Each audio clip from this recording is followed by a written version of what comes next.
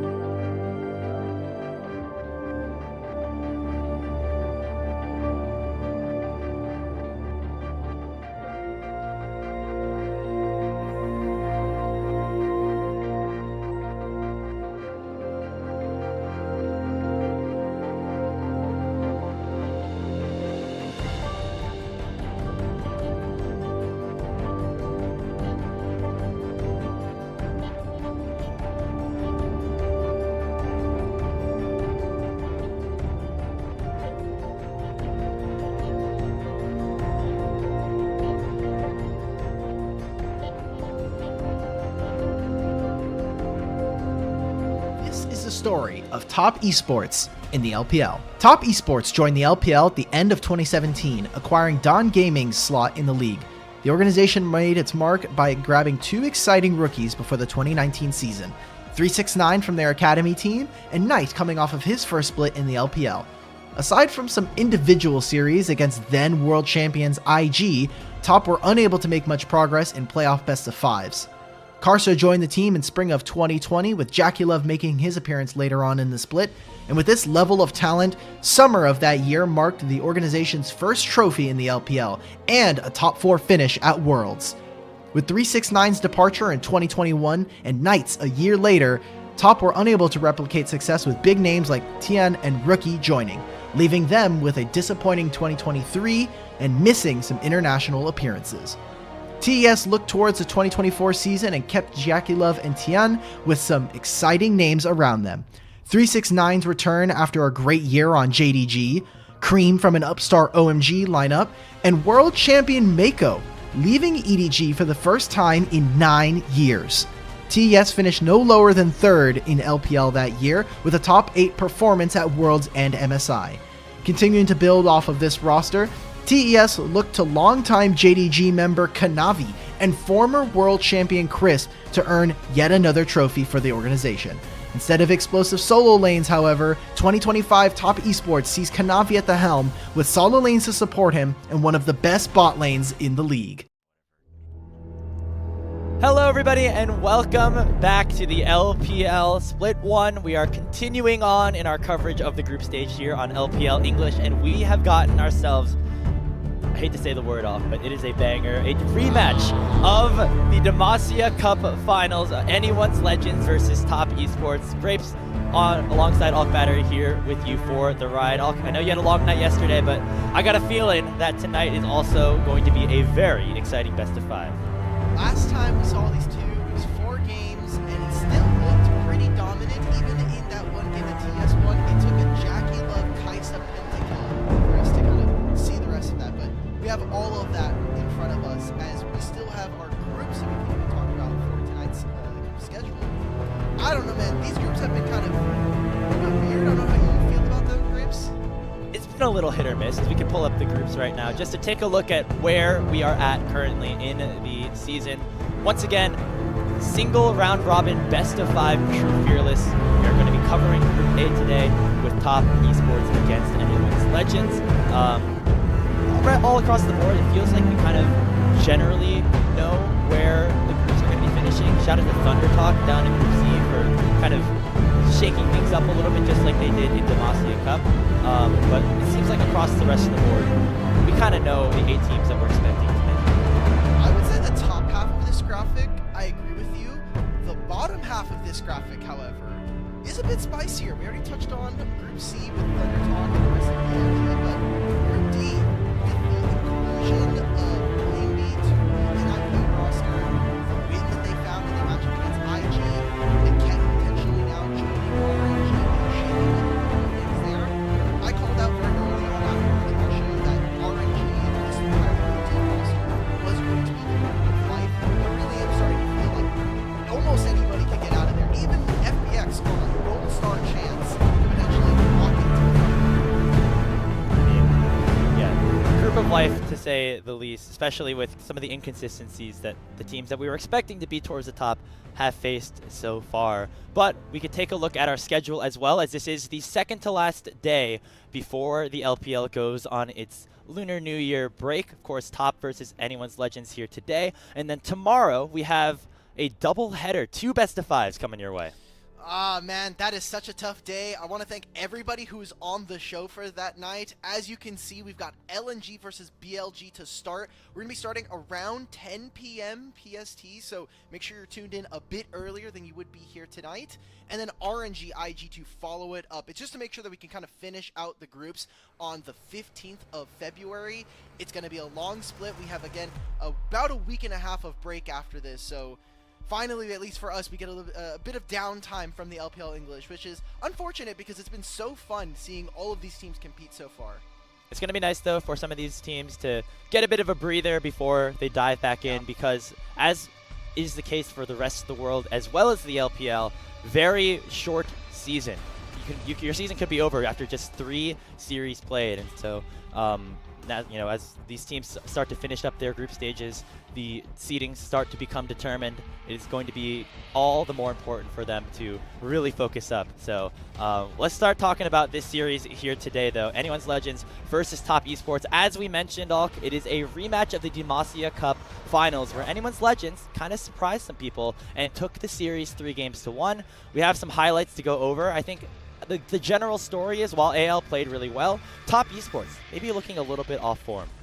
I was so surprised because coming into this tournament, I will just be honest, I was not an AL believer. I thought that the old guys were not going to be able to get it done, and maybe they would have had a great finish in the top 8, but I was super surprised to see them play so dominantly up against a TES who, while keeping 3 of their members from last year, bringing over Kanavi from JDG and Chris from Weibo, they seem like they are still trying to figure out which way they want to play, how they can iron out some of the kinks, and it'll be a testament to what we see today if whether or not the break between Demacia Grand Finals and now has done any good for them, especially with a win under their sails playing up against LGD and WE for both of these squads.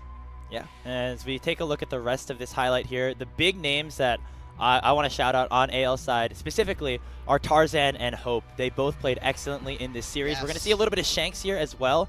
He had a great Galio game here in game number 2. And on the other side for Top, really was Jackie Love trying his best to carry this team as much as he could. We see him get a pentakill here in this clip, as you alluded to on the Kaisa, but other than that, a lot of questions left to be answered on if Top Esports in this rematch can, you know, be up to the task to take down this team that beat them in the Demacia Cup.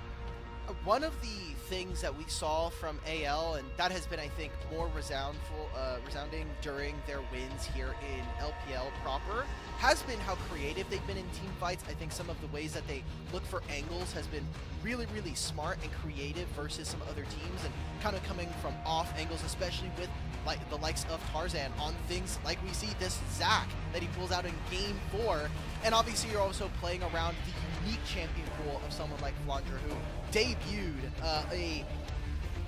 I don't know what you want to call this champion, but Tank Jace has been one of the worst things that could happen to competitive play in a really long time. You can see the build right there. We'll talk about that in just a bit, but let's start with just discussing the Anyone's Legends roster as a whole, because very specific build in mind coming into this year. You know, focus on that bottom side core that did pretty well for them. Led to a top 6, I believe, finish back in the summer with Shanks, Hope, and Kael, and then bringing in 2 legends of the LPL space, Flandre and Tarzan, to round out the top side. It's cool to see Anyone's Legends really kind of start to find their stride here in the LPL. Like you were saying, with Shanks, Hope, and Kael, they're able to get that top 6 by also bringing on Coach Tabe, who had previously been on BLG's run. And now with Flandre and Tarzan, these two, in my mind, were going to be able to elevate the team, but to what level? Especially with, I think, Flandre's performance at the end of last year with JDG. And it feels like they have not skipped a beat. Everything feels like it fits. And I'm wondering how far this team can go, especially when you look historically. Demacia Cup winners have been able to at least win one of the splits in LPL in the next year. So I'm looking at Anyone's Legends to be a really strong favorite coming into at least split 1. I think a lot of people coming in were hopeful for this AL team, especially with bringing in the veterans, but just because of how strong the LPL is towards the top of the table, with teams like, you know, JDG making some changes, and then of course, you know, you have teams like IG also bringing back all the old guard and things like that. Maybe they wouldn't have what it takes to compete against the top tiers, but obviously they have proved otherwise by winning the Demacia Cup and also taking a 3-0 against LGD. Let's take a look at their opponents, though, who again are looking to avenge their series loss from that grand finals in Top Esports, making just one change, and it's a pretty big one in the jungle. Oh, they brought in Crisp as well. Remember, they had Mako last year. True. Hey, Kelsey's about to take you off the show for doing any Mako slander. I almost got taken off the other night for what I was talking about. Hey, respect to Crisp. That's a world champion right there. Yeah, that's a world champion, all right? Kanavi, though, a legend over from JDG. He spent so much of his time here in the LPL on that roster. Finally makes the jump over to TES. And we're looking at this squad from what they were able to accomplish internationally last year and even domestically here in the LPL. This is supposed to be, I think, a level up. And for Top Esports, we were running a bit of like the story of for TES. they want another trophy. This has to be the roster that, hey, Cream, you've now had a year to really develop. You already had done a bit of it on OMG. Now this is kind of like we're bringing in a full full stack roster. You had it last year, in my opinion, with Tien and with Mako, but if that couldn't get it done, I think Kanavi upgrade is feeling pretty good. And I think Top Esports also trying to buck a trend. They have missed Worlds every other year since 2019, so 2020, 2022, 24. They made Worlds 21, 23, 25. Maybe not so lucky, but they want to, of course, buck that trend. And I think a big chunk of this Top Esports team's success, if they are going to go on a run, is going to have to come from the mid lane and their young mid laner in Cream. He, of course, coming in from OMG last season. Shocking, or not shocking a lot of people, but impressing a lot of people, I should say, on some of his assassin play. And this will bring us to our featured matchup of the series with Shanks against him. Another player who very good at melees, very new, and potentially ushering in a new era of mid lane in the LPL.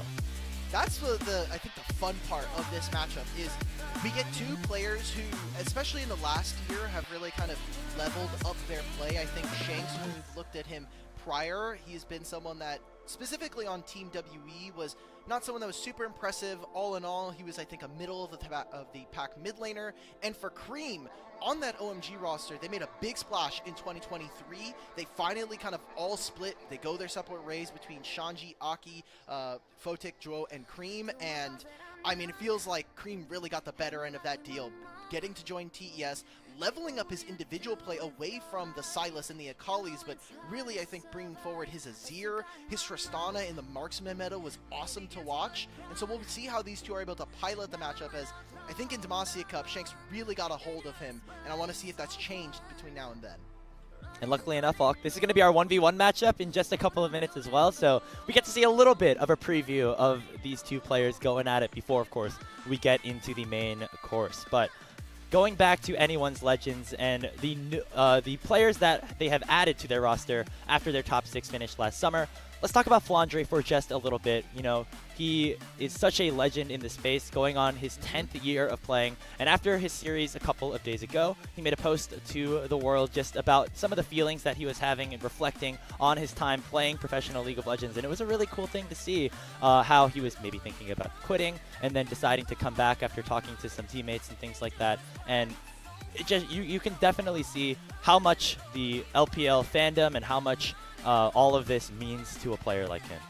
I mean, you just have to remember, again, I kind of see it on the screen here, some of the quotes we were able to pull from his post. Thank you again to Linda Crystallization for being able to pull this for us and some of the translation work. Flandre, he kind of had a low-key quit season for a bit there. He was gone. We were like, okay, is that the last we're really going to see of a player that has, I think, dedicated so much of his time, and especially being able to bring another World Championships trophy with EDG. And then we came in with last year playing on JDG. There was a lot of questions as to whether or not Flandre was really kind of sticking around, or mostly kind of showing up because he's a big streamer. He's a huge personality. And people love to watch this guy. So seeing him 10th anniversary, winning Demacia Cup almost directly afterwards as well, it just feels like it's all coming together. The narrative is too strong. The plot armor is just there for this guy. And though there are so many good players on this AL team that have really stepped up over the last couple of weeks for them, Flandre has just been a rock up there in the top lane and also has helped them in the draft phase a little bit as well. I know that sometimes when you look at these older veterans in the space, you think, oh, maybe they can't adjust, maybe their champ pools are starting to become an issue as they get a little bit older. Not the case for Flandre, as he continues to actually be innovative in the space as he always has been. His tank Jace took the world by storm in the Demacia Cup semifinals, and ever since then, it seems like basically every top lane in the world is playing this thing. I wish this was one of the things we could have left behind in the Demacia Cup, but as soon as he debuted this, it was like it just took over. Everybody was looking at it, and I think this twofold. One, the tank items are really strong. There's no Giant Slayer passive anymore in the game, so the ability to kill tanks is a little bit softer so far in this season.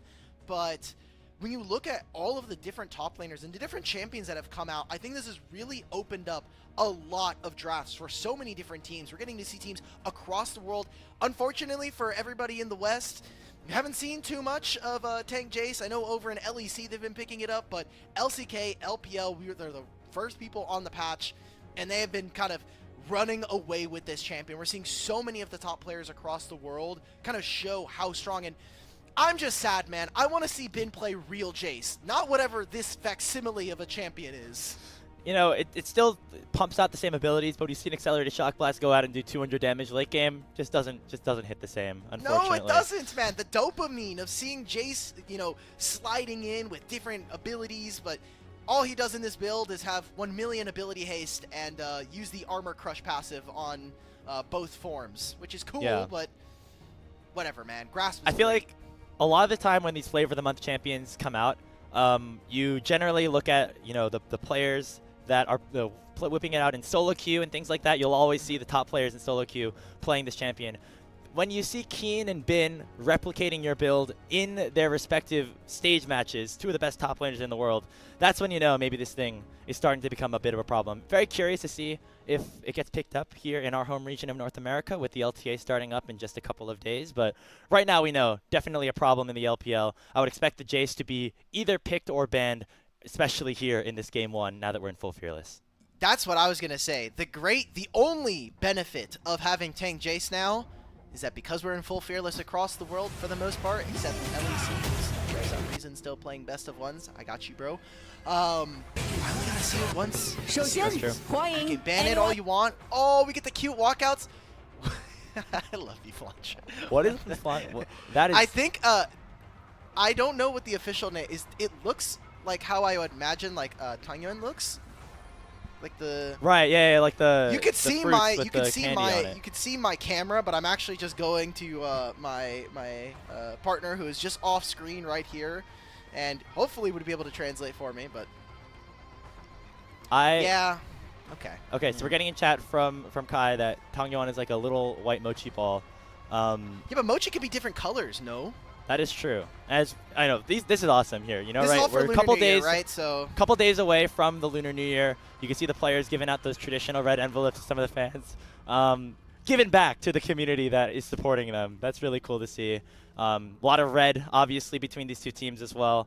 So the crowd's all decked out. I mean, this is really cool. I just love that, and oh, we're getting different jerseys here for TES. Last time we got the saw jackets them, too? they were wearing Okay. the full white attire with some of the orange red accents, but now we're getting that nice, beautiful orange come through for TES. And kind of as we get closer and closer to the actual start of this series, we still have to do the 1v1s.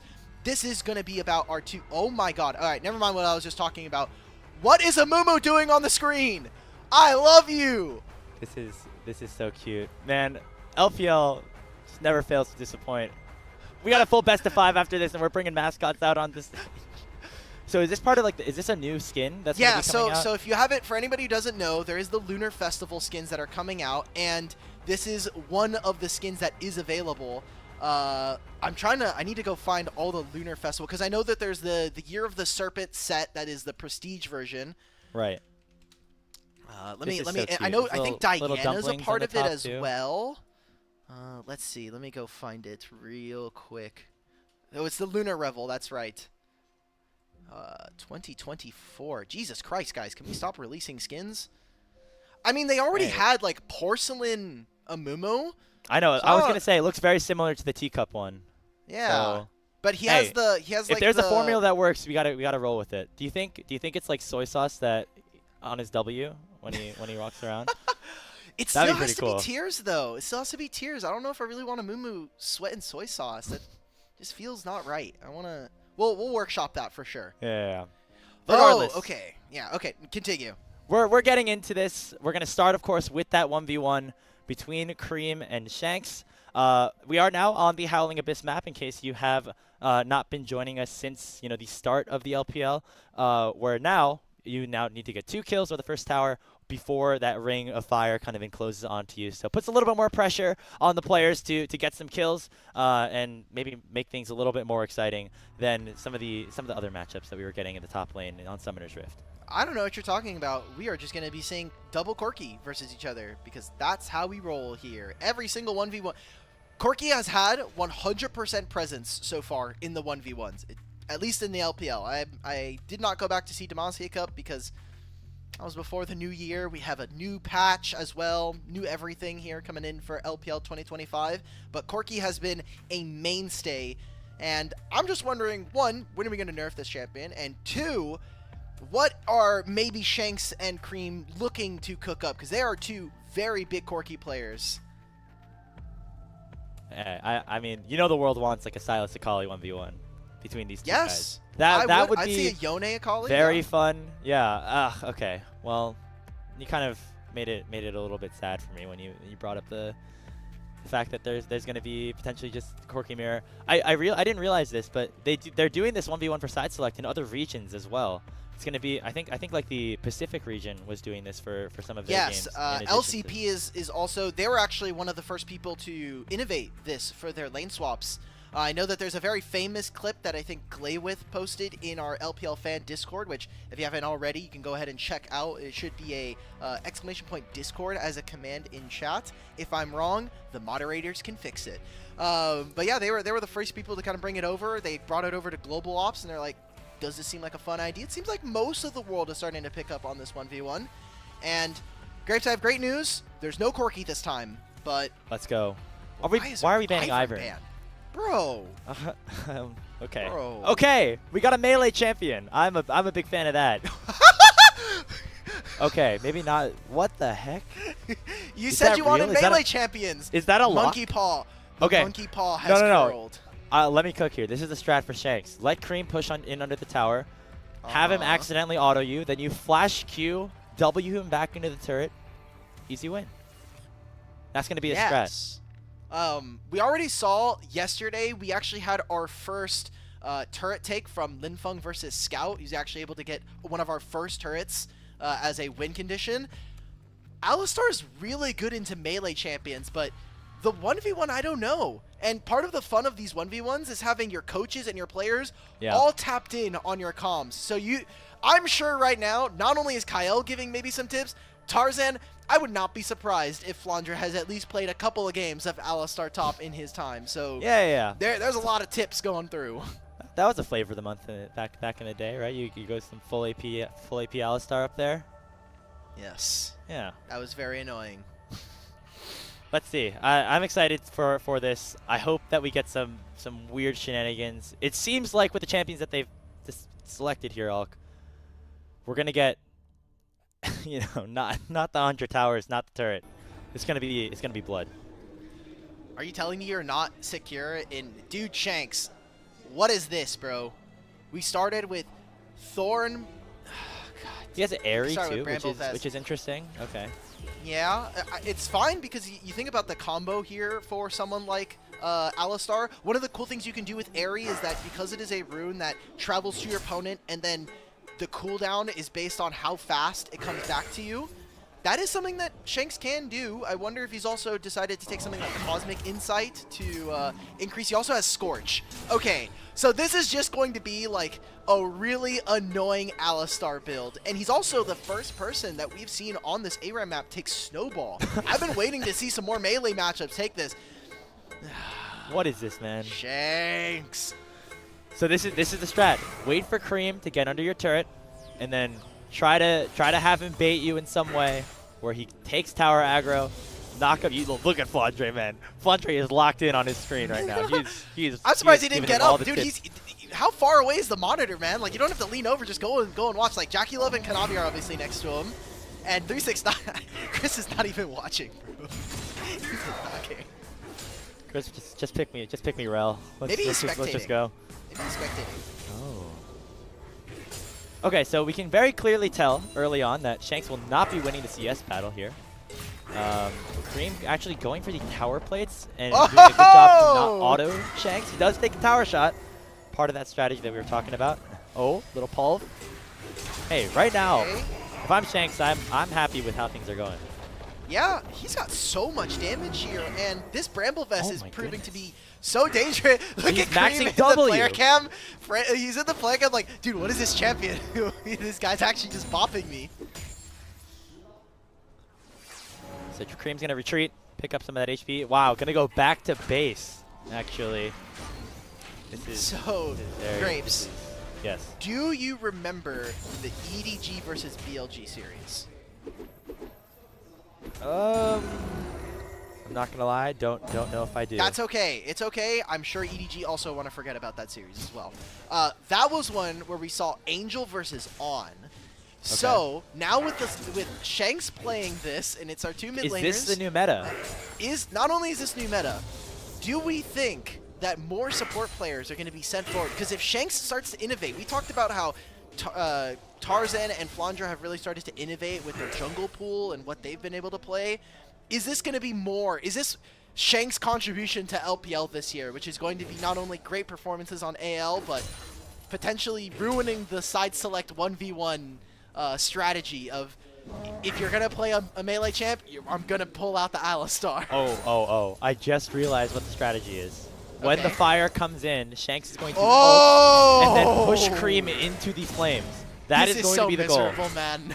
So we have a podcast that we could go under for the next 7 minutes, because I don't think they're really going to be trying to kill each other. You just revamped yours, okay? So I don't know if I really want to bring you on for another one here. Hey, but we can cook a little bit. I don't think we're... Yeah, I really doubt Alistar's ever hitting the turret, and this guy actually does, like, Renekton does the thing he has to... damage. Shanks has to make sure that Cream just doesn't get first tower before that happens, because he already got a plate.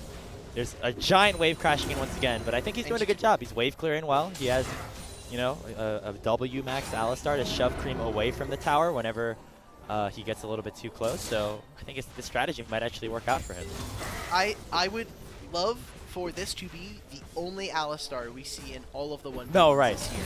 Because Please. it's really fun and interesting to like theory craft right now, but as soon as we see it more than once, it's like, okay, we've seen it. Every 1v1 is going to be, so for people who have been watching LPL English from the start of this year, previously before this, the ARAM map was actually bugged for Spectator. So we were playing on Summoner's Rift. They had to only be in the top lane. You couldn't take jungle camps, and some of the games were pretty boring. There was one, I think, between... it was with Xiaohu, so it must have been the OMG series. They went full on to like 10.5 minutes, and then they fought and did the 1v1 there. And that was notoriously incredibly boring. I want to see if maybe, you know, we get away from the Alistar. Full Thorn Mail. Oh, you see Cream adjusting, but well, on the other side, though, he's got himself a Black Cleaver. So, or working towards it. He should have it by the time the circle closes. It's on layaway right now. The Black Cleaver's on layaway. 7 minutes is when they start to close. So the Ring of Fire will come in for at 7 minutes. So I believe we're getting close to that. And so this is where the posturing, the positioning starts to become important. You got to make sure that Cream has his ultimate in time. Shanks definitely doesn't want to use his ult before anything happens. You can see already actually Cream going back to base because he knows. Oh, he canceled it. I hate this so much. That could prove costly, folks. I love that he's emoting him as well. It's so perfect. Like, he's doing the in-game emotes. He's spamming the cowbell because he's playing Moo Cow Alistar. It's perfect. So, like you were saying, Black Cleaver is on the way. Cream does not have a mobility summoner, but does have the Bear and the Ignite. And, I mean, Shanks, this recall is basically just going to hopefully be plated steel caps, and that's going to make it nigh impossible here for Cream. And one of the things when we're talking about the 1v1 as well is once the Ring of Fire spawns in, it's sudden death. It doesn't matter if you've gotten a kill for yourself, if none of you have gotten a kill. It just means now whoever dies, that's the end of the game. All right, you hear the announcer's voice. That means we're getting close as we get the full armor build for Shanks, a Black Cleaver to try to match, as well as a couple of null magic mantles for Cream. Now I'm trying to think again. Does Alistar, I don't know if it'll actually block the damage coming in from the fire, because it's true damage that comes in, right? So it's true damage, yeah, and true damage can't be mitigated, so the goal is just to shove Cream into the flames and have him take more damage than Shanks does, I guess. Yeah, and so for right now, what we're watching is, so you can see bottom left, thanks to the target framing, it's about an 8-second cooldown. So 8 seconds before that Ring of Fire starts to get closer and closer to the middle of the map is when Shanks is going to need to be a little careful with his ability usage here. Oh, and he's still the ultimate emoting. for the damage resistance, yeah. This is tough now. Ring of Fire is starting to close we on go. in. It's a sudden death between our two mid laners for side select. So, as we were very well aware coming in, the first 8 minutes of this game did not matter at all. It all comes down to this. Can Shanks shove Cream into the flames before he takes too much damage and dies? That is going to be the name of the game here. Cream, he takes the health relic right now. Shanks is hunting him down. Right now, Cream is not really in a position to get shoved away just yet. Shanks going to have to burn that ultimate soon. There comes the dominance from Cream. I don't think this is going to go well for Shanks. Cream just has way too much HP. He lands a stun. Not headbutt. Oh no! Put him within the flames. Oh, it's all Jover at this point. That is just all too easy for Cream. I don't think we're going to be seeing that Alistar again. I hope I never see that Alistar ever. I think that was the first and last time I ever want to see Alistar. We were coping really hard for like the first 5 minutes. Like, guys, this is going to work. This is going to be the new meta. They're going to start sending supports in there. But it's only if he won. It's only if he won. Also, On got bodied in that 1v1, so I hope we see maybe less supports, depending on who they're sending up to the stage for the 1v1. He definitely misplayed that.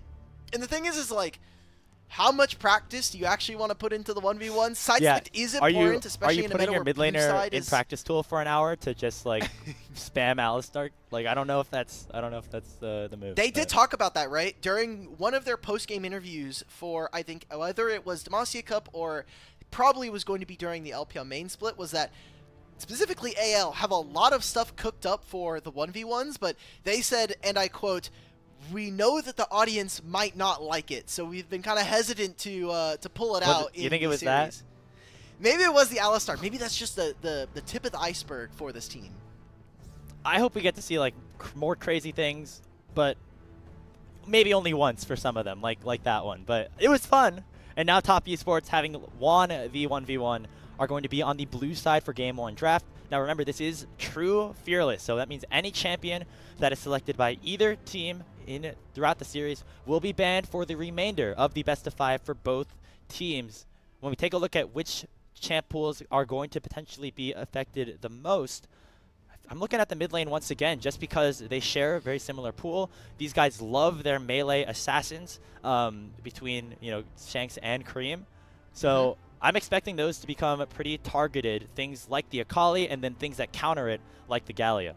I think the pool that gets most affected by these changes, especially for the format, is actually bottom lane. One of the early adopters of playing in Fearless, our NACL brethren over in America, we kind of got to see that support economy became very, very important, as soon as you got through like 1 and 2 games, suddenly Leona, Rakan, Braum, all of these champions are gone. You have to start really scratching for different champions. And then you think about AD carries, and it feels like obviously we have Ash Varus being taken over as like the tier 1, then you have Corki and then Misfortune, then we start to get Jinx, and yesterday in that series, we got all the way down to like Jin Karma versus Lucian Nami in Game 5. And those were picks that were good maybe a couple years ago, but we haven't seen Lucian Nami that much in this season, and so that's kind of goes to show what these decisions in the later stages of True Fearless really end up becoming. As we start off the draft for Game 1, as you can see on the top of the draft board, Mel completely banned across the board, I believe at least for the remainder of the group stage and maybe into the playoffs as well. Very standard bans on that red side for AL. Skarner and Kalista continuously taken off the board in this first phase. Yeah, I'm sorry for everybody at home. I want to make sure that we are actually on the correct patch, because if we are on if we're on 15.2, then that means that we have a couple of changes coming into this patch. So I'm interested to see. We get that first pick in the Vi. I think such an important champion for the likes of Kanavi. And while we get Rumble here, this champion has not been finding the same level of success as we would have assumed based on the priority that we've seen. It is like 1 in 7 so far this year in LPL. Well, Flandre, very well known for this champion, so I think he'll be happy to pick it up, especially with the priority that it's had in draft so far this season. The Corki, also a massive pick for both of these players. Hope had a really good game on it just a couple of weeks ago. On the other side for top, it's going to be an Aurora lock-in for Cream, and we'll see what they decide to round things out with, maybe matching that bottom lane to find something alongside the Corki. And now we have, like you were saying, the fact that Ashe and Varus are still up and available. They were champions that weren't touched too much on the patch. And they're going to slip all the way to 4 and 5. Such an interesting adaptation when you look across the board in terms of global competitive meta. Seeing those two champions already slip away is something that is going to be very interesting to track, especially once we get further into this series. So already getting the support pick. I like this bottom lane pair for Hope and Kael, who have really provided so much pressure in the early game, especially for their series here in LPL, as well as Demacia Cup. Yeah, this has been like one of the best bot lanes in the LPL so far this season, both in Demacia Cup and, of course, you know, when we went and looked at AL series against LGD last week. Hope really just 1v9ing a lot of those games, Yes. specifically in the grand finals that these two teams played against each other. And so on a very strong pick like the Corki, and with really good engage from Shanks, from Kael, the Rel Rumble combo going to be very big in those team fights as we head into the second phase of bans. It's going to be supports targeted here for Crisp. That Rakan, one of his specialties, will be off the board in game 1. Which other support are we going to go for? Braum could be something that I think TES could be looking for, especially if we're talking about playing for this bottom lane. Again, Varus, Ashe, two champions that with the range that they have could be very, very difficult for someone like Corki to deal with, but getting rid of Renata, so saying that even if you are going to be picking the Varus, we want to get rid of those double ranged matchups that tend to appear, especially with someone like Varus, and maybe forcing the hand of TES to be able to pick up this Ashe champion. But on the opposite side, I think trying to ban out junglers from Tarzan is a lost cause. This guy has already proved that he is more than capable of picking out a wide variety of champions. And we haven't even touched upon the fact that Corki is still a flex. We've seen Shanks and Hope both play this champion, so interested to see what exactly we're going to get from them. It's going to be the Xin Zhao for Tarzan as it leaves Shanks with probably the last pick unless they flex that Corki around as you just mentioned. We'll see what Kanavi can do on the Vi against it. Generally, I think relatively even matchup down there as we need to find a bottom lane for top esports. Jackie Love and Crisp, this duo, despite the reputation of these two players, both former world champions, maybe on a little bit of the downturn just early on in the season. So they need to find some synergy. They need to pick it up together as a unit, and they're going to have to do it on this Ezreal here for Jackie. And hey, that's the Alistar, this time playing in the support role. Yay! Look, Cream now knows. Shanks and the rest of AL are already mentally in the headspace of playing with an Alistar, so some of the small mind games here as we get the last pick in the draft here for anyone's legend. We're going to see where this Corki is going. It seems like for now with the Silas Hover that this Corki is going to be paired alongside the Rel. And I was kind of, we didn't get to talk about it. I kind of missed it on this point, but with Rumble, the usual answer has just been slam the Galio if it's up, but that hasn't been the case. It's going to be in the last part of this draft. So for AL, really strong setup. I want to see the 2v2 with Shanks and Tarzan move in. You've got Galio to help support. The damage may not all be there, but I'm looking for what they can get from this top side on their map. Yeah, and Shanks really good on this champion. And Top Esports very familiar with Shanks on this champion. We saw a clip earlier on in the show of that game 2 in the grand final. Shanks, I think, finishing 11-2 on the Galio in that game. So definitely something that he is very comfortable on, and something that Top Esports knows that they have to be careful with, especially with 3 melee champions on their composition. That mid-jungle going to be a very important matchup. 2 legends in the jungle, 2 new bloods in the mid lane, as we get set for a rematch of that 2024 Demacia Cup Grand Finals winner, putting themselves in a very good position to walk away with first place in Group A. Not necessarily a guarantee just yet, as there's still a couple more series left to go, but setting yourself up for that spot in first gets you double elimination in the first round of playoffs, as well as, of course, just proving your dominance once again over the other squad. It's such a big difference. Not only, we're talking about how cutthroat the format can be here in Split 1, the fact that in 3 best-of-5s, you can basically be done for the first couple of months of the year. And then you're talking about, top 1 of every group gets that double elim. Top 2, if you get second in your group, you're going to potentially have to face against one of these teams, which is just like, for maybe a team that we're not expecting, that is maybe on the outside looking in, especially for like a TT or even any of the groups that are any of the teams coming out of Group D, like IG, NIP, RNG, FPX. Suddenly you have a super tough matchup immediately to start, and you don't have a second life in the bracket. And for either of these teams, you know, the goal is both for both of them to make it back to at least the finals where they were in the Demacia Cup, right? Like finishing towards the top of the standings and potentially getting a shot at that first strike tournament in a couple of months. Definitely on the menu for both of these teams. That is their end goal for this first split. And so getting that extra life starts right here. You can almost consider this a playoff game in a way because of that, because the winner has a good chance of getting to double elim, the loser has a good chance of falling down to the lower bracket. So all that to say, super excited for this series. It looks like we had a slight pause getting into game. So we're going to have to wait just a little bit longer, but the expectations is that this is going to be a very close series. What's going on there with Chris? So, funnily enough, Kai's chair does the same thing of like the armrest, like pivoting in like multiple different directions. Glad that Crisp is doing tricks on it and making him do 360s. Don't say doing right tricks before on the it, match. man. He is. He is. It's the one time I'm allowed to get away with it in this case. So, look, we had a pause 2 nights ago with the LGD versus WE series. A great Cassante bug happening there. And, look, it's not my fault this time, okay? I wasn't there for that broadcast. It happened anyway. Now I get another one.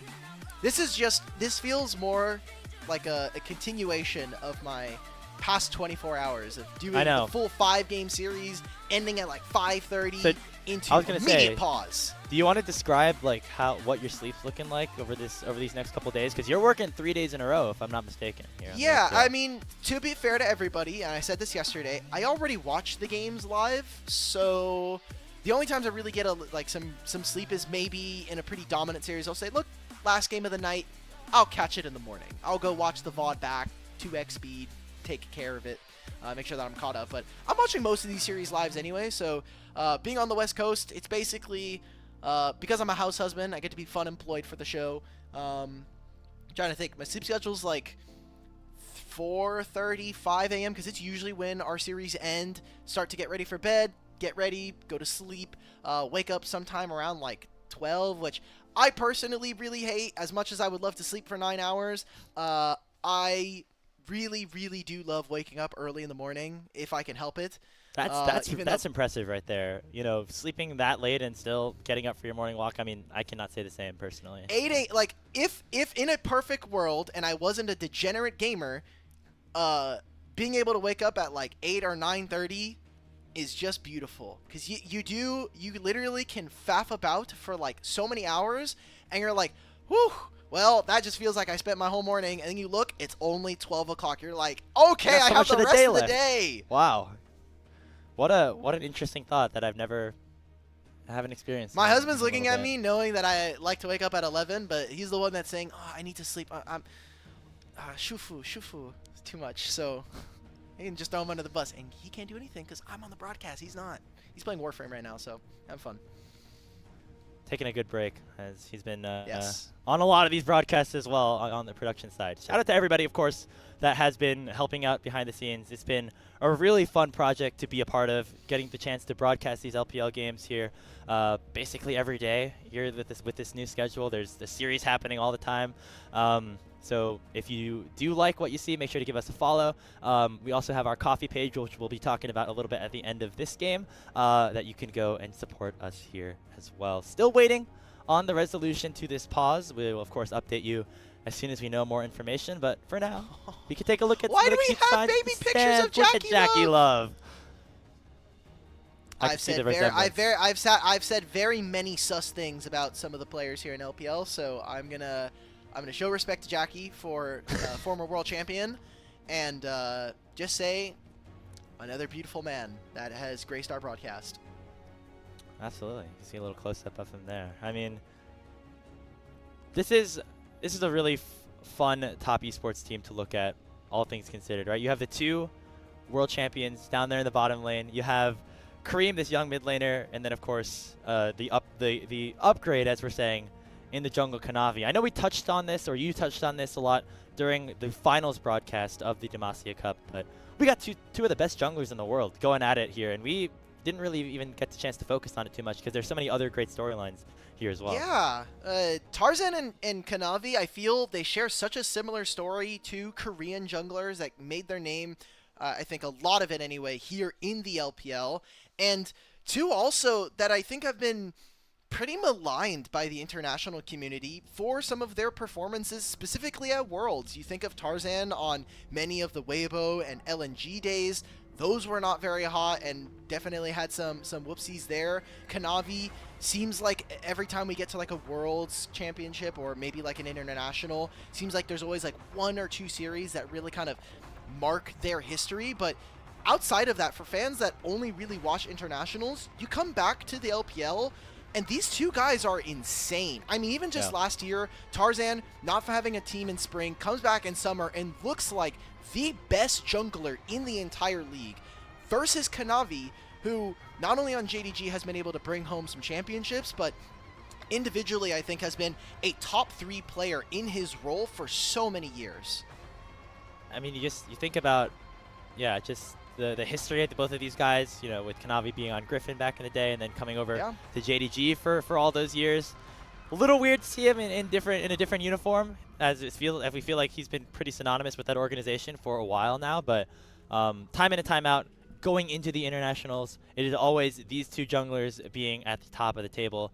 But it's just what we can see from them once they get to that stage that maybe leave a little bit more questions to be answered. And so it's going to start here. Again, only 1 spot available for each region in this first international tournament. Definitely a lot of pressure for both of these teams, as you know, there's always a spring split that you can look forward to, but you know that all these guys will really want to win. Grapes, I want to ask you how you feel about the new 3-split system, because we've had a lot of talks about the format and kind of what we have here in LPL, but you know, we have a new international tournament on the horizon, and at least for this year, we'll see what it kind of looks like. But what are your like immediate impressions of having yet another international tournament? I definitely like more international. I think the good thing is that while I do love Fearless as somebody who watches a lot of the NACL, and you know, we were one of the first regions and leagues to implement that. I'm glad it's only for 1 split, at least for the start. You know, there's very different nuances between each form of drafting, especially when you get to these best-of-5 series. And so while Fearless is definitely exciting, I'm excited to see the return back to normalcy as we get to some of the more series tournaments later on in the season. But that's enough ranting and stalling for now. We got the game. We got a game between Top Esports and Anyone's Legends, 2 teams that have won their first game in the Group A of the LPL first split. And of course, again, a rematch of that Demacia Cup. A lot of expectations for both of these squads. AL, while they weren't necessarily the favorites coming into that finals, certainly have a lot to prove once again to make sure that everyone knows that that series was not a fluke. 2 big changes, I think, coming in for specifically this series. One, some of the runes got changed, specifically the newer ones that got added, Deep Ward, Grizzly Mementos, and Sixth Sense, so all of those in that tree. Some of those got a pretty big bump in terms of the amount of haste that they give, and also trinket haste specifically. But big change for me, Feats of Strength immediately nerfed. It's no longer First Blood, it is now the Feat of Warfare. So first to 3 kills, which definitely feels a little bit more balanced. It's not like, oh, we can just level 1 flip and look for something. That is going to be a big change. And we'll see what the Otacon changes are as well, because they really wanted to get more of a balance between Voracious and Ruinous. I mean, it's always so hard as we, first of all, see a little bit of a lane swap going on. 369 on the Ornn. Yeah. Gonna tank it a little bit down there in the bottom lane, while Jackie and Chris up there top against Flandre. 369 taking a lot of damage early on. I mean, that dive maybe a little bit too easy if it ends up coming down to it in a little bit. That's really tough, already having a lot of your HP bar chunked, and we'll see the junglers are actually mirroring or flipping their pathing against each other. So Kanavi is going to end on the top side of the map. Tarzan is going to be coming down towards the bottom lane. And we'll see what they're actually able to do here. Kanavi, I think without much vision of where Tarzan is, should be at least a little bit wary of protecting his top laner. But again, TP changes. You can always still come back to this lane if he really needs to. And it seems for now, with all of his pots gone, this is going to be a tricky situation. Any damage that Kyle and Hope are able to land in this moment is going to be a lot more permanent versus 369. You see already Kyle sweeping out that brush, making sure that if Tarzan ends up coming down, as we can see him start to posture, skipping his blue side at the very moment to try and make a play here, potentially on this wave. He's a little bit late, so it might have to they might have to wait until this next wave crashes, but 369 definitely could be in a fair amount of trouble here. This is the change, though. Cannon minions are on 4 now, so they're trying to deny him a punch of gold. All right, here we go. There comes the stun. It's all too easy, and who else but Tarzan to pick up first blood for AL. And they get a second plate here for the side of Anyone's Legends. Brutal. They'll get their recall. Look at all of these minions. And not only is he missing this golden experience now, but with the teleport changes, it is such a long channel that you will actually lose a lot more gold than you would have in prior seasons. So a fantastic job from Anyone's Legends. And now we're going to see them try to replicate this, but Hope and Kyle are already on their way. So Kanavi going to start the dive before the wave crashes under. However, Flandre knows that his bot lane is coming. It'll be a 3v3 very soon, and as he overheats, looks like Top Esports actually have to back away. They are going to get this first plate because of the added defenses. We're not going to get any more. So overall, big win for AL in the lane swap. They're going to go back to these Australian standard lanes, at least for a little bit, with Hope and Kyle matching Jackie and Chris up top. Man, what a great start here for Anyone's Legend. And while it isn't the same as maybe Demacia Cup was looking, it is a really great execution coming in from AL and the synergy that we're getting between them and Tarzan. We'll see if that continues. Now, there's a little bit of action in mid lane as we're seeing Kanavi take a detour to try to help out Cream in that lane, and it's going to be up to this 2v2 for TES with Cream and Kanavi. Can they find the 1-2 punch to really open up this big, what I would consider is kind of like a crab comp, where you have all of these tanks and you're kind of setting up for your damage dealers? Can they get behind them with a vibe, with the Between Worlds from an Aurora?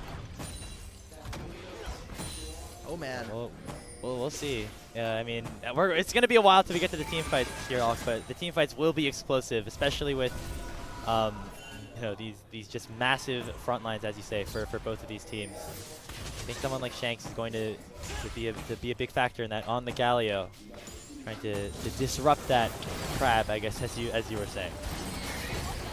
Thankfully, or not thankfully, but maybe we get some Urgot. I know someone in one of the Twitch chats was asking for some more Urgot to pop up in the LPL. The only person, by the way, I know this is a complete tangent, but 369. we're talking about Crabgot, yes. 369 is the only person to play Urgot in LPL in like the last 3 years, which is pretty insane, but you know, we've been getting a little bit more of that champion, and you know, in a full Fearless, anything's possible.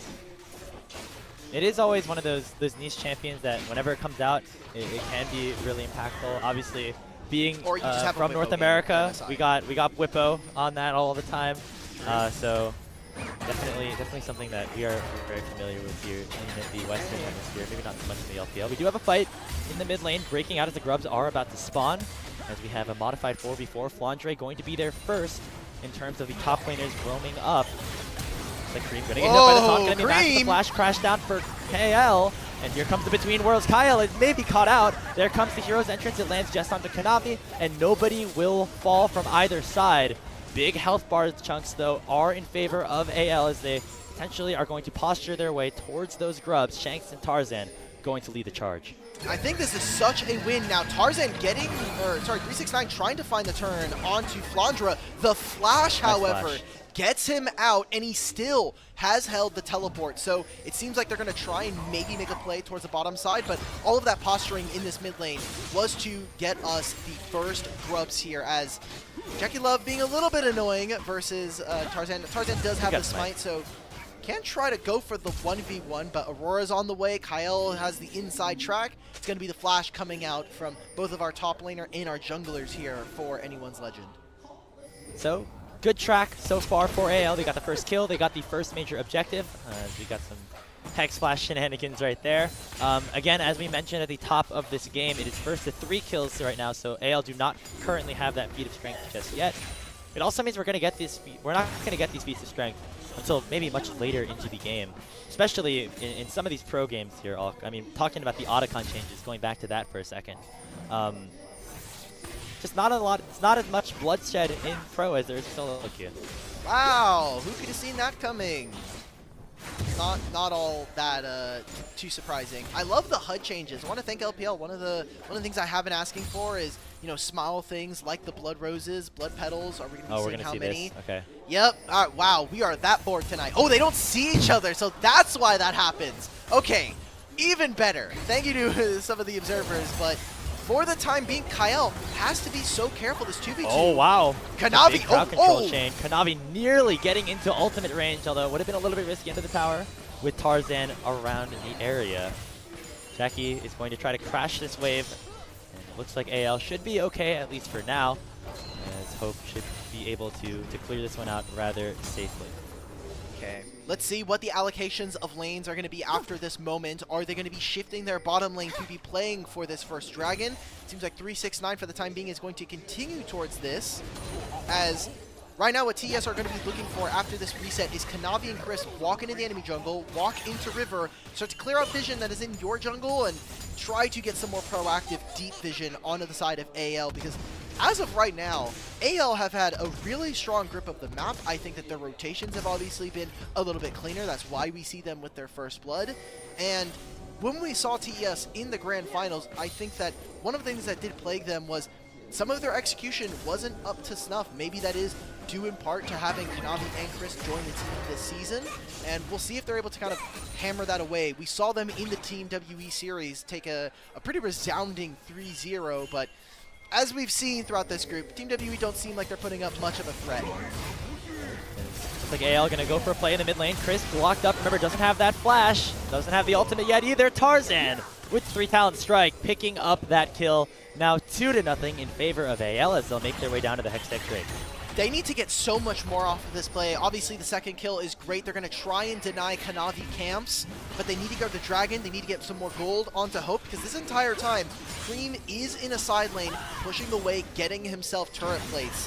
Flandre is going to match, but he's a little bit late. He's going to get some of these minions. He's going to have to want to teleport if TES are looking for a contest. I mean, Chris is back up. They still have the Vile. We have not seen TES be too proactive in this early game.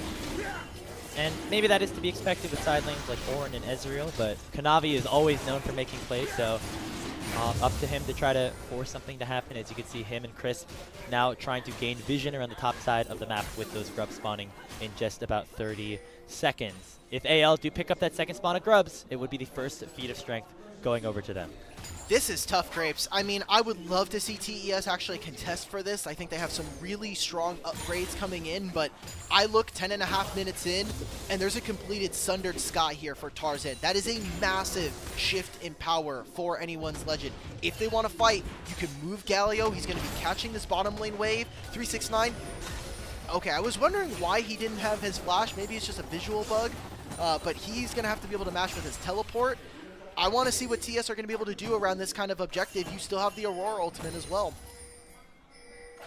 And this is definitely a big one for both teams, but specifically for TS to try to keep the game in a stable point. Sure, they are down only 500 gold, but in terms of the objective game and things like that, it should be a pretty big win for AL if they are able to pick up this second spawn of grubs. Right now, the vision is being cleared out by the red side, although Kanavi is awaiting here in this rush, waiting for the rest of his team to get here. As you can see, Top Esports, they really want these grubs. They are sending all 4 to get to the objective first. Already Galio's on the move over. It is going to be 1 grub going over to TES, so that means that AL will not have at least access to the full feats of strength from the first 3 epic monsters. You need to get the entire grub camp if you want it. So by denying 1, they are given 5, however, and while in the draft we said that AL probably are not going to be that strong of a side laning team due to just having a Galio and a Rumble, you are more indexed on wanting to try to find team fights. Tarzan, you're just going to flash here, bro. Oh, we're just going he's for going it. straight in on a Jackie Love, who just arcane shifts away. Looks like the Crescent Guard doing enough, and here comes the teleport. It's going to take a little bit of time to channel, but here comes Flandre, Equalizer, doing a really nice job on that choke. And Crisp actually forced to run the other direction and pop that Unbreakable Will. So no kills, but a good chunk of cooldowns wasted there for Top Esports. And they get 2 teleports on the other side for AL. if they get a single kill there onto Crisp, that's one of the feats of strength going over to them. So I get why they were looking for it, but obviously maybe feeling a little antsy on the trigger there, losing both of their teleports from their solo lanes. Let's see if TES are able to respond in kind and get some pressure onto the side lane, but that felt like a perfect timer for them to do that. Cream was there for that play, so they're not actually losing all that much on the side lanes or in split pushing. Not something that we're super keen on here. Yeah. Well, look at the CS actually down in the top lane. 369 up. What is that? 20, 22, 24 over Flandre. That's almost 30. That's almost 30 right there. Yeah, I mean, with 3 more, and he has a Kanik Rookerin. He's been able to pick up some plates as well. He's going to be pretty unkillable for Flandre in a side lane going forward. So that's something to take a look at here as Navi going aggressive in terms of posturing into the enemy red buff. Now Chris is potentially in a little bit of trouble as well, as the invade does not prove fruitful for TES. Okay, so Grapes, a minute and a half here before the dragon spawning, 2.5 before this Herald is up. And that'll be about the time where TES can finish some more of their legendary items. Specifically, I'm looking at Jackie Love not quite having the Trinity Force up, neither is Hope. So once they get these first items, I'm kind of looking at TES to have a little bit more damage. You already have the Ludens completed here, and with Ornn, he's getting more and more resistances from every one of these tank items. So early on, I think they have better setup. AL have a lot of damage, but they need to be able to land it onto key members, and I think an Aurora and an Ezreal are very difficult to really pin down. Yeah, that is true. I mean, the front line definitely very targetable here for AL with things like the Galio taunt and the Rel delivery system potentially as well. But the carries might be a little bit tougher to get after. And, you know, Cream, as we mentioned, was farming pretty well, picking up a good amount of turret plates. Right now is up in gold, just barely over Shanks. Him and Jackie Love going to have to be very big in these team fights and play around space really well with the mobility that they have in their kits. Dragon Egg 4 spawning now in 40 seconds. Top Esports getting around the area now. Target potentially being this bottom lane tier 1. It's going to be a while until Flandre gets there. A little bit of skirmishing up in the top side, but as we saw in the 1v1, these guys not super keen to doesn't matter. He's got Hollow Radiance, so he just gets to stand there. For everybody at home as well, Unending Despair is bugged currently and is globally banned. We'll be kind of keeping a track on that as to when that falls off. I don't think Shanks would have gotten canceled there. It's a bunch of magic damage, and as long as your shield isn't broken, you don't get canceled on the recall. He has to know this is warded, man. You can't stay here. He is level 11 alongside Cream, so 2 ranks into that ultimate is a pretty big game changer. I think more important for someone like Cream with this Aurora, it's bonus damage as well. Dragon spawned here. Seems like AL are finally getting into position, but Jackie Love is only recalling now, so any space that AL find in the next 15 seconds is going to be theirs to claim with a numbers advantage. And with the numbers advantage, potentially also comes the teleport advantage that Cream has over Shanks. Oh, Shanks could get there with the global ultimate, but only semi-global as we say that. Cream headed back to base, imagining he is looking for a teleport to join the fight as AL are starting up this Infernal Dragon. Shanks on the way, but not here just yet. Now could be the time for Top Esports to find and engage. 369 posturing, looking for a potential angle for that call to Forge God. Does not issue it just yet as the Dragon goes to half HP, and AL will peel off for now, ceding control to top. This map right now is so difficult, I think, for AL to respond to. They lost the bottom tier 1 so fast that it's difficult for them to actually catch up on that wave. They need to bring Flandre over. And while they are constantly fighting for mid control, this is just going to be the dance that turns into nothing as AL fall back from the Drake. I think they're just looking to give at this point, as they've already started to give up a lot of CS. We talked about it earlier, but Flandre still behind here on the Rumble, which is not what we want to see, especially for when we look at TES. They're going to be getting Ornn upgrades, and Ornn is not getting any less tanky from this point on. Oh, and now they're walking into potentially a big choke. 369 opts not to go in. Instead, Jackie, look how aggressive he is playing with his life right there with that arcane shift. Nearly getting caught out by Kael. Now we see Cream looking towards Flandre, as well as we're still dancing, waltzing around this Infernal Dragon, looking to see who is ready to pull the trigger first. Neither team wants to do it, as it looks like Top Esports a little bit worried about potentially giving over that feats of strength buff to AL. I don't know what's going on here, Grapes. AL may have gotten their brain fried from doing the Alistar mid-tech here, as We're trying to find an entrance onto Okay, 369. double knock up. There's the Magnet Storm. Really nice engage here for Kyle. Crisp has the Unbreakable Will on top of him, but 369 will fall first. It will be Shanks to pick up the kill. And there goes Crisp as well. Burnt to a Crisp by Flandre, 2-0 AL. And they're going to pick up the Feats of Strength buff as well, with the Dragon going their way. That's why we saw TES have to contest for this objective. They have to follow AL wherever they go, and that is also going to be such a through line for anyone's legend in this game. You have 5 grubs, so anywhere on a side lane that you follow through, TS have to match. Anywhere on these objectives before the Feats of Strength are, TS are going to be looking to engage, and AL, they finally find the angle. They said, we've been losing side lane push with Green constantly bouncing between bottom lane and this dragon fight, but when he goes to commit for the wave, AL find their target, they get 2 kills, and they grab themselves the dragon, which is a huge boon. Finally gets them back in with the gold lead, and we've got the Otacon spawning in a minute and a half. There is no respite with all of these new objectives being added to the map. You got to be able to play for everything. They're even starting up the Herald here from the side of anyone's legend. Cooldown starting to come back up. Jackaleb has the ultimate up in 5 and is around the area to try to look for a turn. I think Top Esports, they're going to be the ones to try to pull the trigger first, because it did not work out well when Kyle was the one to find the engage. Here comes Cream. He was not in that last fight as the Blast Cone comes over. Kanavi not looking for it, and they're just going to give this objective away again. Tarzan picking up the Rift Herald, and now here comes the counter engage. Call the Forge God will land onto Kyle over the flash as well. He takes a big chunk of damage from the Between Worlds. Tarzan looking to run away, pops the Crescent Guard, and in comes that ult from Shanks. It's going to push top away, and they will find a kill. The Blast Cone will send Shanks back, but he is way too healthy for top to pick him down. I was going to say, Tarzan, you just threw your boy under the bus there. But like you said, way too tanky. Maybe they go for a dive under this turret. They could definitely, they could get the turret and then probably take Shanks down as well. Yeah, Kyle's on the way. Tarzan is here to cover if they want it. He's very tanky, though. It's a 4v1. I mean, Shanks going to take a little bit long to die, but there's just not enough damage to fight that 2v4. Shutdown goes the way of Kanavi. He also picks up the first turret of the game here for top, or second, I should say.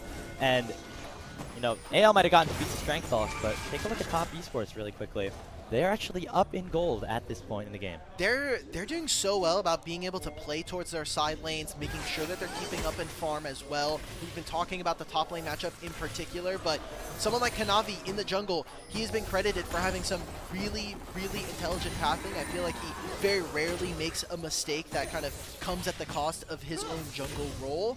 And I'm looking for what TS can do to kind of leverage this, because despite AL getting the 5 grubs, this feels more as a takeaway from the opponents than necessarily an objective that they're going to be able to leverage, as they've barely hit these turrets. It's mostly that bottom lane that has been hammered away at, but aside from that, these turrets, these tier 1s from TES are very healthy. And this kind of goes back to a discussion that some people have been having about how strong really are these Feats of Strength, because you know, sure, it's a really good indication for us broadcasters, maybe for the viewers at home, to see who generally has control of the early game. But when you take a look at it, it's really only a couple percentages here and there on your boost. It's 5 MR. It's like 5 MR on Merc Treads. Like, exactly. It's and super useless. When you are AL here, and Tarzan has done a really good job at focusing on these objectives, no doubt about it, obviously. But you know, when they're maybe focusing on other things like that instead of other potential plays that could win in the game. Now we see top with the gold lead, at least for now. That could change though here, as we have a fight in the top side jungle, as Crisp just gets caught straight out. Really nice job from Flandre, that equalizer, doing so much damage in that choke. Crisp not respecting the HP, and he has been caught out multiple times this game so far. So with the Herald, with those 5 grubs, they're going to use the win more objective here. It seems like Unending Despair has been fixed. Otherwise, I don't think 369 would be allowed to build this item. So I'm going to err on the side of safety here and say that probably is fine. But without them opening up, I thought maybe Rift Herald, then you take the mid-tier 1, you play for the Otacon afterwards. Seems like AL are going to be a little bit more trepidatious for the time being. You have infinite amount of wave clear with Flandre and Hope here. But Dragon number 3 spawning, and AL will suddenly find themselves with almost all of the early game objectives in their side, right? Like, they got the Herald, you got 5 out of 6 grubs, the first 2 dragons as well. TS have not really found their footing this game, and some of that inactivity that we saw from Demacia Cup is starting to bite them. However, for Top Esports, they do have some things working for them as this Dragon is about to spawn. Still have that slight gold lead, and I think the big thing is we talked about this the last time we were about to have a Dragon fight. The carries for Top Esports still very hard to collapse upon. They have not died yet so far in this game, and they also are both very strong, having hit their 2-item power spikes.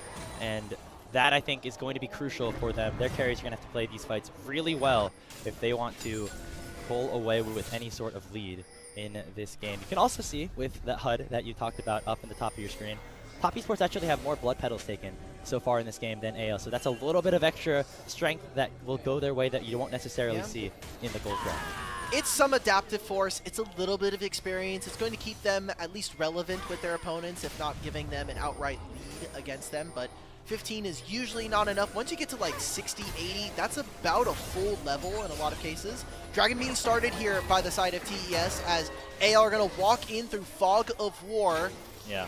Great job from Crispy hiding himself. They're going to lose this Dragon, but it's just gone. I mean, there was really good setup there from top to make sure there was no vision in the area here for AL. Now Tarzan could potentially be caught out. He has to come up the Crescent Guard relatively early to escape. Here comes the call to force by Kyle on the other side of things, and here comes Shanks as well, looking to dive in onto the back line. Kanavi already taken rather low, but look at Cream on the other side, just doing so much damage on this Aurora. Flandre on the wrong side of the map and overheated will mean another kill goes the way of Kanavi, and Top Esports get the Dragon, and they pick up 2 on top of it. Anyone's Legend is playing the map a lot better, but TES in these fights are finding wins that look a little bit difficult, but they're definitely executing. Hope, he moves forward and loses his flash. Oh, but let's a 2-man taunt coming in from Shanks, and that's going to be enough with the Hollow Radiance to land the shutdown onto Jackie Love. And with that kill, AL will pick up the mid-tier 1 and put themselves right back to an even game state. There it is, but Cream on this side lane, always applying pressure, always causing AL to say, hey, we got to reset, we got to be able to mash on this side.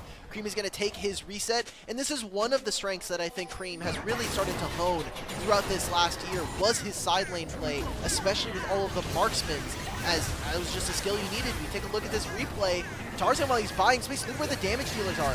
Hope and Flandre nowhere nearby, and while Kyle finds this play, the Rumble ult is actually in a bit of a weird spot. He tries to hide a lot of it in the terrain, but doesn't really get a lot done with it. So AL very split in this fight, and it leads to TES, for the time being anyway, grabbing themselves a Dragon, grabbing themselves the kills. And for me, I'm mostly looking at all of those summoner spells that have been used by AL in the last minute. Look at this aggressive Valve forward from Hope, and it ends up paying off because Jackie Love ends up not having the Arcane Shift available for when the taunt comes through.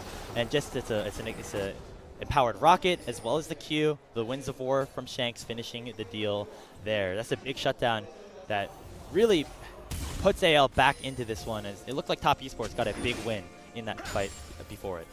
We've been saying how close this game is and how it has been for the last 25 minutes, but you start to think about all of the incremental changes, right? The amount of blood roses that are available for TES. They've been able to pick up a couple of those. Ornn, now level 14, and he's given out those masterwork items. Jackie Love being able to pick up one of them, but I mean, they're going to come on soon, and as long as we're keeping an even game state, the things that break that are the small differences, right? Like, were you able to spend your gold and really maximize maybe the boot chance for tier 3, or something that the AL are going to try to use to potentially leverage some of that.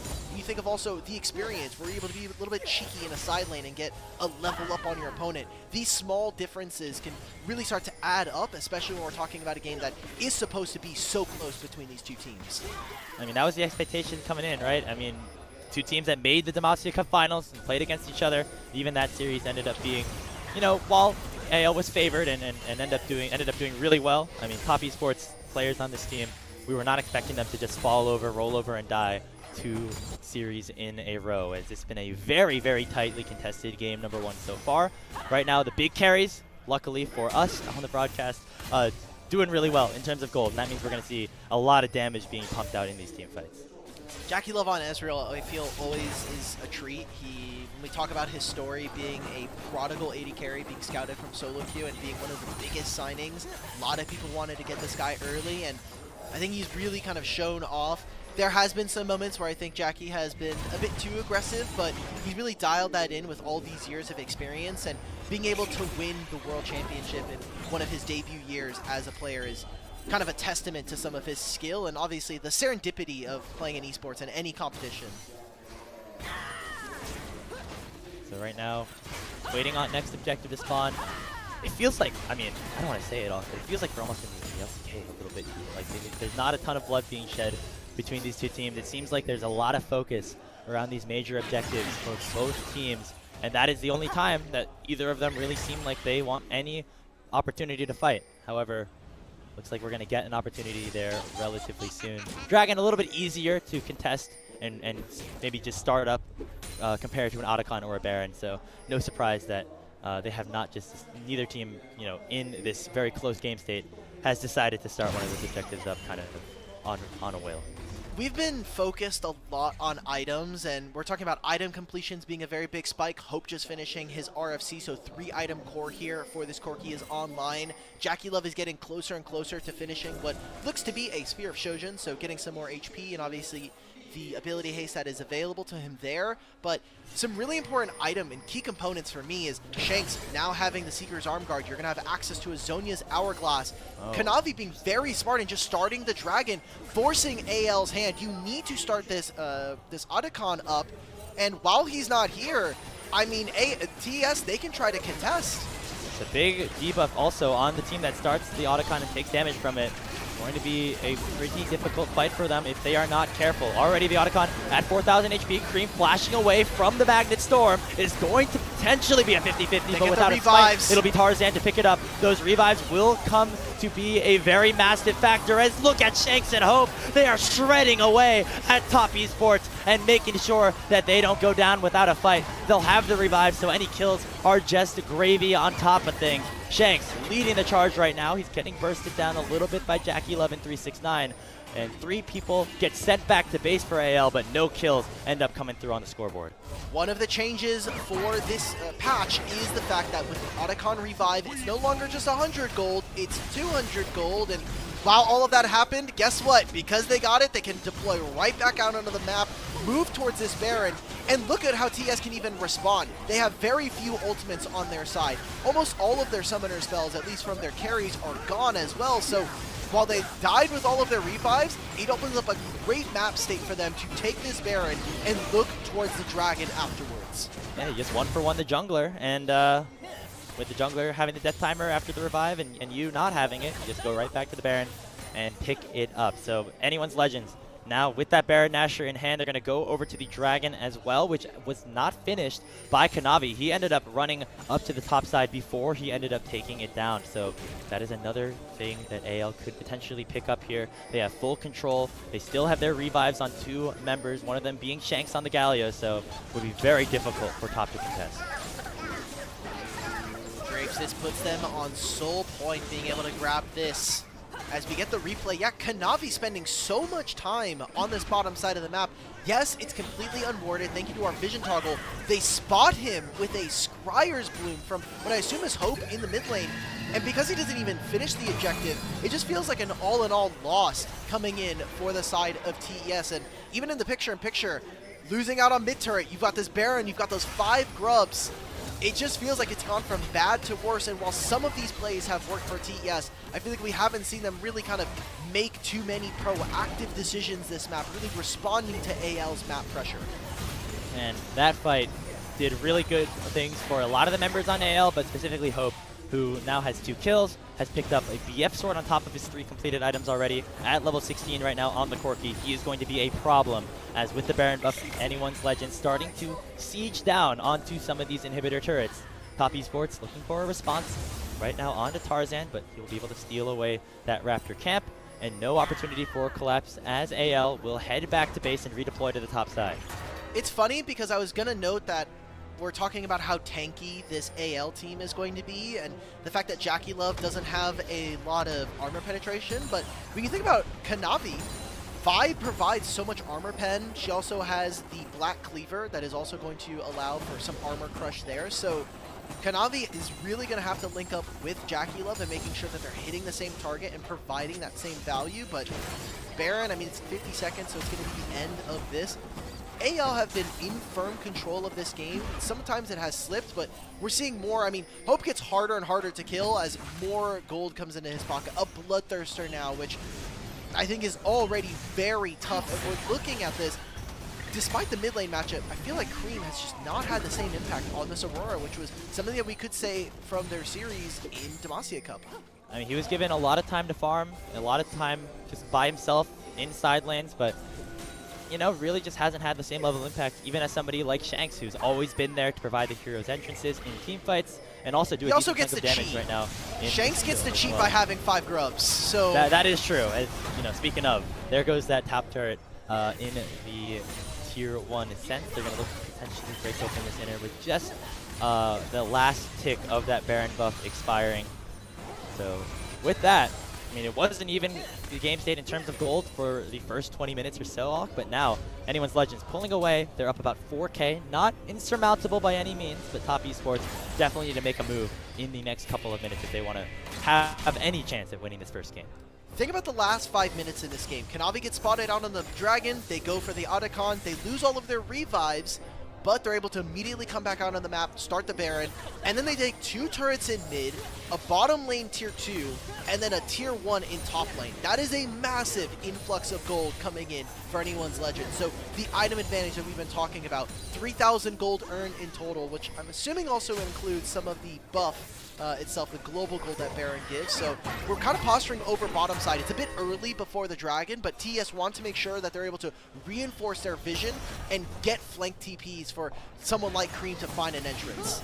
I mean, this Dragon is massive, right? It's potential soul here for AL if they're able to pick it up. So Top Esports want to make sure that they avoid that, and you know, with their composition, if they are at the objective first, generally a good sign when you have an Ornn on your team, especially in these secluded areas in the enemy jungle or in the jungle.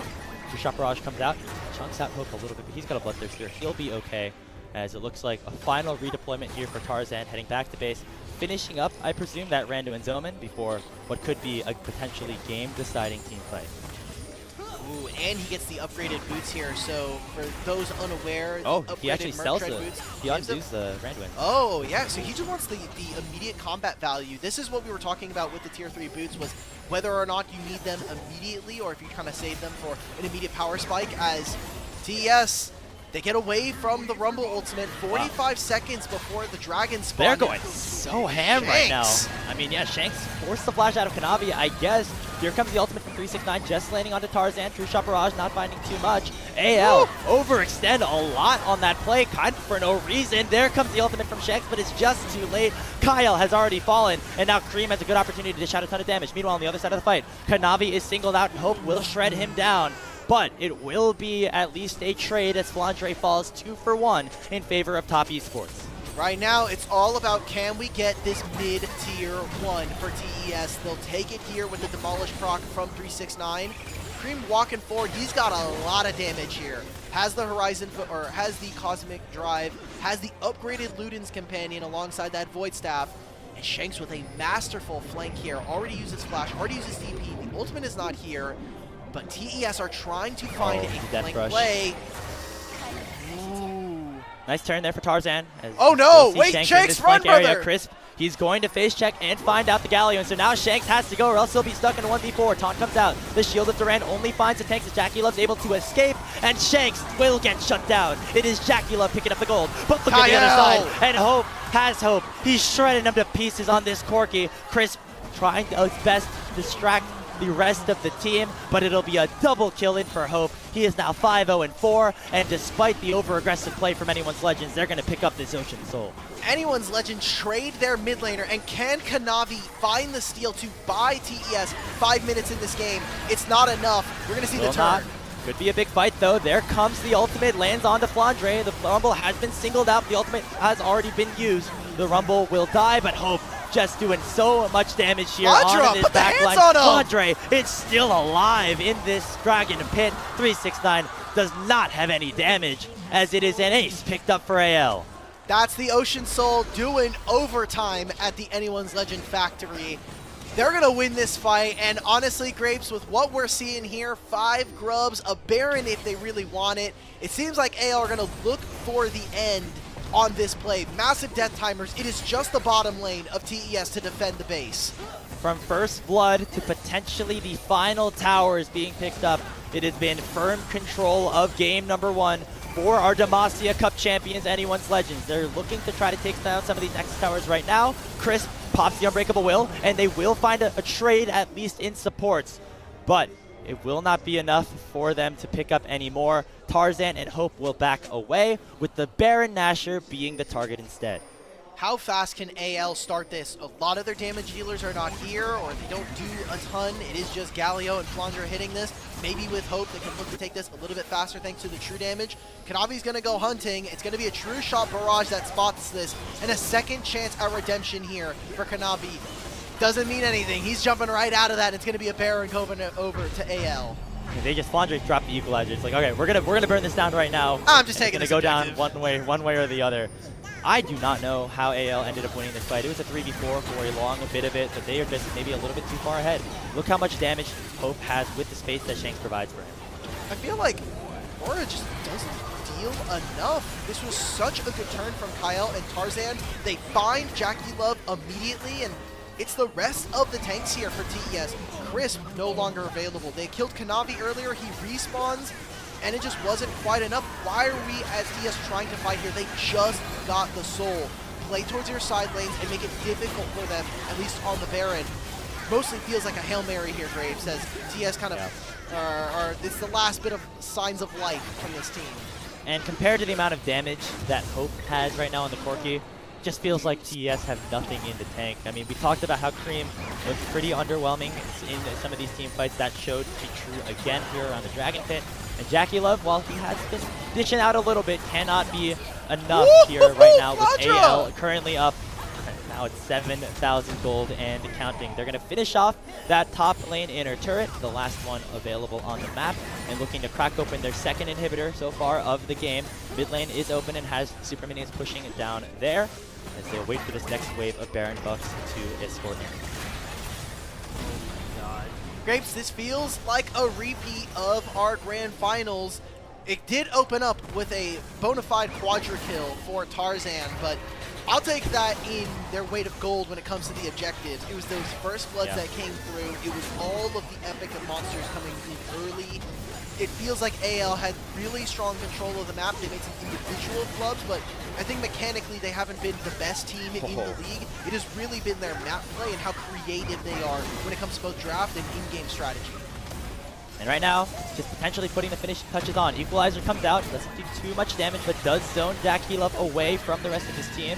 Last-ditch effort potentially here for 369. The Call of the Force God does land on it too, but Hope has bought so much space, is so far away from any potential threats. There comes a big taunt from Shanks. So much damage here on the side of Anyone's Legends, and Hope just remains untouched. AL wanting to prove that their Demacia Cup performance was not a fluke, and they're doing a pretty good job so far against their former opponent. He moves forward, it is a triple kill. It could be a pentakill, but Cream will not let it happen. Hope finishes the game himself on the Corki, 11-0-5, and Anyone's Legends take game number 1.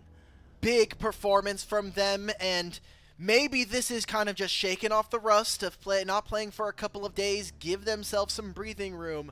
But a good showing here from AL as TES feel lost across the map. There's no driving action, and a lot of that I think comes from Chris being caught out in key positions around fights. The fact that he dies before a couple of these objective plays, the fact that even the level 2, when we're talking about the dive under the turret, they are not able to find that pick onto Flandre.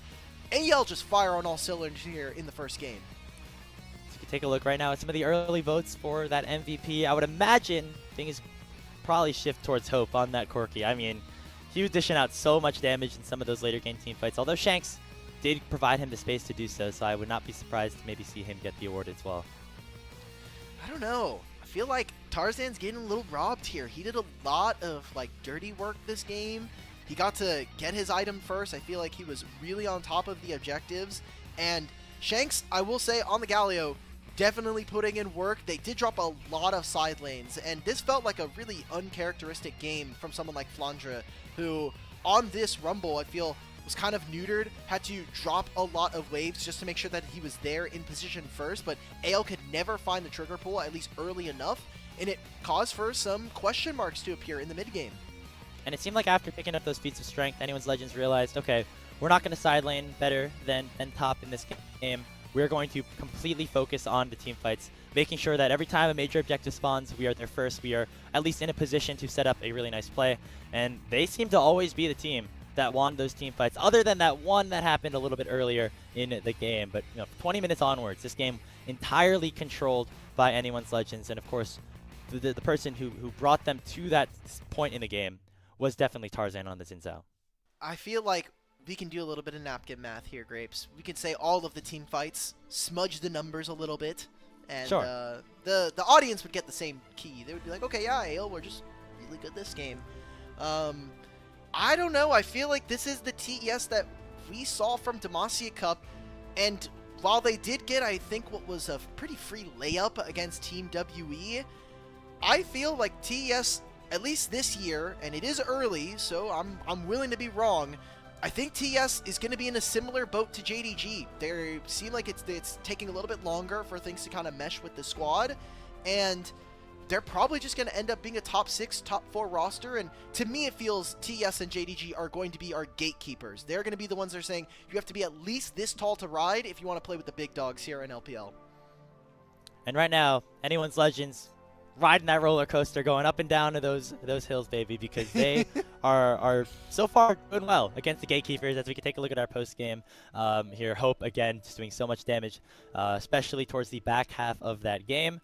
But yeah, I think overall for AL, just really impressive stuff. Again, the expectations coming in were not necessarily as high as some of the big favorites that we had in the LPL, teams like BLG and Weibo and things like that, but they have really come to play early on in this LPL season.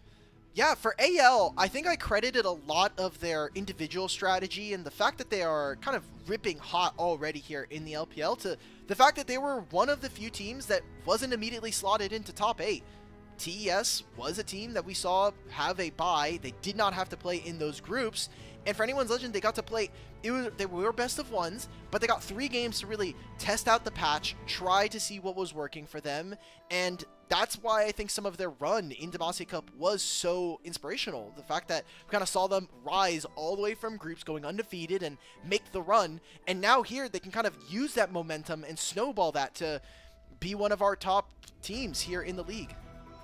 And on the other side for top, I mean, what do we need to see better for them? I think the first thing that I have my eyes on is Kanavi, as Tarzan really outplayed him, it seemed, in the early game of that one, picking up all the major objectives, getting the first 3 kills, as we said. And even on a champion like the Vi, which is supposed to be pretty impactful pre-6, and even at that level 6 power spike, really didn't seem like he was doing all too much until it was maybe a little bit too late. Yeah, the point of this composition, at least when you have an Ezreal, is you really want to pepper the opponents and then eventually take them down. You have really high burst with this Vi and Aurora combo. We just never got to see Cream and Kanavi work together, and that was also another pattern that we got from the Demacia Cup and even some of their series versus WE. Didn't seem like Cream and Kanavi kind of meshed all that well, so I do want to see as we get further into the series and the rest of the season as to if that's something that does get worked on. And one last player I want to give my flowers to real quick. That's Kyle and the Rel. I feel like we talked about this bottom lane. They've been playing together for at least a couple of years now at this point. And while Hope, has been this household name, I think, for at least for LPL fans, right? Like, he was on that JDG roster back in 2022. Now has been trying to make his way back on AL. He, of course, has been playing amazing, but I want to give a lot of credit to Kyle as well in this game. Has performed so well on engaged champions like he has, both in his time in the LPL and the LCK. And we saw him being the deciding factor in a lot of these early team fights.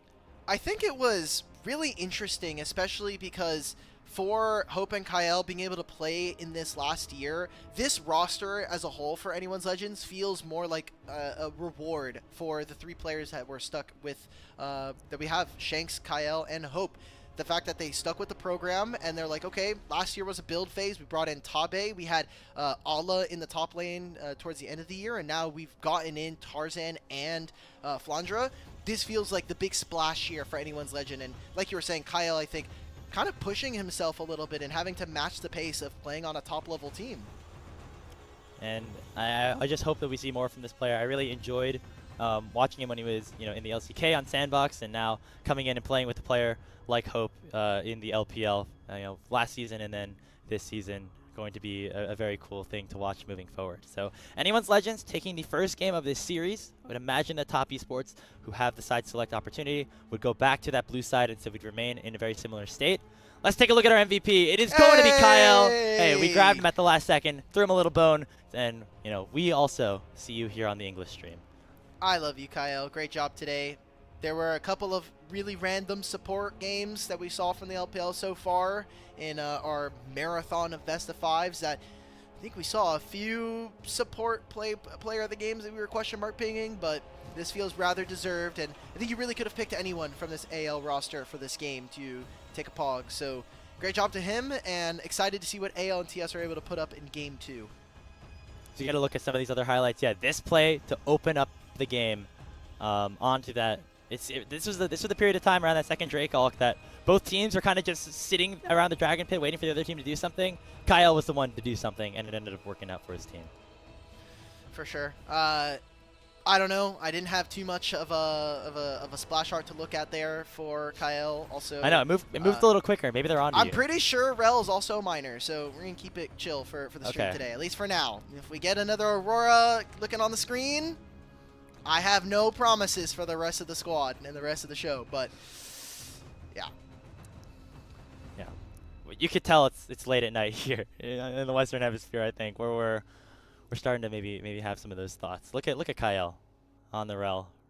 Really nice performance from him. And that's going to do it for our first game. Anyone's Legends picking up the Game 1 victory over top. We'll see if they can continue the success that they had in the Demacia Cup Finals rematch. However, it is the middle of the night for us, as we just alluded to, casting here from North America. So sometimes it's a little bit hard for us to stay high energy on the broadcast. Luckily, thanks to the support from our coffee subscribers, fans have donated 69 of these coffees, very nice, to keep us wired and ready. Since this is a fan-run broadcast, we rely on our subscribers from Coffee, YouTube, and Twitch to support the stream. If you can subscribe, you can unlock perks like early access to content and exclusive access to channels in our Discord. You can join right now using the link that I'm sure is being spammed in the chat. Anyone's Legends taking Game 1. We'll see if top can respond after this.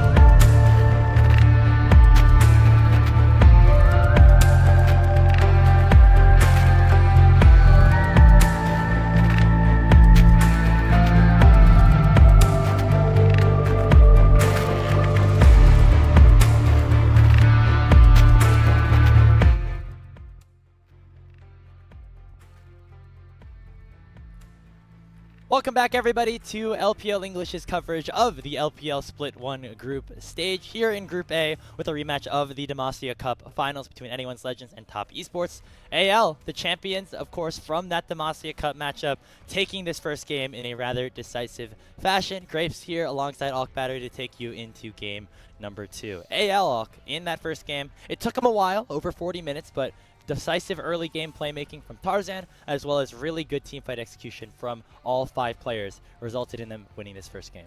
It felt like the inevitability of AL in this game really came online, and they kind of challenged TES to see if they were going to do anything. This almost feels like the guy poking a stick at something, and he's like, you can do something in this game?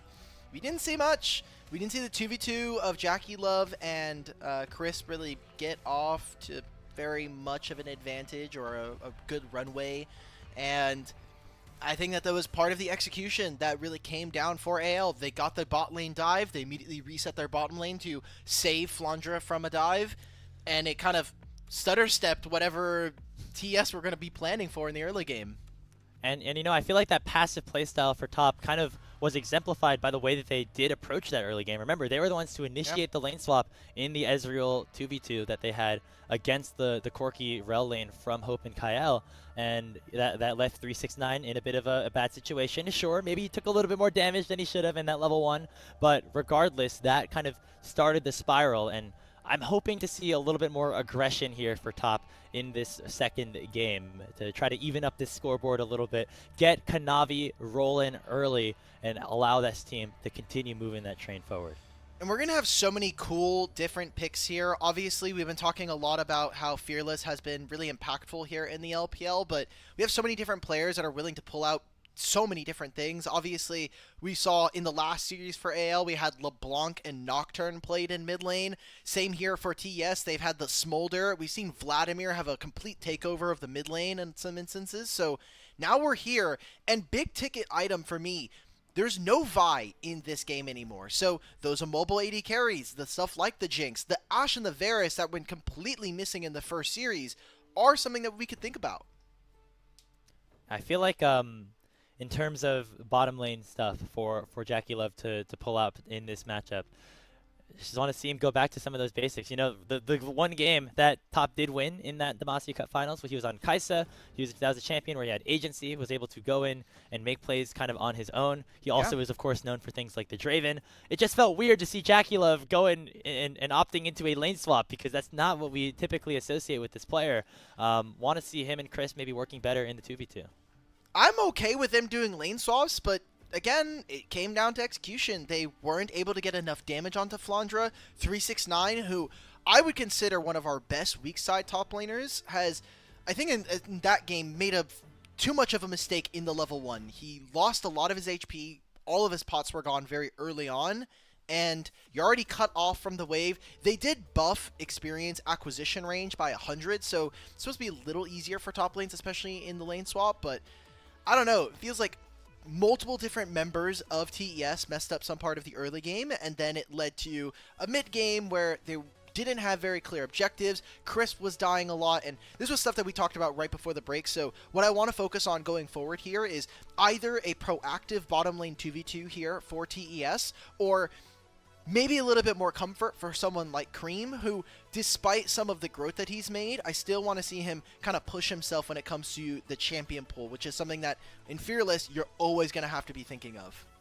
And we saw Cream kind of shy away from those melee champions early on in his first season with top as well. I think Karma was like one of his most played champions early on in 2024. So we've seen him kind of adjust. However, now with Top Esports looking at potentially dropping yet another series to a rival here in Anyone's Legends at this point, maybe would like to see him go back to a little bit more of that comfort. And I think it once again goes down to that bottom lane, and just Jackie Love and Chris not meshing necessarily as well as we were expecting, I should say, going into this season.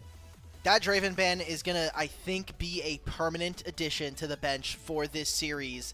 As, like you were saying, TS now on blue side. AL have basically banned Draven in almost every one of their games so far here. If it's not banned, then it's champion that they're not really afraid of, especially with what we were talking about, the Ashe and the Varus still being up.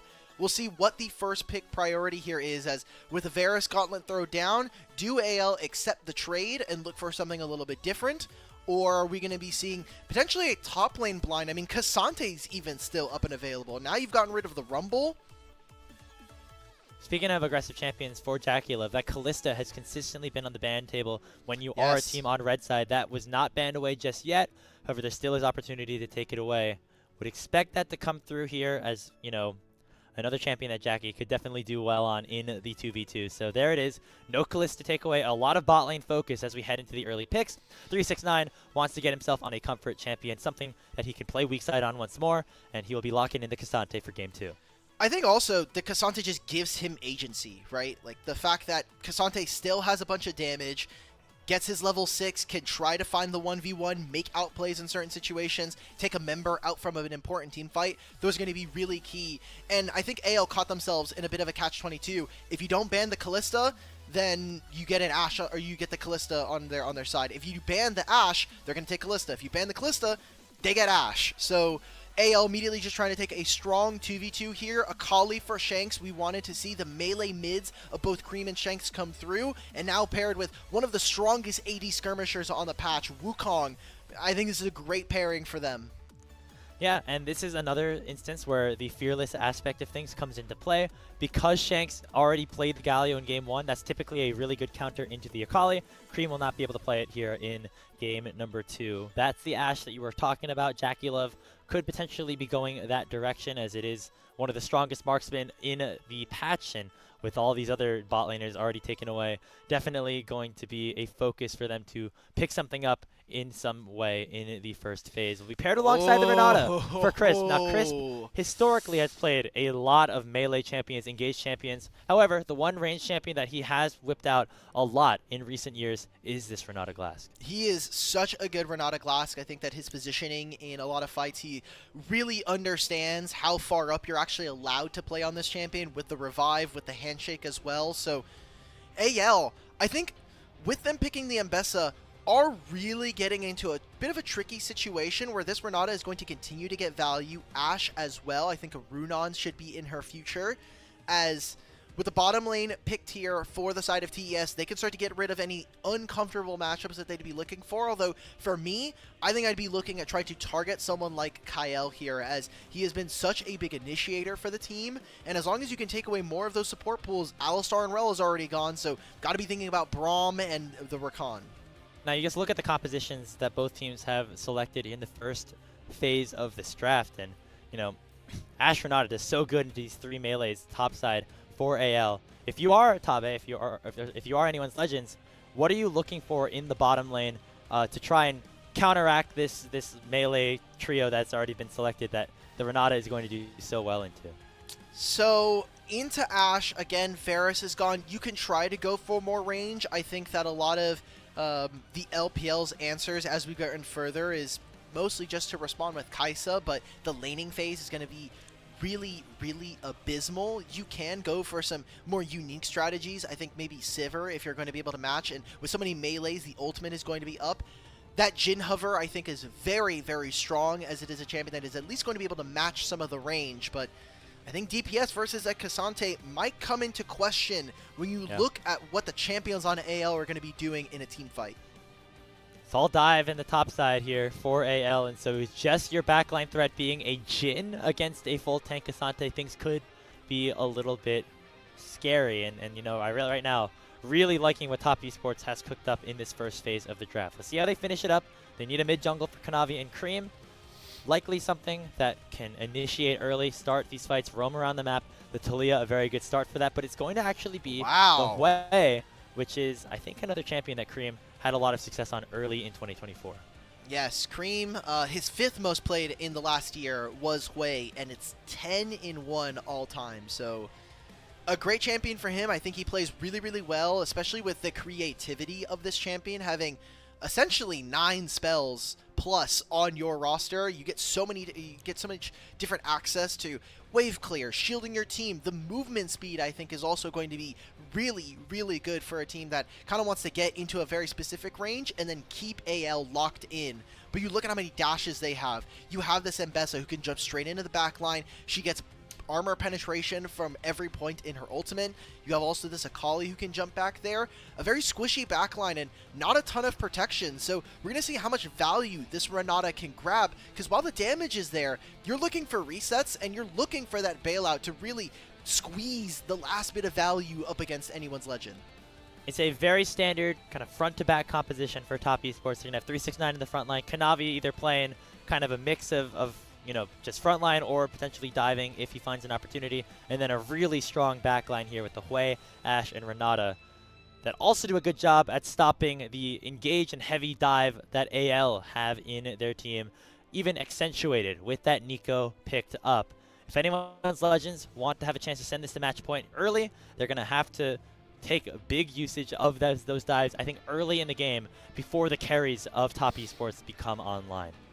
Ah, man. And this Nico here for Kael, another champion that I'm pretty sure the last player of the game for Kael was actually on this Nico, and it was a little suspect. We may have got some kick W votes coming in from the production over on the LPL main, but I don't know. I feel here, Grapes, like this is a really explosive composition from anyone's Legends. They have a really strong ability to skirmish, and it is about who can find the first kill, because while anyone's Legends don't have resets, I think the fact that they can create such massive numbers advantage for themselves by finding a kill early with an Akali, with this Mbessa, that you look on the opposite side, TES, they're going to have to find a burst. Maybe they pick a single member with this Ashe. It is going to come down to opening fights, opening skirmishes. How much damage can you find on individual members to potentially create that for your team?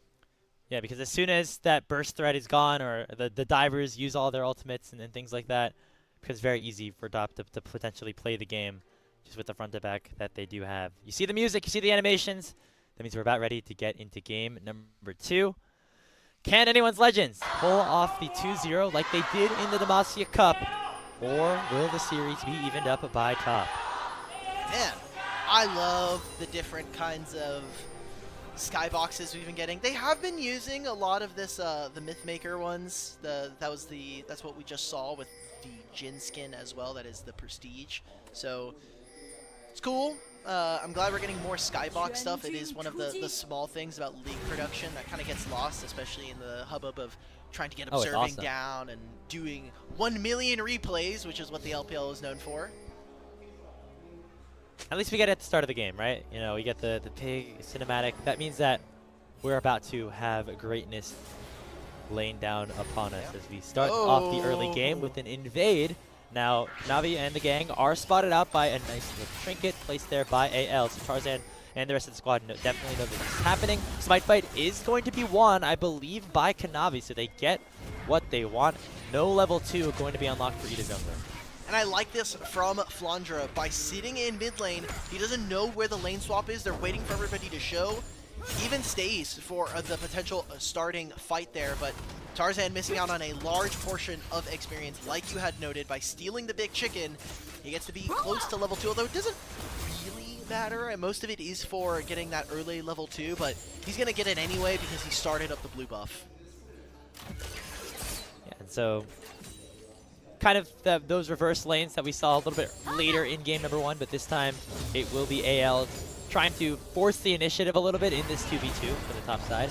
Again, very curious to see that top esports is the one to initiate these swaps. I guess just because they have 369, who is historically such a strong weak side player, they feel comfortable going for that swap and hoping that he's able to survive down there. But that's not going to be the case, as Flandre called out the bluff and teleported right down back. Yeah, also, something we didn't note from the draft, but we are going to see reflected in the game, is the fact that Kanavi does have a bunch of winning lanes here. I mean, range versus melee in the mid lane here. Cream already getting a lot of damage down onto Shanks early. After the first reset, it gets a little bit better, especially after first item, but until that happens, Jackie Love and Renata, or Jackie Love and Crisp are doing such a good job of being able to push in this wave, and it's so dangerous as Hope and Kyle. They're really looking to try to get whatever damage you can, but you're mostly surviving and looking to be a little bit more useful as you get more items, and specifically hitting level 6 on this Nico. And you can see as well, Kyle has the heal that is both to, you know, support his bottom laner if he gets a little bit too low, but also the movement speed that it provides allows you to get a little bit closer with that pop blossom once you start channeling it. That is, of course, the main reason teams are playing this Nico support. Yeah. As well as maybe some of the other trickery that you're seeing right here as well. Also, I'll just be honest, this new bottom lane meta of heal barrier is really sad. It makes me sad. And Hope actually not taking cleanse. That is usually something we do see from our 80 carries. So maybe Kyle will have to pick up an early Mikhail's.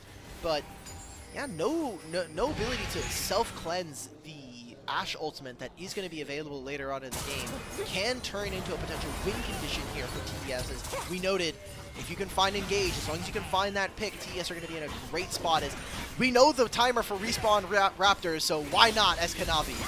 And he's going to get it again. Hey, another W here for Kanavi. Steals away those Raptors for a second time. You can already see the CS differential right there.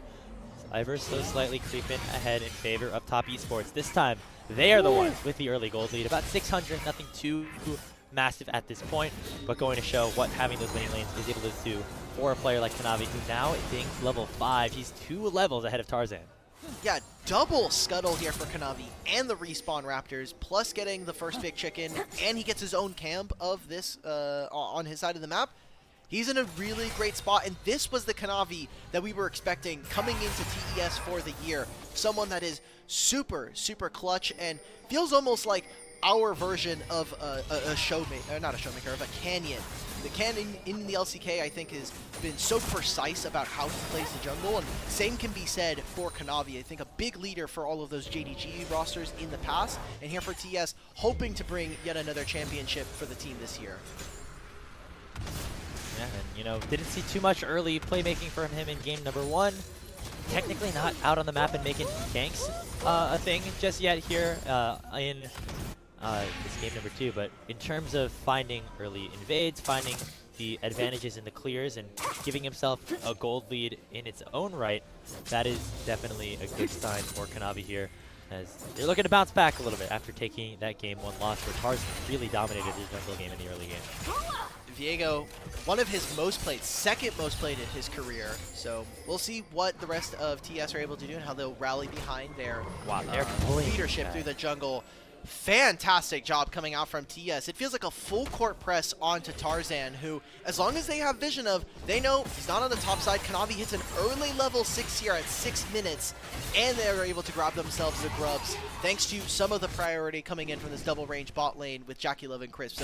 So far TES feel more on board this game. Maybe the first game was a bit of a snoozer. They didn't necessarily get their cup of joe, but now it feels like they're really in the groove, getting into the swing of things, and they should be looking to swap. You've got Dragon Spawn, you've already got Dragon Spawned here. You really haven't opened up all that much of an advantage through this Ambessa, so level 6s across the board. I feel really strongly TES are going to be very powerful. Oh. Wow!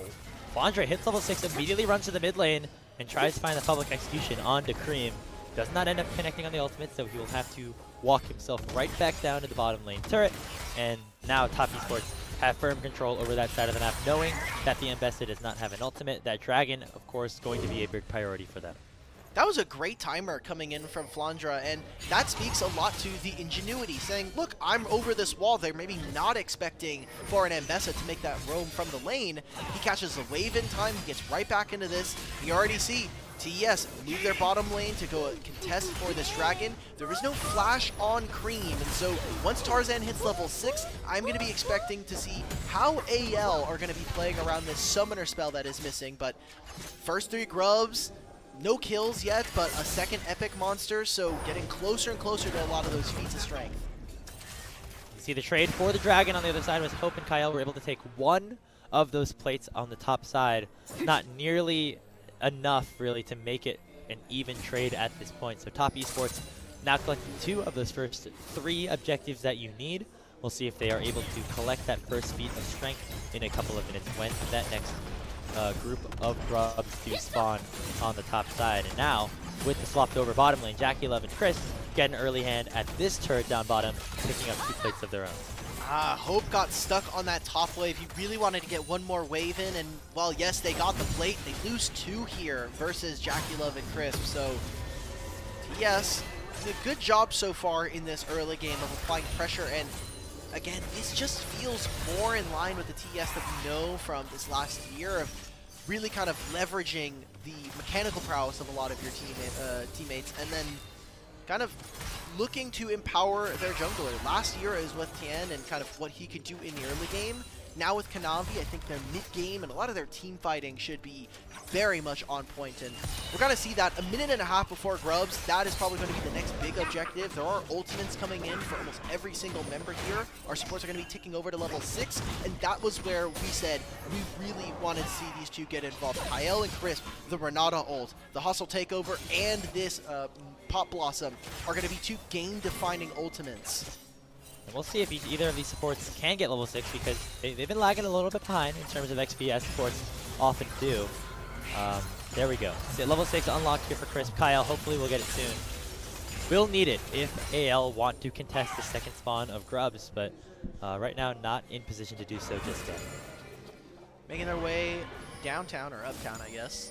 Tarzan finishing on the top side of the map. Kanavi has no camps, so for the most part, he's probably going to be bumming it around the rift right now. I don't got much to do. Maybe we can test for an early scuttle, and Kyle has made his way over here. He's going to leech just a little bit of experience from his mid laner so he can get that ultimate. But look at this, already made the reset. Hope, while he pushed in that wave, he is going to be late for this objective. He's going to be showing up after the Grubs have already spawned. Ooh, that's a big knockup landing here on the Q3. All out comes through from 369 as well. Flandre misses the ultimate once again, and Kanavi will find the kill. First blood for Top's jungler.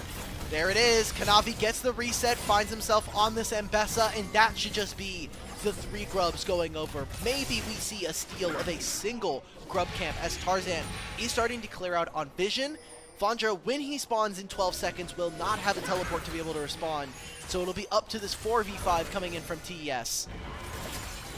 We do have Flandre respawning in a couple seconds, however, no teleport, so it will be 4v5 at least for a little bit, as 369 does have the teleport and is walking into the pit first, as he has the advantage in terms of getting to the respawn faster. First Grub going to be taken here by Kanavi.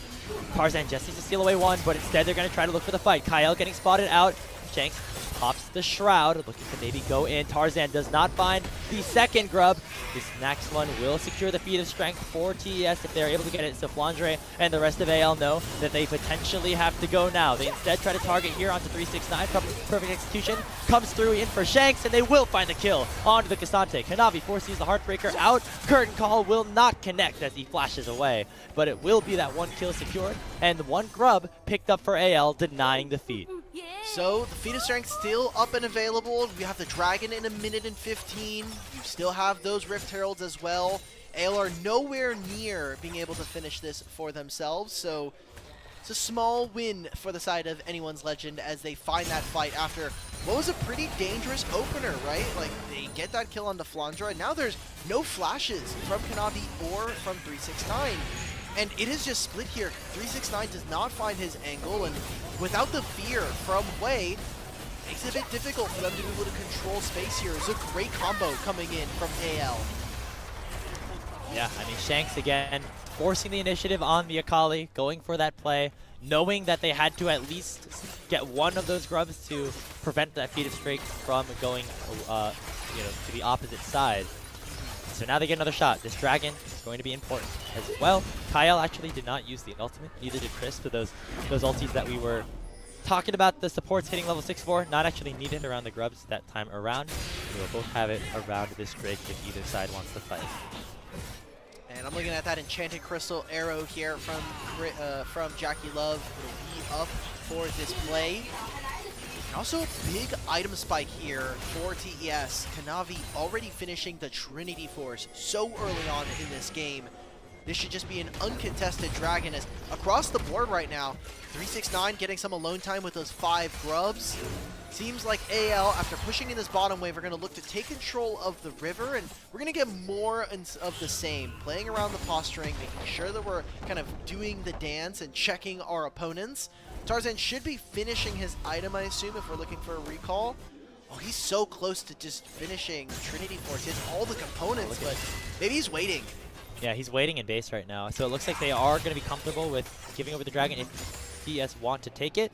It looks like instead they will opt to make another play onto Shanks here, as Kanavi was looking to see if Shanks did go a little bit too far forward, but we also see Tarzan rotating towards potentially the top side of the map to go for his red buff. So neither side actually really wanting to go for this first dragon. AL's openers in these games have been really, really good, and I really want to praise their vision control in these games. So much of these objectives have been predicated on AL getting good vision down and TS not only not sweeping it, but also just having very little of it in their own. Look at where their wards are placed. It's in their bot side try and this red buff. Other than that, the map is dark, and being able to play with as little fog of war as possible opens up so many opportunities for anyone's legend. So strategically, they're doing a great job of controlling the map, and again, that's one of their strengths so far through this season. And despite Kanavi's really stellar start to this game, where he stole away a couple of Raptor camps, got the double scuttle, you can see him still up about 700 gold. Tarzan and the rest of AL making sure that they have not been able to pick up that feat of strength just yet, despite the fact that they are almost 15 minutes into this game. They're slowing things down a little bit right now as players are starting to pick up their first major items. Hope and Kyle have rotated to the mid lane to clear out this wave. They are matched there by Jackie and Chris, and not a lot really to fight for so far in this game. It seems like the Dragon not necessarily a priority for either Top or AL.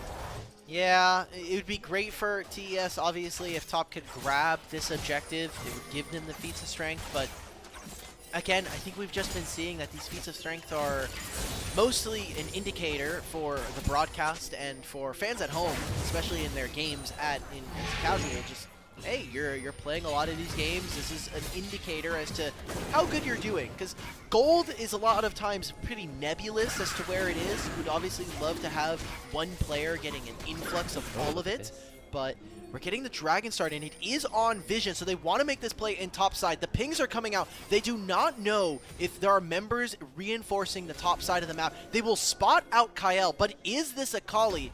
Well, they think, yeah, they think bottom it's Shanks. waves? Yeah. They think it's Shanks right now, and I think that actually, well, actually no, they don't, because they see him down in the bottom. That's what I was saying. They don't know which yeah. one it is until now, but it stops the play, and all it does mean is that Konami gets to steal some more camps, but the objective's still going over to anyone's legend. And hey, look, AL, they've stifled that gold bleed a little bit. It's still only about 1,500 at the 15-minute mark, as Top Esports have not really been able to capitalize too much on what was a pretty solid early game from Kanavi and the rest of the team. Again, still potentially looking for this top lane dive, but the threat of Kyle with that pop blossom under the turret just a little bit too much for them. Meanwhile, Hope, ooh, he goes 0 for 3. No, that's tough. It's not great, and now you're missing this ultimate, starting up the Rift Herald here for the side of Top Esports. Cream is going to have to TP into this play. He's actually going for the mid lane, and Shanks will be able to walk here a little bit closer. So looks like the Herald's going over, but maybe there's a fight after. So that is the feat of strength as well as the Rift Herald picked up for Kanavi. However, he potentially is publicly executed. Flash on top of him from Kyle, and not even the bailout will save him.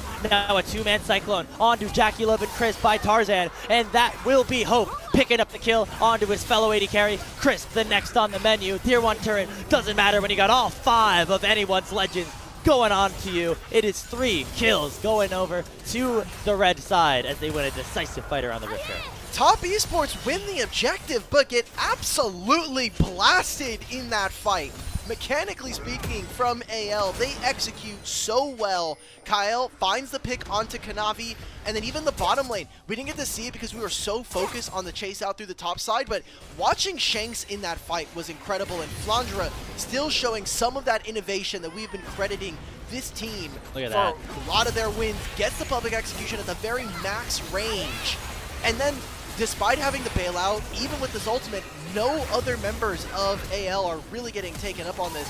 And I know we can't see it in this replay, but Shanks this entire time, he gets the Spiraling Despair put on top of him. He doesn't care. He uses the ult to get right on top of Cream and forces him out of this fight, even with 369 next to him. So TES just look like a shell of their former selves from this last year, and they don't even look like they're putting up much of a fight versus AL. Yeah, Kanavi just getting targeted despite him having that really strong game in terms of finding the camps, finding the objectives. Just gets singled out by Flandre and Kyle right there.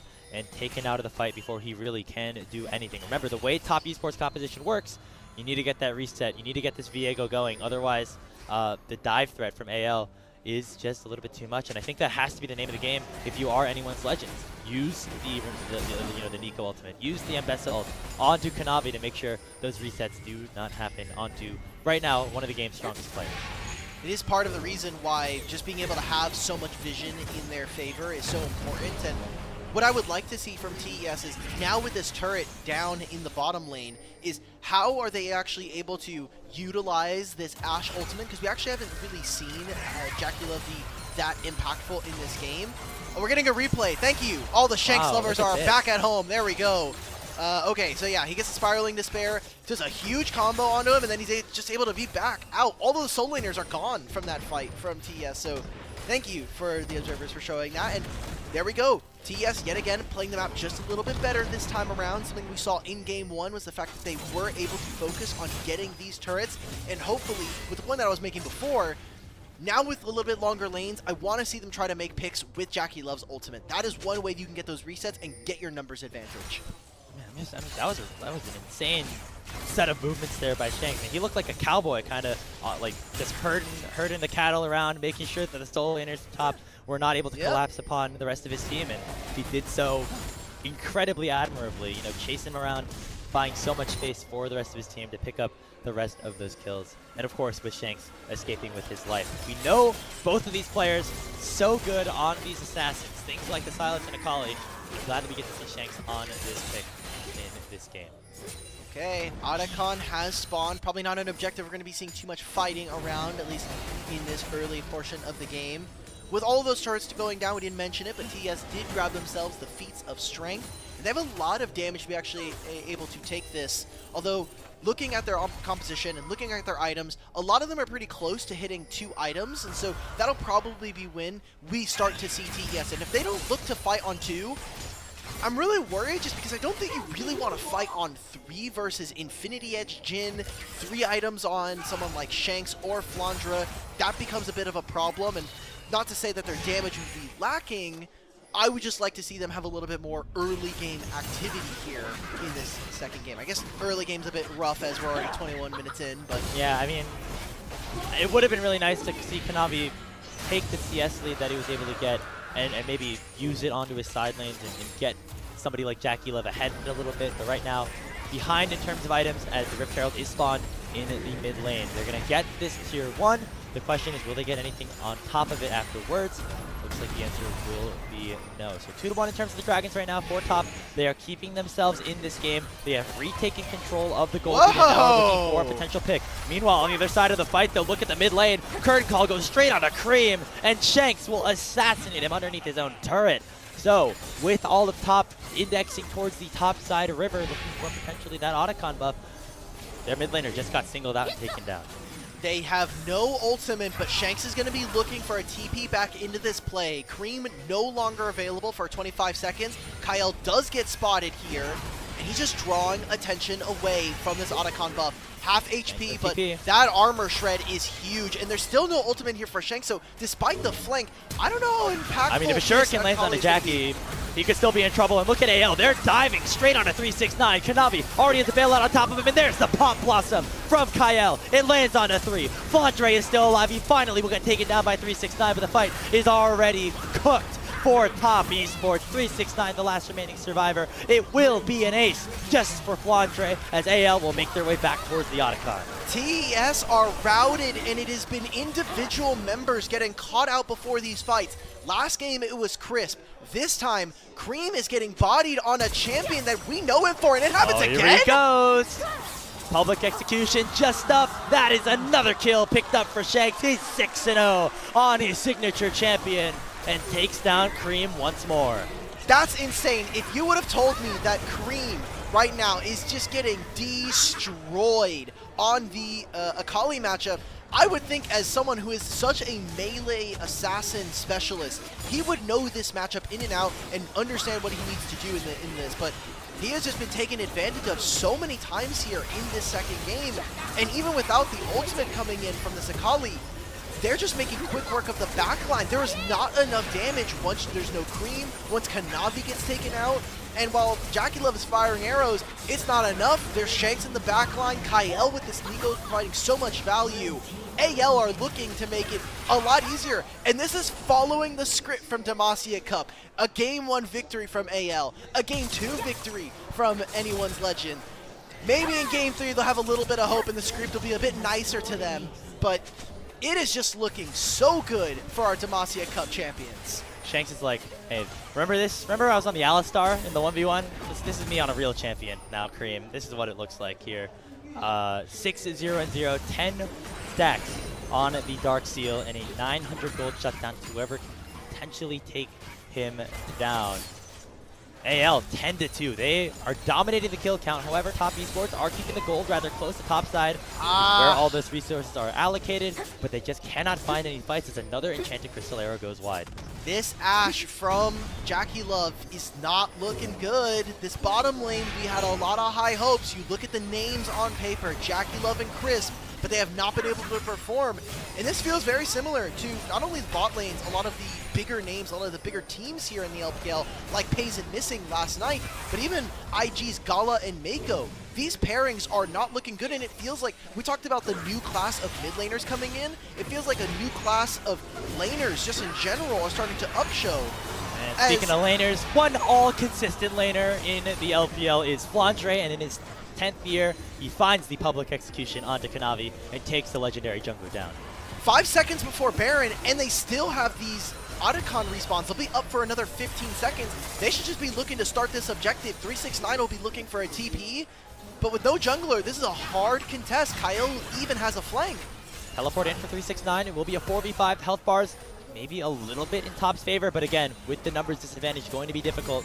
Going to be up to Jackie Love and Cream to dish out the damage and try to win a fight. Here's Kyle! Here comes Kyle! Pop Blossom lands onto the bottom lane. Jackie Love still kiting away, at least for now, and actually doing a big chunk of damage. There's the ultimate from the way. Cricket finally arriving to the game, and Top Esports find a big fight with their carries. Jackie Love taken down by Shanks in the back end of things, but now the Akali is singled out, looking for some sort of escape. Not going to find it in a 1v4, and Top Esports are right back into this one.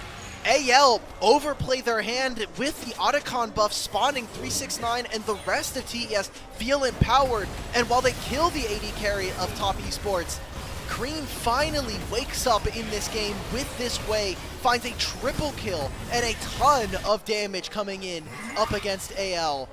I want to get a replay of that fight because I was just so personally invested into watching Kyle on the Nico that I didn't get to see too much, as we got the current call coming in. They're blocking and he does not steal this. Oh. Cream gets caught! Oh my god, how do you do that?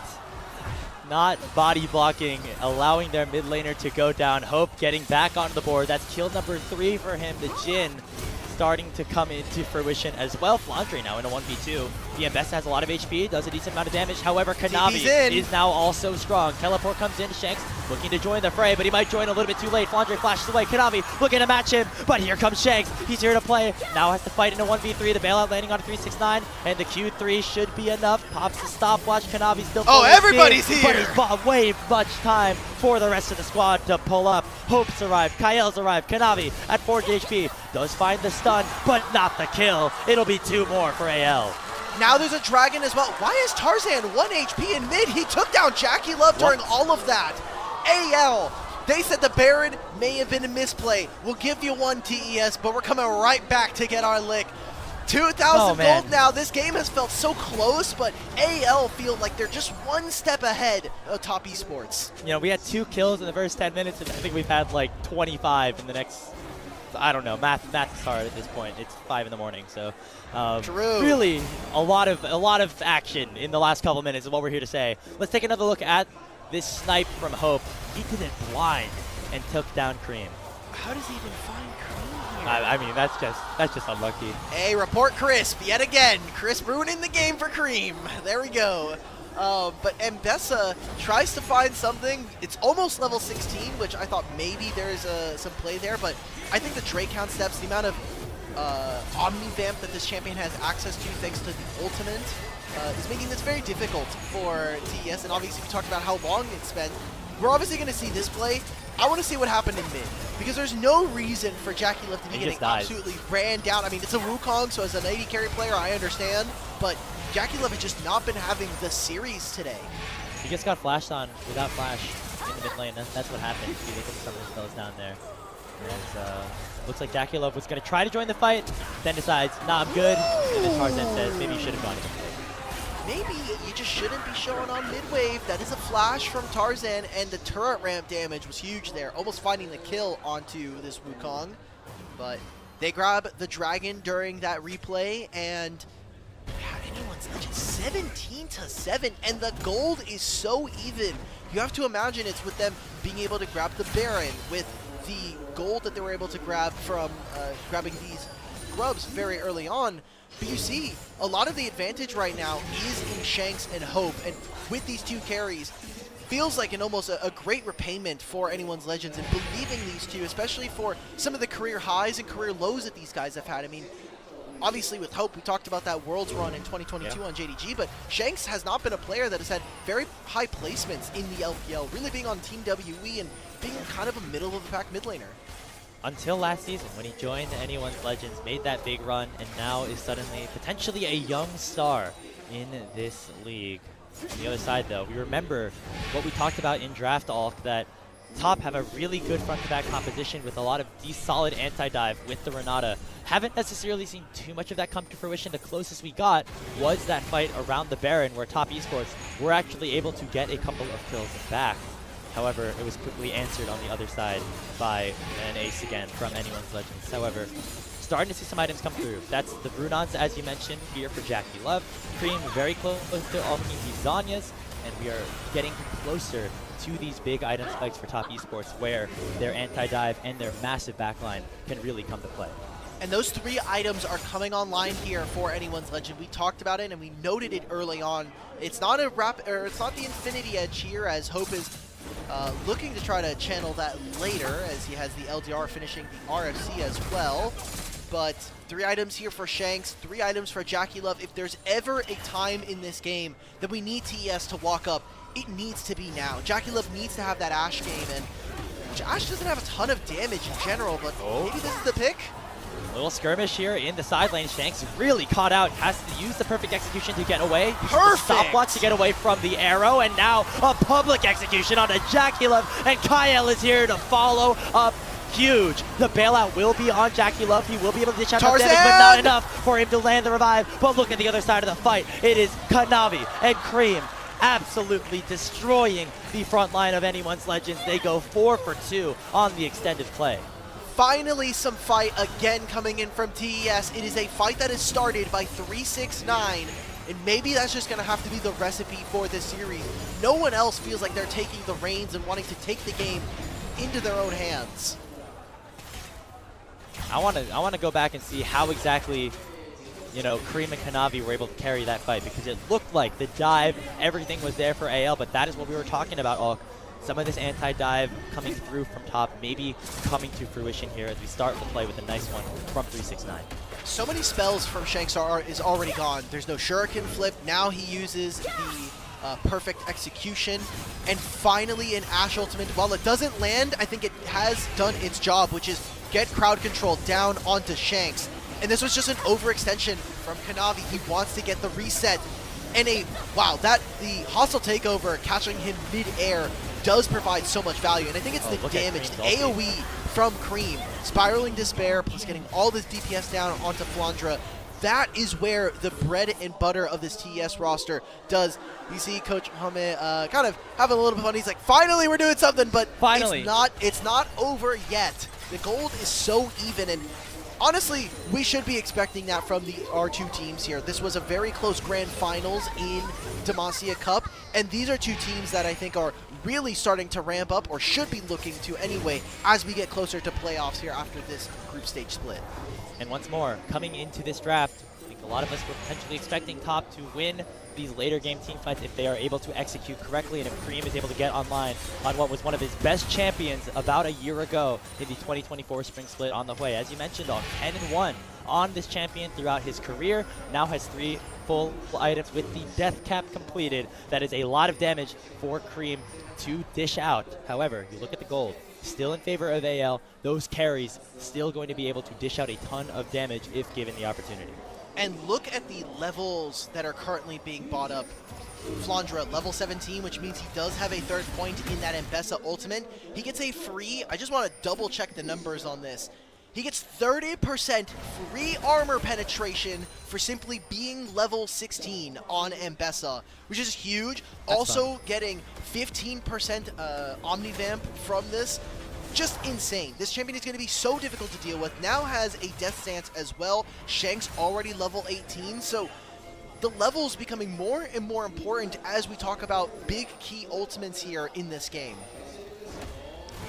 So we await which team will strike an objective first.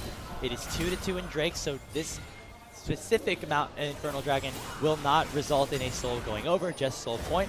Top Esports are the one to pull the trigger first. They start up this Baron and force AL to respond. Already half HP though, and Mbessa is TPing. See if Tarzan, they're going to look to try to turn off of this fight. Solo lanes are on one side, and the rest Chris. of the team from AL are on the other. You flash forward to try to find the handshake, but Flandre dashes away. Says you catch these hands a little bit later as he peels away from the potential turn. 369 tanking up a lot as he is man in the front line rather admirably, but right now, a decent amount of cooldown thrown away. No flash on Chris, that could be a big one if AL want to find a target. You think the tension in game is already at a pretty high mark. I love that we're also getting the crowd sounds as well. You can see that every single move in this game feels like they have the audience choked up.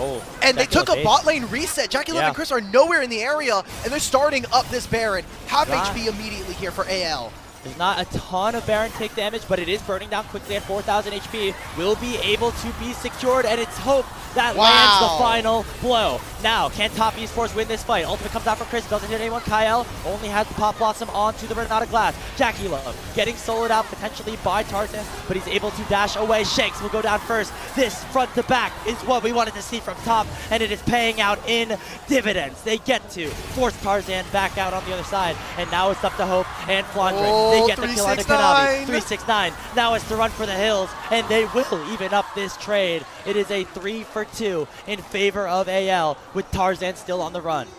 He's looking, he's swinging from brush to brush. He won't get spotted by Chris.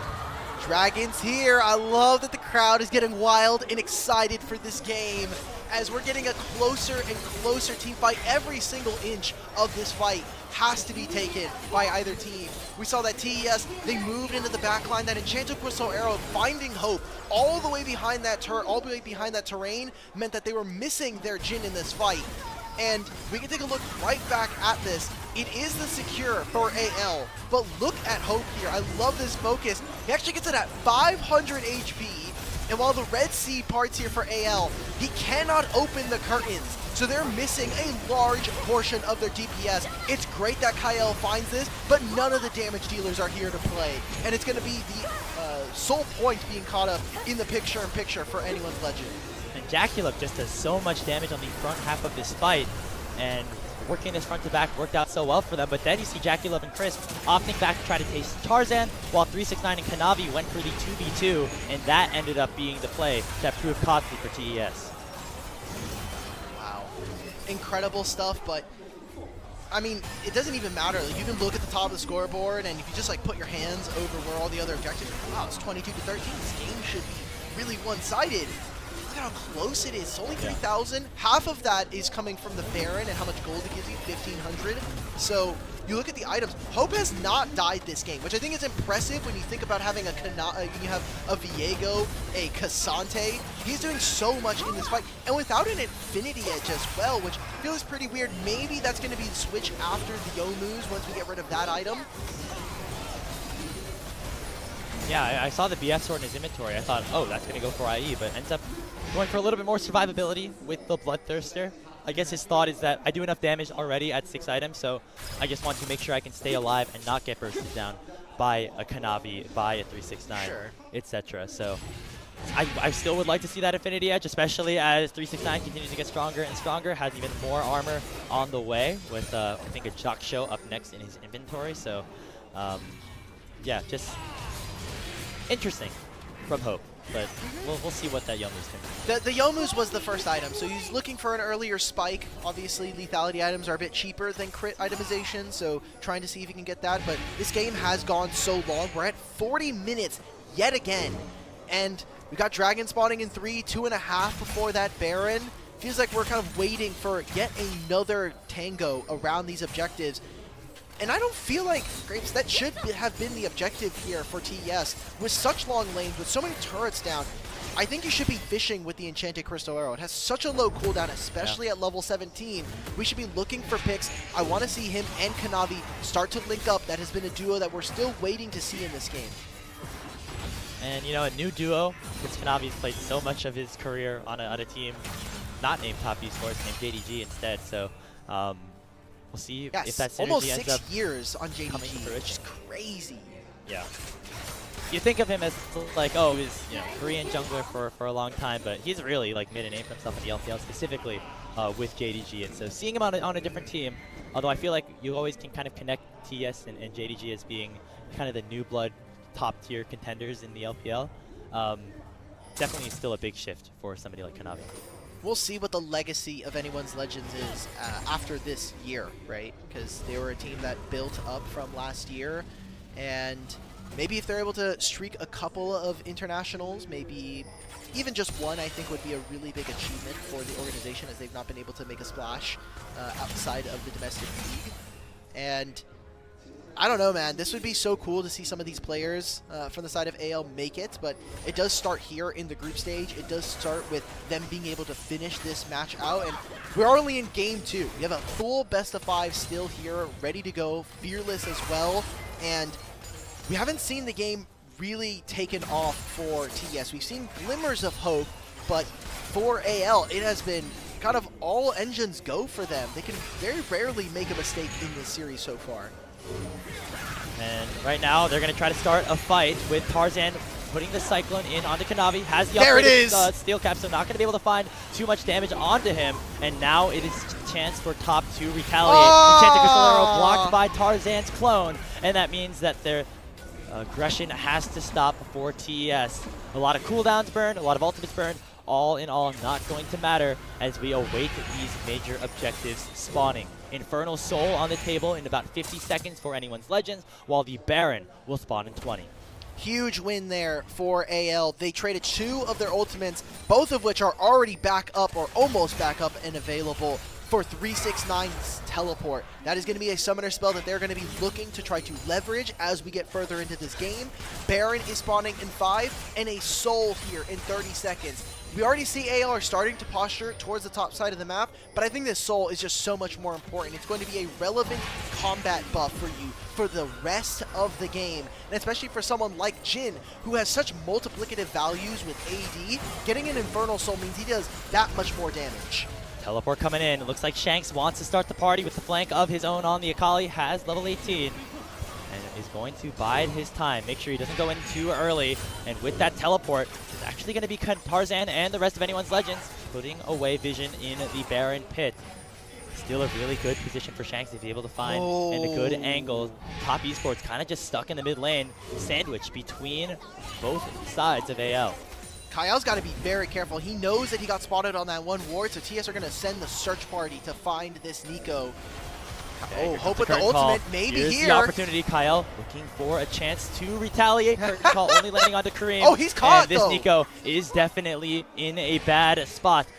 AL, they probably are in the mood to just go for a fight down mid lane, knowing that their support is in big trouble. Shanks does not find any engage just yet, as Flandre is down to about 40% HP. Dragon on the table. Somehow Kael is just still alive as Kanavi thinks it's more important for his team to go towards the Dragon and deny the soul from their opposition. Yeah, Flandre is not going to be able to contest for this. Ashe and Kanavi can finish this objective rather early, and now we'll be heading towards the 7th Dragon of this game if we want to see his soul here, as I don't know why we haven't just nerfed Nico and how long this clone stays out on the map, especially for the Oh, Cream though, they don't know. He can find the pick. A really big flank position. They find the stun and the pop blossom onto Jackie Love, but he's able to get away from it rather nicely. Stopwatch lands onto Kael, and he will go down first, having gone forward way too early. Now it's Flandre, the target of 4 members of AL, with 369 onto Shanks in the backside. That is already a second kill picked up for Kanavi. The dive is in, and Top Esports are looking to take over this game. They go 4-0. Only Hope survives, but there might not be much more hope for AL as Top Esports are looking to even up this series. They've got 5 grubs. They should be looking to end. Not too many minions, however, maybe having to utilize Cream's teleport to save them. It is only Hope that is up 20 seconds before the next most available member. And it's been so close all game long, but one bad team fight, one where they spent too much time trying to protect their Nico, and it turns into a tied series. Curtain call means a very easy target for Jackie Love. That's 1,000 gold to Kanavi on the Viego, and Top Esports are going to even up our series at 1-1. Wow. Incredible stuff. Jesus Christ, guys. We got a that lot was of a lot drinks of on that. I was going to say. Geez. That's a lot of water on stage, guys. Real thirsty boys, and they got the win, so maybe justified, as TES still some weak early games and the mid game being a bit questionable, but the execution in team fights finally coming together for them. And what a big win, especially for the fact that if they would have lost that game, you have to be thinking the snowball of, okay, we're down 0-2. Is this a series that we're going to be actually able to kind of reach deep down under? Find out that they do. They're able to win that one, and I think Kanavi, if it's not Kanavi, it's Cream this game. Yeah, I mean, we were talking about Cream and how he wasn't able to do enough damage on the Aurora in game number 1. Definitely brought things here in game 2 on the way. Now moves up to, what is it, 11-1 in his career on this champion. Yeah. So very, very good stuff from him, although it was Kanavi to really get the ball rolling for Top Esports. But I think at the end of the day, it comes down to the draft, as Top Esports had a lot of tools to deal with the dive threat that that Anyone's Legends was throwing at them, and the DPS from Hui and Ashe ended up being way more than the Akali and Jhin once we got past the 40-minute mark, and that is what allowed Top Esports to come out on top there. I think AL just played too many stupid games. Like, he plays stupid games, wins stupid prizes. He goes in, he's like wasting a lot of Kanavi's time, and then they find that pick onto Cream, but a fantastic Zhonya's saves him from that play, and then all of your damage is gone. Hope is not in the area. Tarzan had just used his ultimate. It felt like they were trying to really play around the fact that Kaya had a flank, and it ended up biting them, as we even saw Hope is literally like dodging in and out of fight. He's like, well, I'm playing Jhin, and there's a Cassante in between me and the rest of the team. I'm not doing anything here, guys. Yeah, Jhin does really good in like the mid game, where you're able to pick off targets, throw out the curtain call, assassinate some people. But when you need to dish out full 5v5 team fight damage, that is where the Ashe 100% is able to take the better end of fights. And as you mentioned, the momentum that this gives Top Esports, not going down 2-0 after 2 40-plus minute games, is absolutely huge. As we go back to what the Demacia Cup finals look like between these two teams, it was Anyone's Legends jumping out to an early 2-0 lead, and even though Top Esports were able to respond with a Game 3 win, it really still felt like a tall mountain for them to climb. Now we have shifted things into a modified best of 3 as we take a look at the damage charts. Very well balanced just from everybody. Super well balanced. Kanavi having twice the amount of damage as Tarzan, I feel, really tells a lot of what happened in this game. You look at the gold difference as well. That really feels like an LPL gold graph. It was all over the place. We've got canyons, valleys, hills, mountains, and the very end is when finally TES are able to grab themselves the gold lead and slingshot themselves into a second game here as... Ooh, man, this felt like a bit of a weaker game for Tarzan, but in his defense, he got zoned out of so many early objectives. It was Kanavi and Crisp really using the early game priority from this bottom lane and just getting as much vision. Even 369 finding Tarzan on his Gromp. There's so much early vision to make sure that Tarzan could not play the game. And I still think, despite Tarzan losing out on a lot of CS early, we saw he was down up to 2 levels, like 5 minutes into the game. Still was able to find a good amount of plays to allow for anyone's Legends to get back into this game. Of course, a lot of it helped by the rest of his team, specifically Shanks, who I want to give a big shout out to here on the Akali. While he wasn't able to find too much in the back half of this game, the early first 20-25 minutes all belong to this player. And we get to see some highlights. This felt more like a regular AL game, and why are you doing this to Chris, man? I also hate that in this Jhin skin, there's no real bullet for the ultimate. I get it. Project Jhin is nice, but why are we doing that to Cream, okay? He's a youngin' still. He's got a few years that he still's got to kind of prove himself and cut his teeth on here in the LPL. Doing a lot of work in this last year with TES and hoping to kind of bring home finally a championship trophy that they've been missing for almost 5 years now. It's gonna, I feel like we always associate top esports with success, at least in the 2020s of the LPL. But yeah, as you mentioned, not finding that title in quite some time. Could this be the year? So far, we still have some question marks just because of how well it's early specifically as well. anyone's Legends have played into them. But, this game definitely a sign that things could potentially be on the up and up.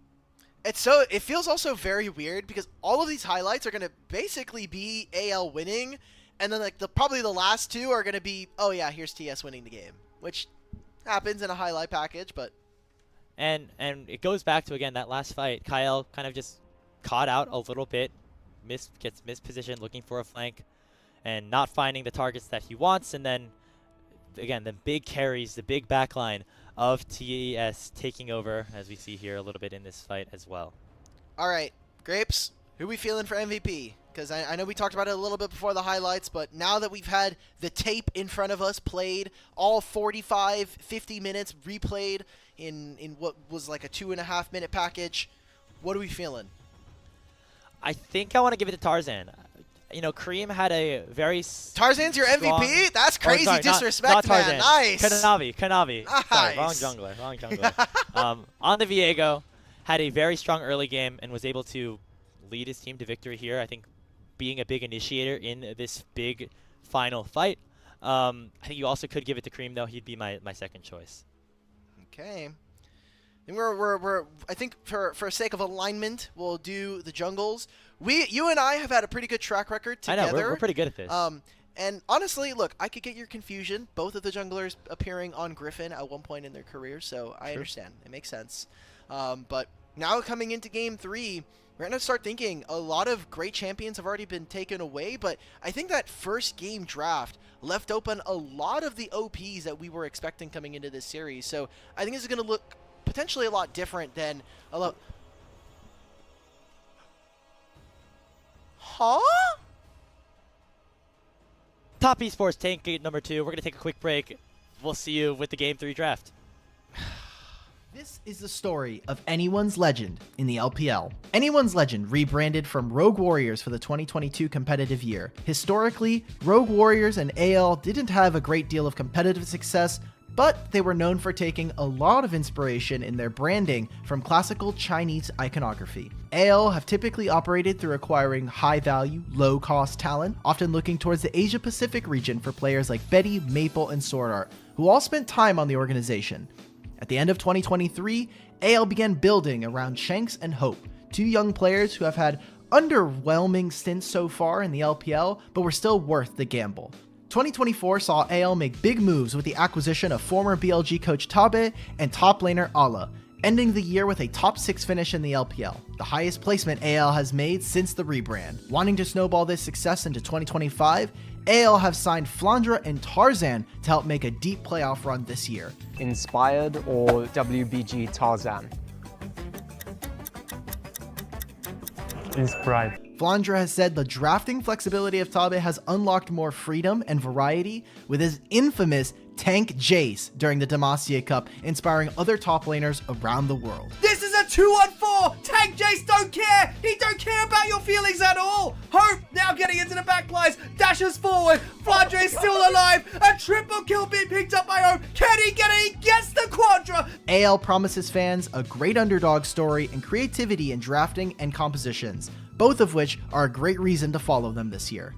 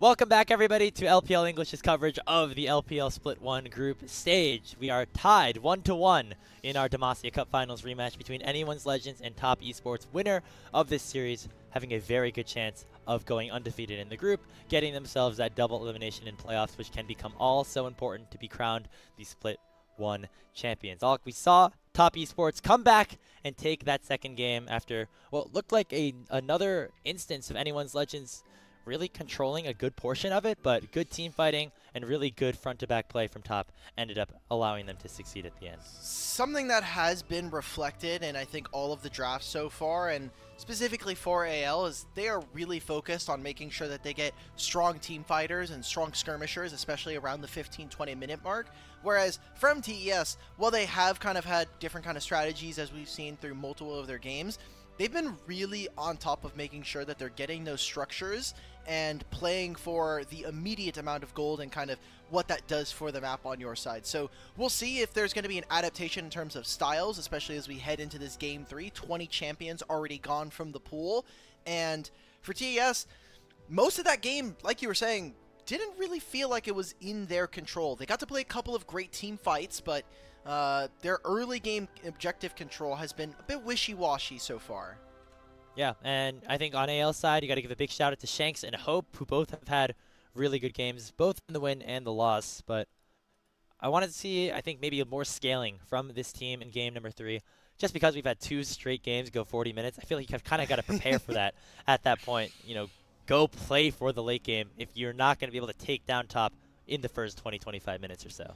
The internal scrim meta of, hey, we're in a series, every game seems to be going late, maybe we just send it on a full scaling composition, but a lot of those champions, at least the ones that we would consider in current day League of Legends, are gone. So maybe having to rely on some of the old heads across the board as to, hey, like this champion we typically would like to associate.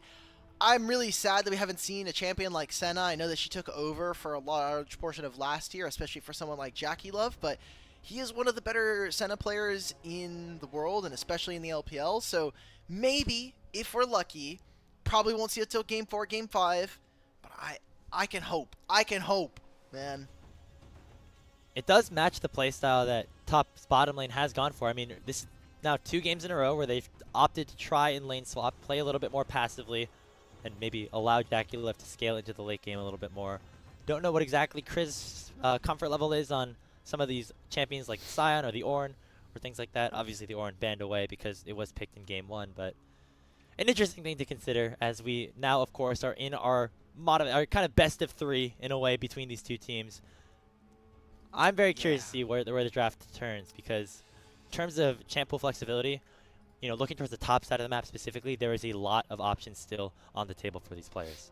Yeah, the solo lanes and the jungle for both of these teams are really where we've seen so much creativity. Tarzan in his incredibly deep champion pool, I think even reflected in summer of last year, where he could really play the mages in the AP jungle meta and still play all of the engagers, the Maokais, the Sejuanis, and even some more AD junglers. So I think when we talk about flexibility, and I think we look at a fearless draft, again, we talked about it at the top of the show, the pinch really comes in at the bottom lane for what you can get from support and from your AD carries. Now, again, all of the range marksmen are gone, or longer range. We still have Varus is probably going to be sticking on the ban table. Jinx, MF are surely up next on the table. That has been the trend so far here in the LPL anyway.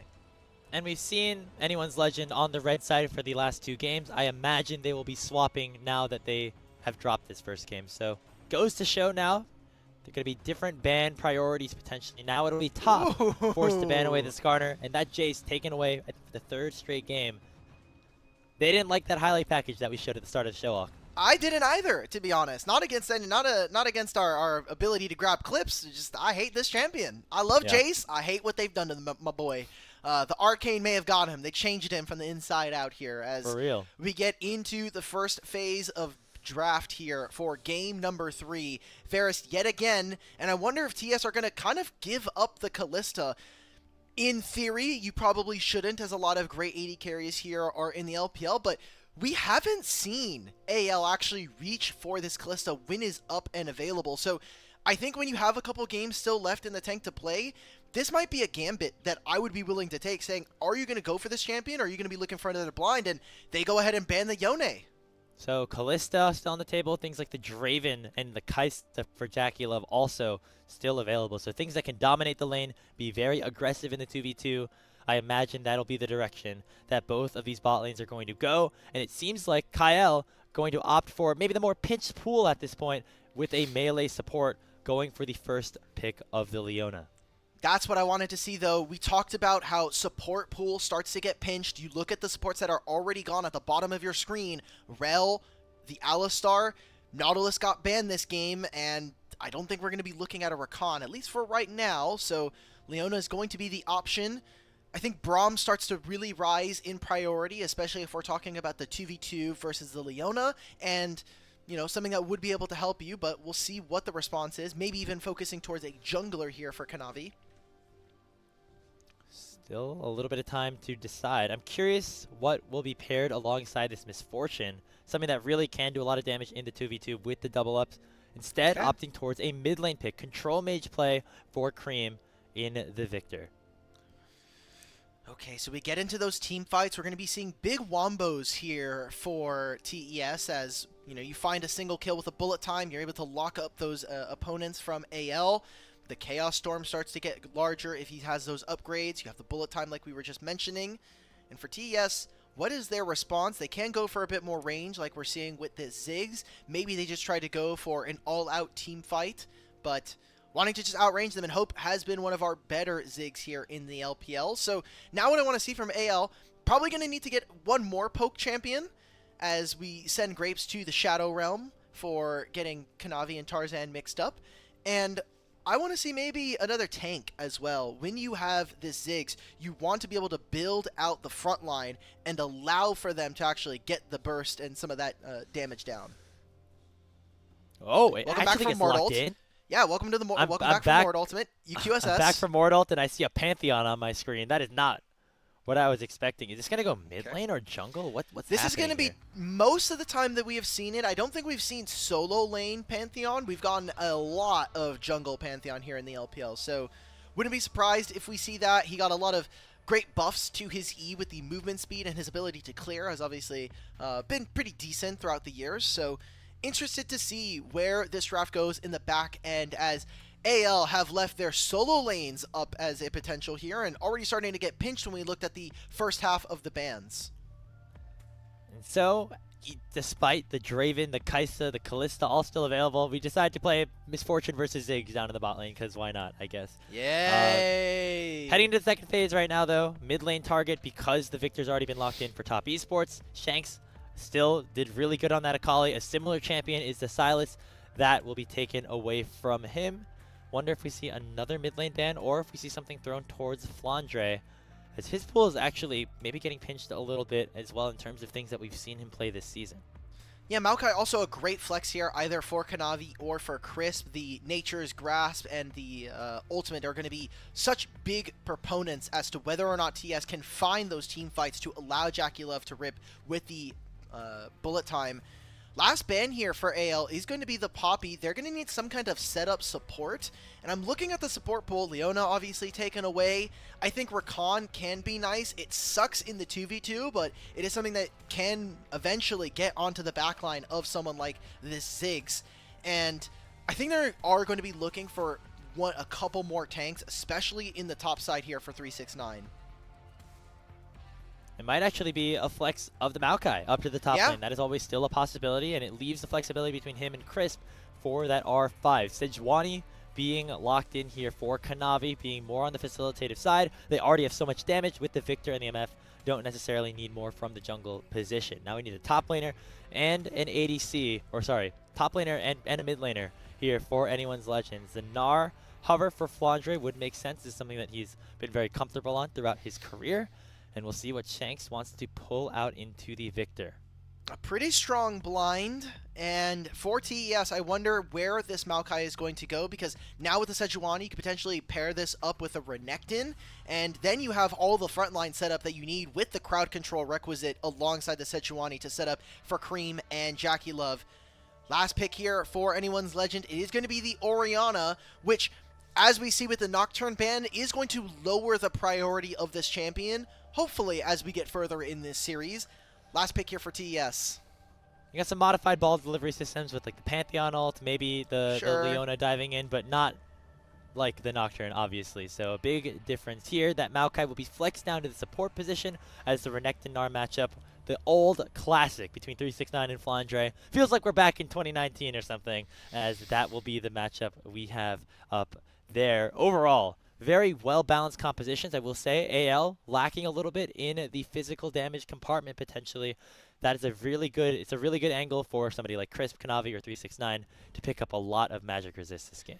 Yes, for AL, the way that this team fight is going to want to go, we want to see AL get to fights a bit early as they have the range advantage in a lot of cases. Victor, as he ends up scaling, is going to be a bit of a nuisance for them to deal with, and some of the problems from game one may show here in the second game, as with this composition, with this Renekton alongside these two carries and Jackie Love and Cream, they need to make snap engages and find good picks if they want to be able to fight. That's where this ultimate from Crisp is going to have to be so on point. If he can lock up the members of anyone's Legends, suddenly there's a way for them to fight big team fight ultimates, and we're looking at the two carries for TES. Cream and Jackie Love both played pretty well, I would say, in that last game on the Hwei and the Ashe. Can they do it again with a bit of a different composition? Victor, MF, still a very good backline threat, so not too dissimilar, as it will be game number 3 between Anyone's Legend and Top Esports. Top, they gotta be feeling pretty good at this point. Last time these two teams faced off at this point in the series, they were already down 2-0. Now at an even playing field, just needing to win 2 out of the next 3. Okay. Early game, I am expecting for Anyone's Legend to kind of be able to play with whatever ball they want, whether that is walking through mid lane. Level 6 is going to be a very key moment in the game for this team, as now against Cream, when you have this Orianna, while you do get slightly outranged by Victor, with your ultimate, you should be able to catch him, let Tarzan find and execute, and at the very least, you're forcing his summoner spells. And similar kind of matchup in top lane. Once Redectin gets level 6, that'll be something that they can look for, but the wave clear is really going to be in 369's hands, as he can dash in, clear the wave, and look to try to play for these early grubs. As we start things off and take a quick look at the room, nothing too out of the ordinary. You see the Aftershock on the Maokai, so you can see he's going for more of a tank-focused build instead of going something like the Comet or the Aerie. Play around. Also has the Ultimate Hunter as well, so again, more kills as long as he has those takedowns, unique takedowns anyway. He is making sure that his ult always has uptime if they really are going to need it. Just a lot of AoE overall from TES, right? You have the Maokai to start things forward, as well as, of course, those big ultimates on the backline carries, as once again, we see a lane swap occur. This time it's actually going to be Hope and Kyle, though, on the blue side initiating. So interesting that they decided to go for this swap, as you would want, I think, as AL to try to play against the Maokai and Misfortune, especially early on. I think your level 1 is a lot stronger. They're making a look for 369. So he walks out. Let's see how much he's able to do here, how much damage he takes. I mean, Leona, not as strong level 1 as she is obviously level 2. Still going to lock him down at least a little bit with the Zenith Blade. The Aftershock comes through, but 369 should be able to go back rather safely. And because he was able to get into that bush, soaked up the 3 melee minions worth of XP. Pretty big win for the Art of Crop. For sure, and also has the Overgrowth plus D-Shield, understands that this is a matchup that he's really going to have to take every little bit of an advantage that he can. Level 1 Gnar, wow. though. Crazy to dive right now. Crisp is tanky. Oh my god, no way. Flandre will survive at about 300 HP, and now Tarzan is on the hunt. Has level 3, all 3 of his basic abilities alive, and Crisp could be in a little bit of trouble. They are going to try to go for the redive. They know that Tarzan is here, and that will be enough for Anyone's Legends to claim first blood. Now on the top side of the map, 369 has to flash away from any potential damage, still at about 200 HP. AL should be able to redive this rather successfully. There's the there stun, it is. There's the bomb, and Hope makes it 2-0 for the Pandas. This feels like game 1 all over again. They execute on the dive in the top side, and on the other side, TES get nothing to show for it. Man, we talked about how weak some of the early games have been for TES, but this just feels like a repeat of mistakes that we've already seen in this series alone. Looks like Chris saw he won MVP last game and said, I want to prove the haters wrong. And had a bit of a tough one down there. It was a very risky dive to go into Flandre, who just dinged level 2 as that minion hit the tower. Just never was going to work very well. All right, take a look at we get to see this one. This is, yeah, like 369 didn't have enough HP from the earlier trades. He does spend a lot of time and a great job of being able to delay this, but I think the most important part, even though he does die, is that he did get some of this wave. It's the kind of the silver lining to what has been a particularly dismal early game here for TES. Yet again, Sejuani looking for the flash in mid, but Tarzan is in the area. Okay, level 4 advantage right now for Kanavi. He will be met by Tarzan, who lands a stun onto the Sejuani. Shanks should be able to keep himself rather safe here in this situation. The Gravity Well does stun up Shanks, but there's going to be not enough follow-up here for top, as Kyle will also join it, making a modified 3v3 here in the mid lane. And with Tarzan and Kyle, they have the 2v2. Yes, Kanavi is up in the experience, but Kyle's level 3 on this Leona. Pretty tough position. Wow. We saw Kanavi do smash. this on the second spawn of the Raptors to Tarzan in the last game on the red side. So Tarzan says, hey, here's a taste of your own medicine, steals that camp away. Still a little wonky up here. It looks like AL may want to actually go for the fight. Cream still has his flash, and so is playing rather aggressively in this lane. It looks like the rest of AL will back away after claiming the Raptors as their friend. You do not win this, Mr. Jackie Love, brother. You will get walked down by Ziggs. Everyone kind of thinks of Ziggs as a mage. You know, he doesn't have the strongest early game, but the spells, especially Satchel Bomb very early, is very disruptive, and the auto attack passive is very, very strong. So always got to be careful about playing Ziggs in the 1v1. And, you know, right now he was able to do damage and get that kill, but actually Jackie Love doing pretty well in the CS department over his bot lane partner. Picking up a Vamp Scepter, so we're going to see more of a, I think, either a Bloodthirster or a Bork. I would imagine a Bloodthirster early on. If you go Bork on if you go Bork on range carries in the year of 2025, I think you should probably just get reported for the most part. Unless you're playing Varus, maybe. It's and not bad also, on yeah, Varus, Bloodthirster on Misfortune is just too key. Like, you have the shield, it protects you from losing your strut, so also just good into playing against a team that is going to try and outrange you with this Orianna and Ziggs. So both of the bot laners getting a reset. Jackie Love goes towards the bottom lane first here, and so they get that wave in, but it does mean that AL will be first to the objective, which, talking from draft, was what we wanted to see. If they can be on the objective first, it's so difficult for TS to walk into an Orianna ball, into the Ziggs and Leona. And no Shockwave just yet clear for Shanks, but the zone control that the ball provides still pretty big, just with the damage that it has this early in the game. Flandre hitting level 6, and Mega using the ult to clear out the play and shove 369 away, as now we potentially see TES ganging up around the first spawn of Grubs. There comes to make it rain. It slows down Kyle for just a little bit, but AL unrelenting in their pressure, and they want to make sure TES do not take this for free. Flandre not having his ult. Oh, wait a minute. Yeah, lands straight onto Kanavi, stops to charge lanes onto 2, but the damage is pretty big. Shockwave is finally unlocked, but it will be Kyle falling first to Chris. Kanavi now stuck in the pit. But look at the bullet time from Jackie Love. It is melting AL as they are now stuck in the pit themselves. Hope has to flash away as him and Flandre are now on the wrong side of the rift. And it will be Top Esports coming out on top of the skirmish, at least for now. 369 has the dominance unlocked, and they will be able to pick up this first spawn of the Grubs. Great flash from Kanavi and Cream to get out of that play and specifically get out of the Shockwave. Whereas Flandre, he doesn't even have the Gnar ultimate. It's a 90-second cooldown. Later in the game, it'll be more as Shanks trying to walk down Jackie Love, but the rest of the squad from TS are there. If you don't have the Gnar ultimate, we just shouldn't be fighting. I feel like that was an ill-used kind of ultimate from Flandre. I get it. You want to force 369 away, but you won't have Mega for the fight. You just got to be able to call off the bets. A bit of an overforce from anyone's legend. Yeah, so Top Esports picking up that first major objective in terms of the Feast of Strength with the 3 Grubs completed. Looking now maybe for that Dragon, which is still up and available on the bot side of the map, with anyone's Legends claiming the other feat, that objective, and it's alongside the tower. Going to be very, very important. Taking a look at this replay, it was Kyle starting the fight, but Top Esports doing a good job at just pumping out damage. I just don't know why we are ever sending an engage onto Kanavi there. Like, have we all read what Sejuani's passive is? She has way too much armor and magic resist, and we even get the flash out from Hope at the end. So it goes from bad to worse, and now we come back to live. Jackie's almost 30 up on this matchup, despite the early game going so poorly. Now looking for a flank here. Kanavi, great job, has the ultimate, and they just want to try to catch out Shanks. Does have the flash, as he is under his tower potentially for safety, but Kanavi is not going to let him get a chance to respond before he gets hit by the Glacial Prison. That is both the chunk and the summoner spell used from Shanks as the Dragon is alive and Kanavi's on the bottom side of the map.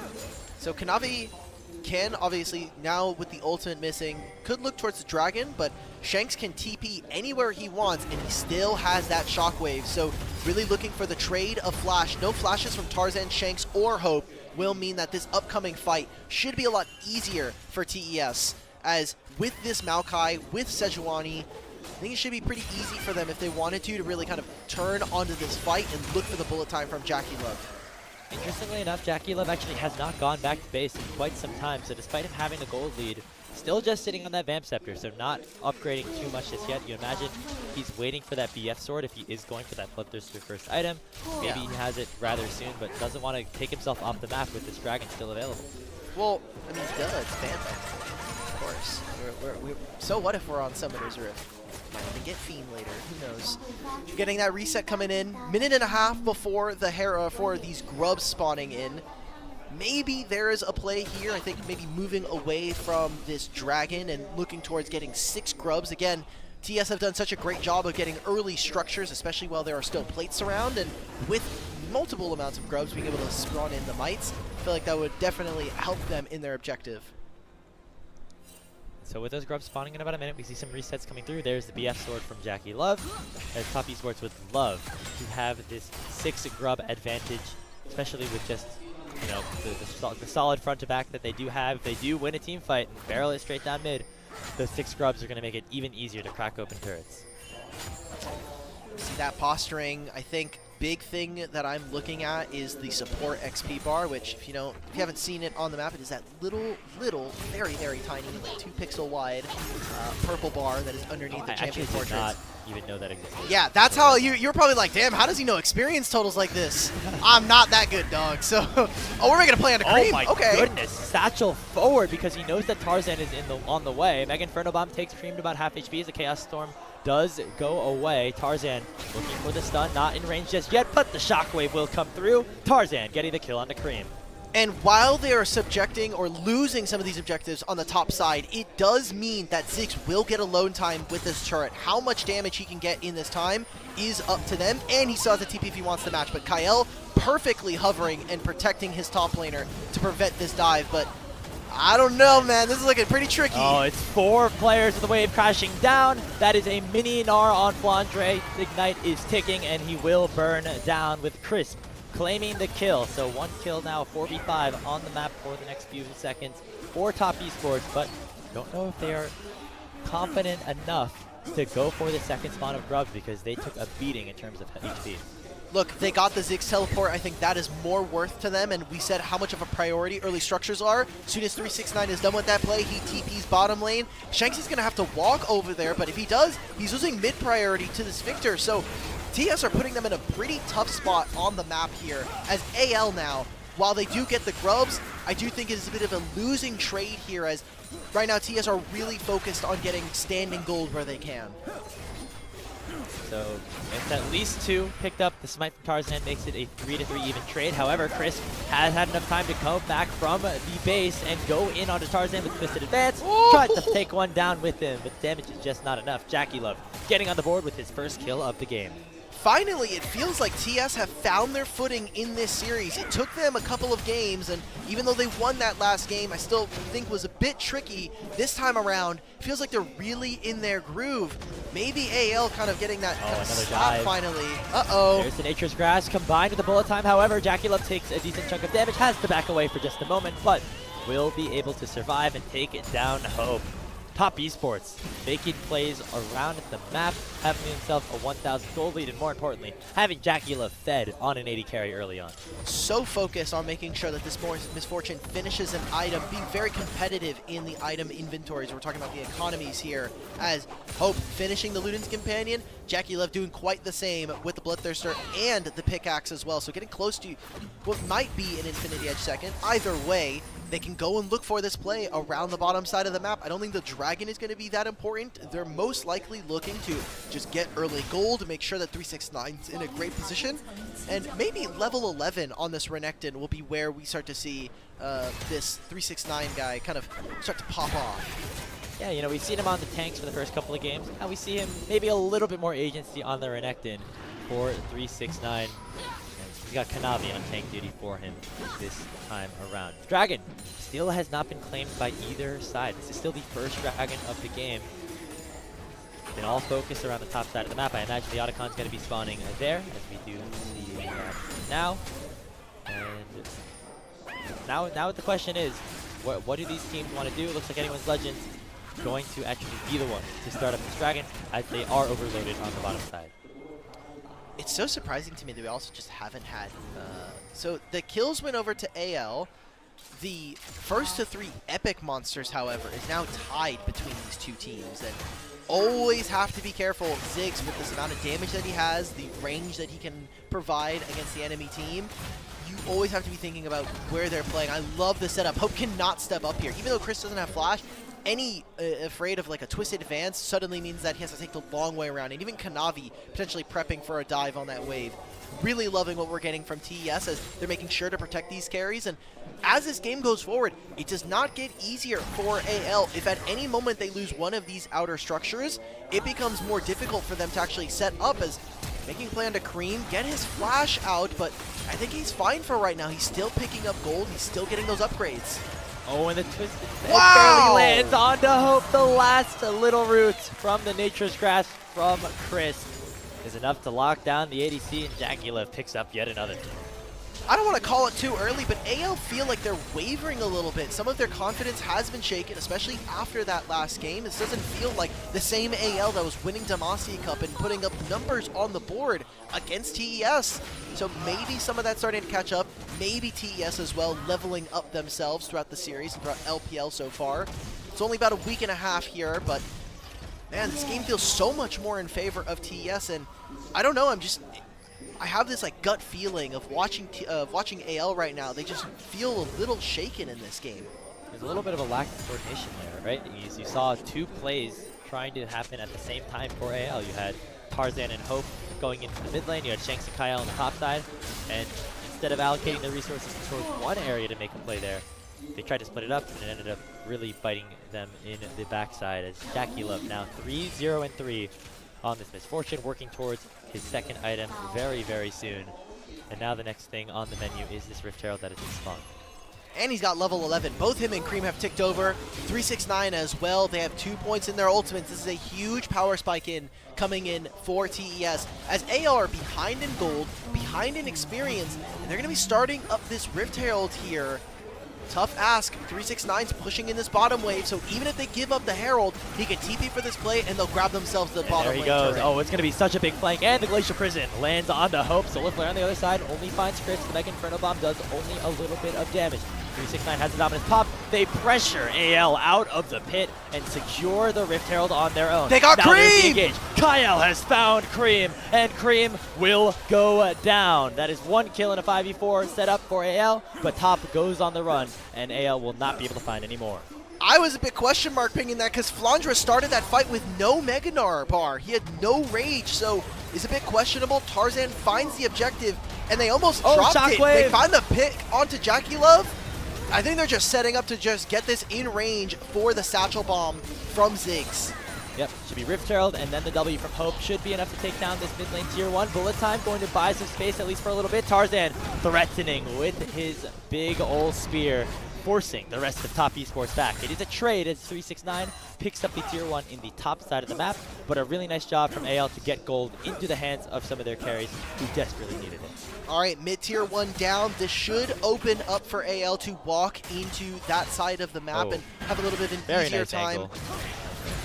This is a angle of all time. Jagulev literally, they only barely broke his Bloodthirster. And oh, this is the pick where the Nature's Grasp just barely is able to find Hope here. And we're getting every single, we're just doing the whole replay package, okay? All right, thank you, LPL. 9 HP! 9! Jungle Diff. That one, I'm typing Tarzan. Jungle Diff. Sorry, brother. To be fair to Tarzan, he was trying to do a little, like, grab it on his way out kind of thing. Needed to press the smite button before he fell out of range, so kind of, it happened. It happened.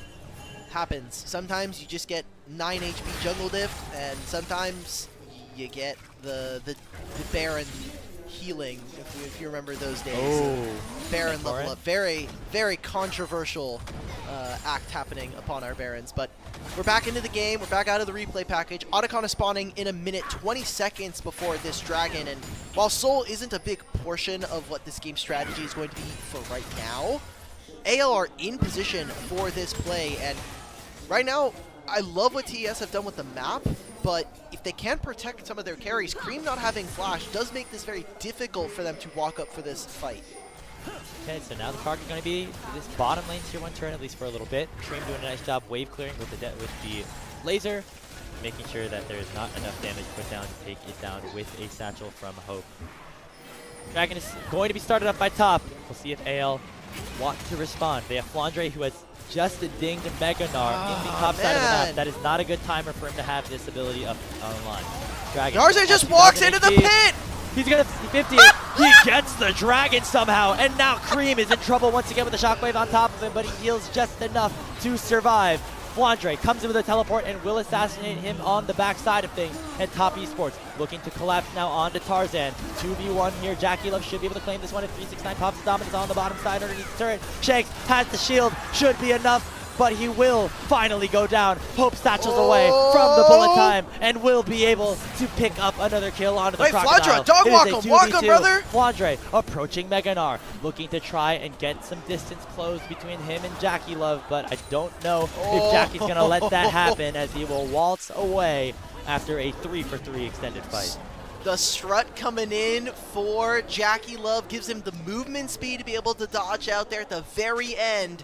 5-0-3 on this misfortune, and it feels like it's going to have to come down to a former world champion for TES if they want to have a chance. So far as this is probably the only reason I'll like Pantheon is literally Giga Chad, no questions asked, walks up, steals your dragon, walks out, even kills your mid laner. What else can this champion do, man? Yeah, I was about to say that the criticism for this game so far has been Flandre on this Gnar. His Mega Gnar, like the Rage Bar management has not been great, but he is showing up for fights and cleaning up where is needed for his team. Yeah, picked up 2 big kills there, so at least is able to contribute in some way, shape, or form. Nice satchel from Hope to get away from that JackeyLove ultimate as well, who continues to get stronger and stronger here in this game. Still deathless, 5-0-3. Essence Reaver done. Last Whisper in inventory, looking to continue to shred up and tear down anyone's legend. Now I'm looking at these 2 carries, JackeyLove and Hope. Hope is down a fair bit of CS, but is matching, at least in terms of item pairing, with his opponent. Already has the Leandries, now has the Ludens. There's a LDR coming through for JackeyLove. They did make this item 100 gold more, but gave it 5% armor penetration, so LDR has 40% armor pen. If there's any way that we can get back Giant Slayer, I'll gladly knock off that 5%, please. I really miss Giant Slayer passive. It was not only a fun number because it gave you like a stat track of how much extra damage you're dealing to champions, but it also just let me actually kill tanks, or at least it visually let me feel like I was killing tanks. So, especially like the tanks that are maybe more pseudo tanks, like we have up here in the top lane right now. Like all the Fimbulwinter abusers, all of those guys. Yeah. So 369 and Flandre maybe able to survive a little bit longer because of that change. Specifically Flandre now on the Gnar, who has the upgraded plated steel caps thanks to the feats of strength being picked up by anyone's legends. They still find themselves down about 1,000 gold, so Top Esports still in good control. A lot of that gold, though, as you look down at the bottom of your screen, is on JackeyLove's misfortune. And TES have done such a great job yet again. Another game here, 3 in a row, honestly, of just making sure that they're getting structure, specifically these bottom lane and top lane tier 1s. Every single game, it feels like they're the ones that at least take one of the turrets in trade for an objective. They're focusing on opening up really long lanes for their carries. I think it works so well when you have someone like 369 on this Renekton, and also makes it easy for playing for some of these objectives, especially with Otacon spawning 3 times in this top lane. If they can get this top tier 1, it makes it easier for them to push out the wave and at least set up for this objective, as right now, TES are so focused on getting vision around this side of the map. See if anyone wants to start up the Otacon. You see some pings around it, so both teams know that that is a option for the other side to go for. Tarzan walking very far forward here, but you know, with that passive, you can just tank up so much damage with that empowered E, as we saw in that last Dragon's fight. Speaking of Chemtech Drake spawning in just 45 seconds, that will be another objective for both of these teams to fight for. And I will say, big items, I think, coming in for ALs. They're all on 2 items here, except for the support. Kael is just playing Leona. Guess what? There's this really cool ability on Leona. Do you remember what her W is named? Eclipse, right? Her W? Really? Is that right? I could be wrong. I don't know. I just asked this name. It's fine. For Wait, you're Leona, saying you asked me what the name of the ability was and you didn't even know what it was? Yeah. I think it's... Chat, let me know, but I think it's Eclipse. Yeah, let's do chat do some of the heavy lifting here, okay? I was gonna say he has Aftershock, and Leona W basically means I'm unkillable for the next 3 seconds. So really, wherever Kyle gets to walk is it's a bit free sometimes. Yeah, especially because he had a buddy kind of in the vicinity in case he did get caught up by more than just Crisp and Kanavi. Obviously, the tanks could not do damage to the other tanks. It is in fact Eclipse. All right, good job. You kept your job. Pass the test. Oh, yeah. We'll be right back here later in this split, I guess. The teleport coming from Flandre.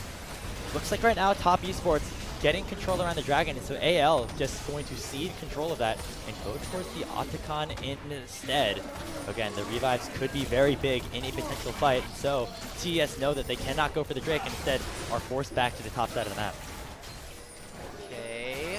They're starting this Otacon like we were just mentioning, but Flandre's got to be so careful. Oh, Jackula, perfect really nice cleanse from Jackula, but Kyle is still on top of him. The Pantheon all comes over the top, and Tarzan will shut down the main carry of Top Esports. Flandre with a Gnar ultimate onto 369, but the Nature's Grasp is big, and Cream is still full HP with the Arcane Storm raining down onto AL. Kanavi will get bursted down by Hope as another shutdown goes his way. 369 has to slice and dice away, but he will get eaten up by Flandre. Another team fight win, this time for AL, as Top Esports lose 3.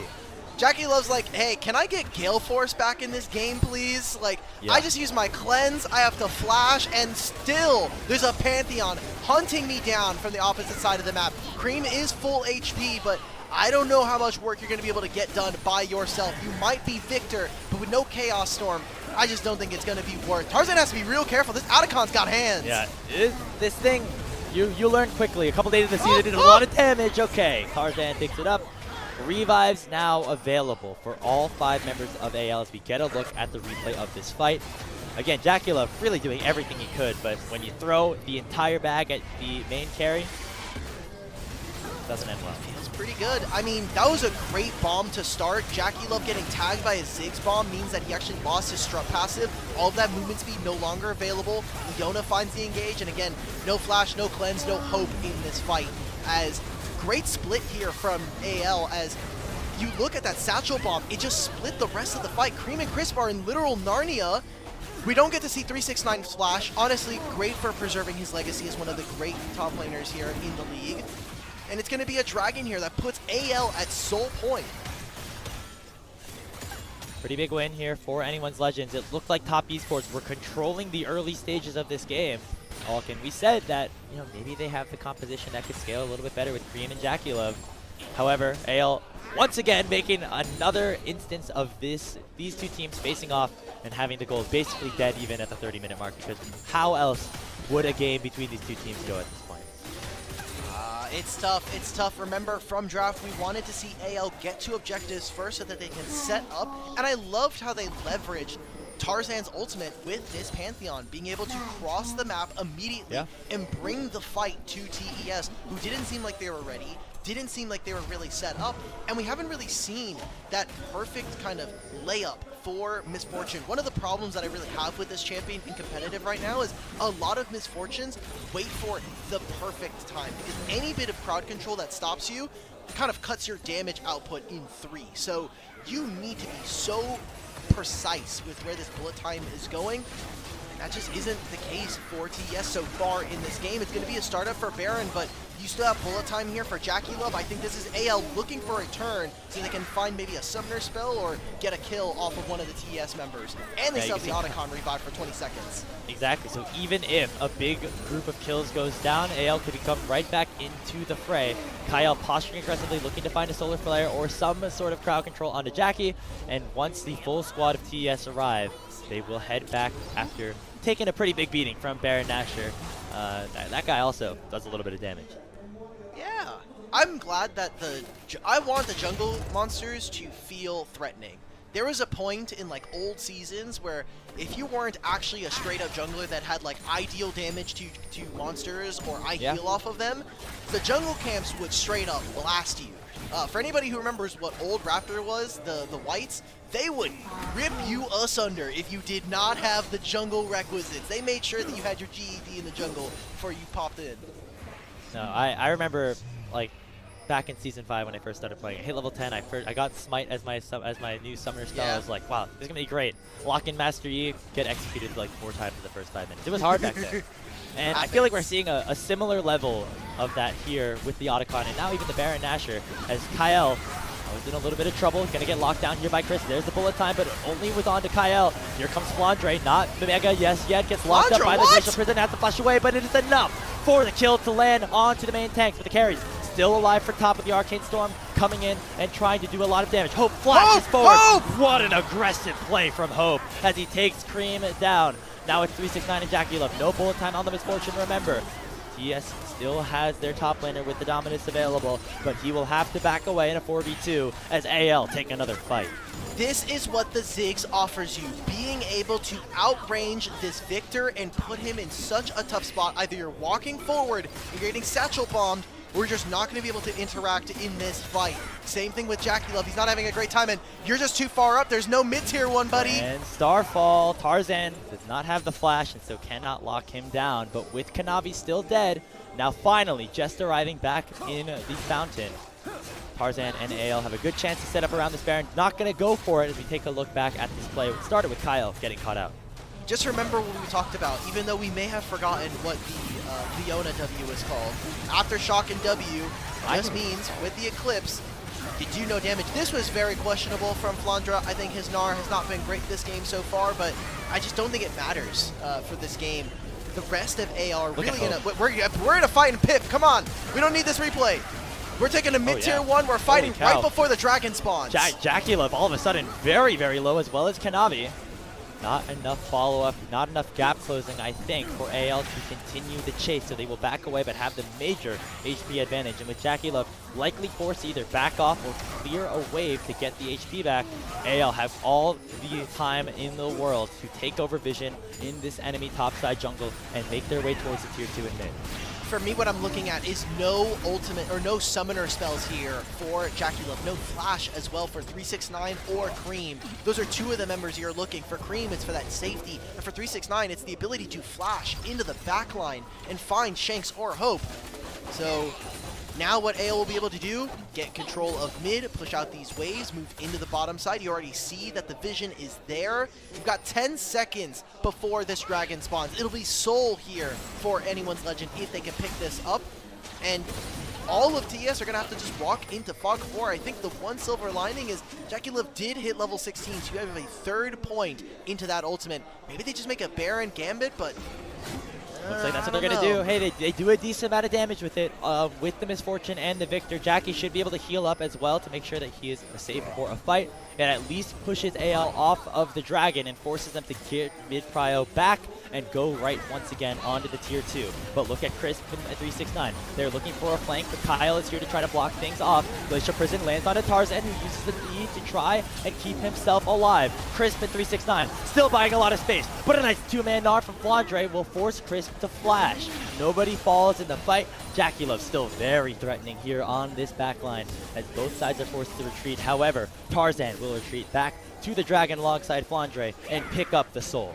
I just think that Baron is terrible. Why is TES are we forcing that? Even if you are able to start the Baron, the rest of AL are going to be able to match. You can have Tarzan do the Dragon and then Grand Star fall into the fight. You're going to get outranged. They lose access through mid. They get pushed out, and that turns into more damage. Another flash being taken away. Now Crisps this time. And you didn't gain all that much. You got more. They got more damage from AL onto that mid-tier one. Ziggs can verifiably walk up, press W, and gone this turret. So now they've got Soul in their back pocket. TES are staring down the barrel of a loss here in this third game. And it was looking all so well for them, but I don't know, like we were saying, okay, I was looking at it like, okay, maybe they're in their groove, but the level 2 dives were looking a little shaky, and now we're back into a situation where the team fight from AL is so strong. Jackie Love hasn't gotten a kill in like 20 minutes. It's been pretty crazy. It's been a while. He has been farming up. He's still ahead over Hope, and has 4 completed items with the Mercurial Scimitar here to provide a little bit of extra safety against the likes of Kyle. However, still not finding the fight that they wanted. The bullet times have just not been in prime locations for this main carry of top esports. The Baron is still alive though. AL could potentially throw the game away if they find if TES can find a good fight around this objective, right now it is anyone's Legends with pure control as we see Tarzan going for a drastic invade. Still very survivable here with the E as he just tanks that Glacial Prison and the Nature's Grasp. He's tanky and survivable. Man, this is beautiful. Why does this champion get 2 He's not even a tank! He gets Steric's Gauge and Sundered Sky, and suddenly you can just do whatever you want in the face of your opponents. But I mean, those are 2 big ultimates. I mean, AL they could potentially start up this Baron with Flandre approaching Mega. Looks like he's just covering and getting rid of the vision here. I think for right now, Grapes, what I'm going to be looking for TES, if they want a chance in this game, is level 16 for Cream. Oh, if Shanks had not shown there, maybe there was an angle, but if he can get 3rd point into the Chaos Storm, maybe, just maybe, with the evolution of all of his spells, TES can look for something. It's 2,000 gold. The gold is close, but we're Grand Sky falling in. Crisp just dead, tanking up too much damage. Hope landing the final blow. Bullet time not really finding much, only onto the tank. Satchel charge backwards from Hope means that Kanavi is not in a good spot himself. There comes the Arcane Storm, but just nobody is low enough for that to do any damage and for that Storm to continue to grow. Despite the carries keeping themselves alive on top, not enough for them to do anything as AL will get a free Baron. Great job from 369. Oh, we're teleporting in, so just take the turret. The turret back. doesn't die there. So they're going to just try to force down mid. Okay, fine. This is one of the strategies you can try to do when the enemy team is going for Baron. You push in all of their waves so that they can spend as much of the Baron timer as possible having to re-push out these lanes. And so now Baron goes over, but for now TES, they're able to grab two turrets here in the meanwhile. So a little bit of gold traded back, although at this point we are getting to the point of where gold doesn't necessarily matter as much once your big champions are hitting 3-4 completed items. Still, AL 3k gold ahead as they pick up the Baron. That mid-tier 2 certainly the juiciest target for them as we are still awaiting the Elder Dragon to spawn. Game plan for AL. Get as much turrets as you possibly can, maybe crack open an inhibitor during this Baron power play, and as soon as it is about to expire, march your way right back to the Elder and try to start a fight again. You already see it, they're moving in on this side of the jungle. In the timer that it will be for their Baron, it will be the same amount of time before this Elder Dragon spawns. Flandre is gaining Mega Gnar stacks. Doing a lot of damage. Wow, Chris just gets deleted, melted by Flandre in mini Gnar form. Just another easy death for Crisp as he falls for the 5th time this game. And once more, it is Top Esports stuck in a 4v5 situation with Baron buff against them. Now what do TES do? I mean, we waited, we said, okay, level 16 here for Cream. Will he have enough of the requisite damage to turn the fight here? It's going to be a Satchel Bomb in mid if they really want to. He's just trying to get the passive stacks in. Tarzan underneath the inhibitor tower, going for Dracula. He procs Material Scimitar, will stay alive at least for a little bit. One more boomerang shift to the deep. The bullet time comes out, and Flandre will fall. Top Esports keeping themselves alive as Kyle is still stuck under the tier 3 turret, and finally the victor gets what he desires, and that is a double kill in for Cream. Hope satchels and flashes away, but finally TES gets some sort of life back thrown into them. That was so dangerous right there. The fact that the Satchel Bomb doesn't throw him over the wall does mean that it's the flash from Hope that has to be used. He's still Satchel Bombing away, and very big win, I think, there for TES. That could have been the game-deciding fight, but Jackie Love, so many. Look at what's available for him. Flash, Cleanse, Mercurial Scimitar, and a Mikhail's. They do not want this guy to get crowd control. It's a Leonel that misses. He uses the QSS. Crazy. He uses the Cleanse and the Flash. Doesn't end up getting taken down. It's like 100 HP here for Jackie Love. And while they finally make the turn onto Flandre, I think that 369 this game has been really underrated on this Renekton. He's had such a good game of being able to get into the back line and make sure that he's at least providing space for his carries.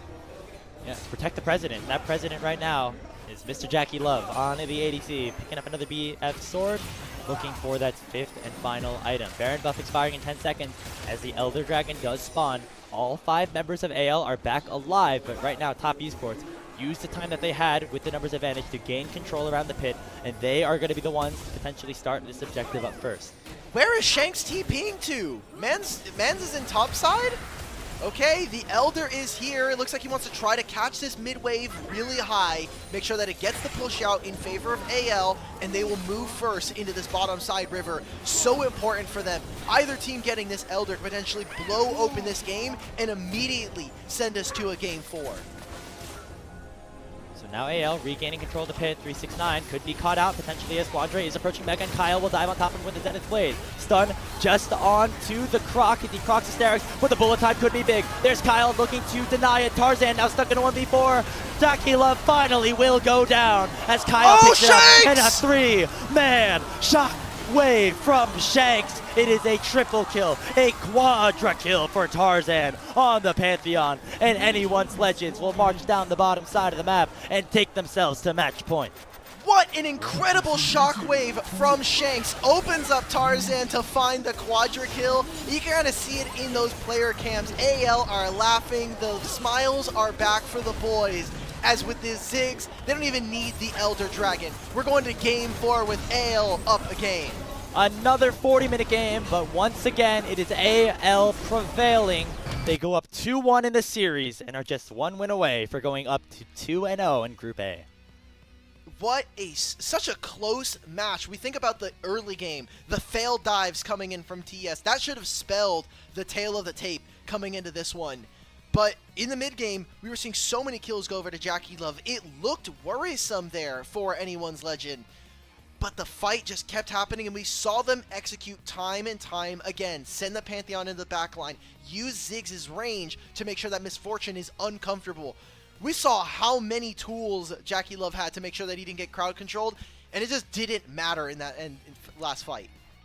You gotta feel for Jackie, man. He tried so hard, bought so many items, was so strong in that game. I thought that last bullet time could have been the difference maker right there, but Kyle on the Leona just throwing his life away essentially to make sure that they are able to lock him down, and with Tarzan coming through with the Grand Starfall as well, it was enough to take down one. And then of course that shockwave from Shanks. Looks like the Pantheon was a decent ball delivery system that time around. I was kind of questioning whether or not that was actually going to be one, just because when Pantheon is flying in, one of the things about the Nocturne Ori combo is that while you're mid-air, you can channel the ultimate and then you kind of hide some of that. But with this Pantheon, you can't really do it when he's flying in because he's untargetable the entire time. But it just kind of didn't matter. The damage durability from him, using his E, the directionality of it, makes it so hard for if all of them are on the same side. We got to see him in one of those fights. He just tanks an entire Misfortune ultimate, and it's just that Aegis pulling up big damage numbers up against this Misfortune. As another really close game. I think this is the 3rd game in a row, Alk, where we've gone past 40 minutes. That just goes to show how close these two teams really are. I know you went to 5 games yesterday. We're already seeing the sunrise over here on the East Coast of North America, but I wouldn't be surprised if we are here for the long haul and TES finds some way to bounce back, because the way that they played the early part of the game, bouncing back after the kind of failed lane swap once more, setting up Jackie Love for success, really liked what they were able to do in that regard, but just a little bit of missed execution on some of those team fights. Crisp getting caught out multiple times around crucial objectives. Just a couple too many mistakes that broke the camel's back here for top. Okay, and we got to start thinking about who our MVP is going to be as we take a look at this.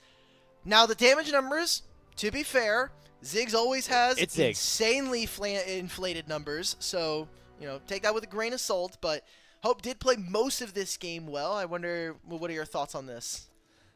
See, this is tough. I feel like Shanks didn't do too much other than 2 big shockwaves that he had, one towards the start of the game and, of course, the last one towards the end.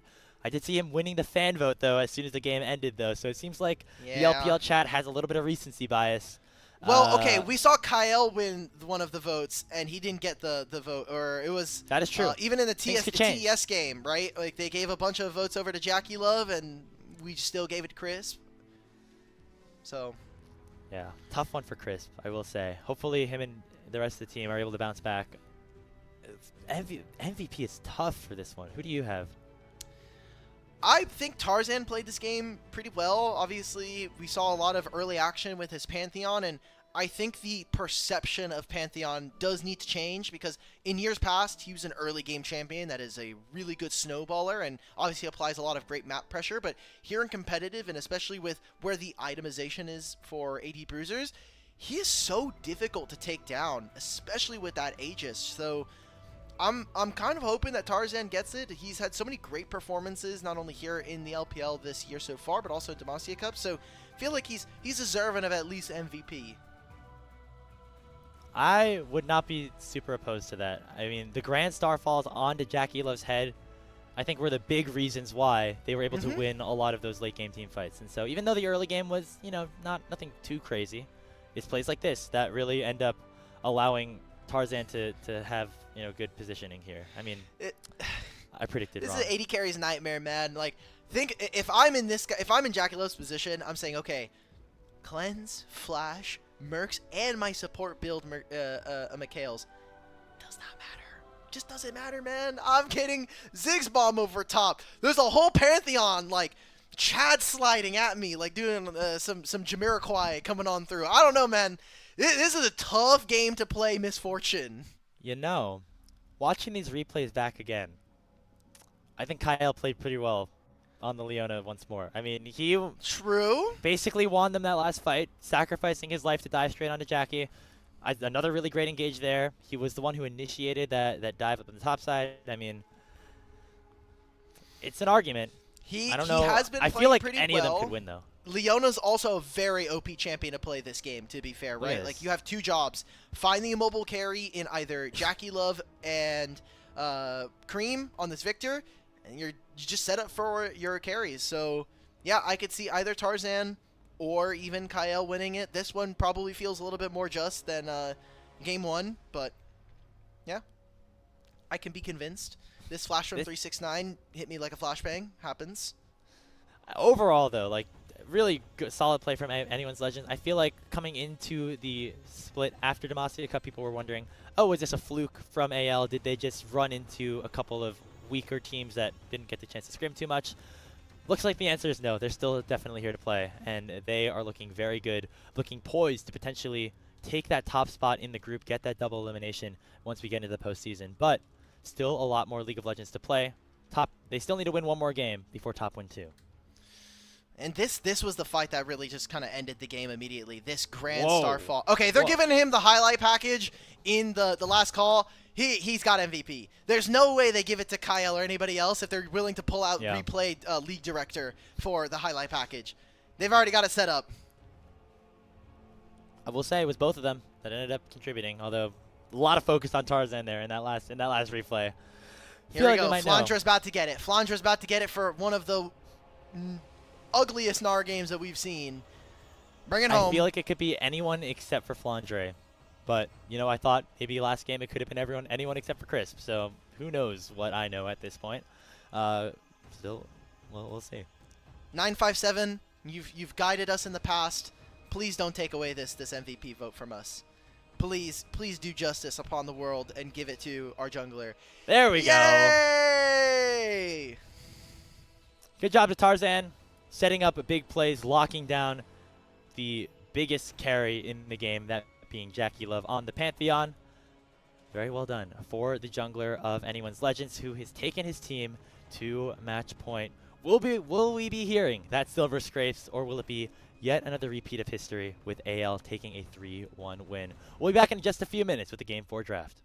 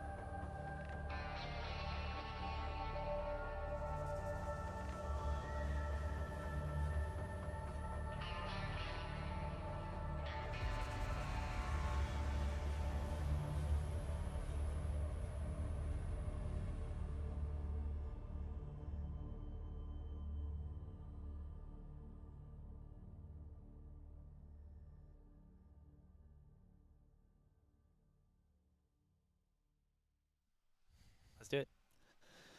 Welcome back, everybody, to the LPL English broadcast. 2-1 is the score between Anyone's Legends and Top Esports. The same score that it was entering Game 4 of the Demacia Cup finals just a month or so ago. Winner of this game has good control over Group A. Good shot of them making their way into the knockout bracket. And for Top Esports talk, just mistakes that have to be cleaned up, especially around the macro at the end of the games.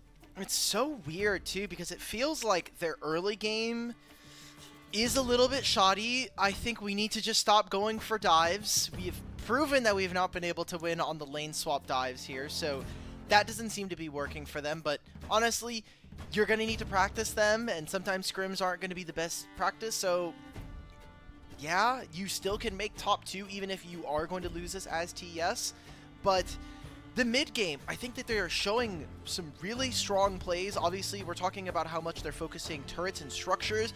They are still finding some of those same like team fights that are really good for them alongside Jackie Love. But I'll be honest, aside from that second game where we really kind of got a really good performance from Cream on this Hui, the early games, the first 15-20 minutes for this guy have not looked fantastic. I think he's been having a bit of a struggle in this series.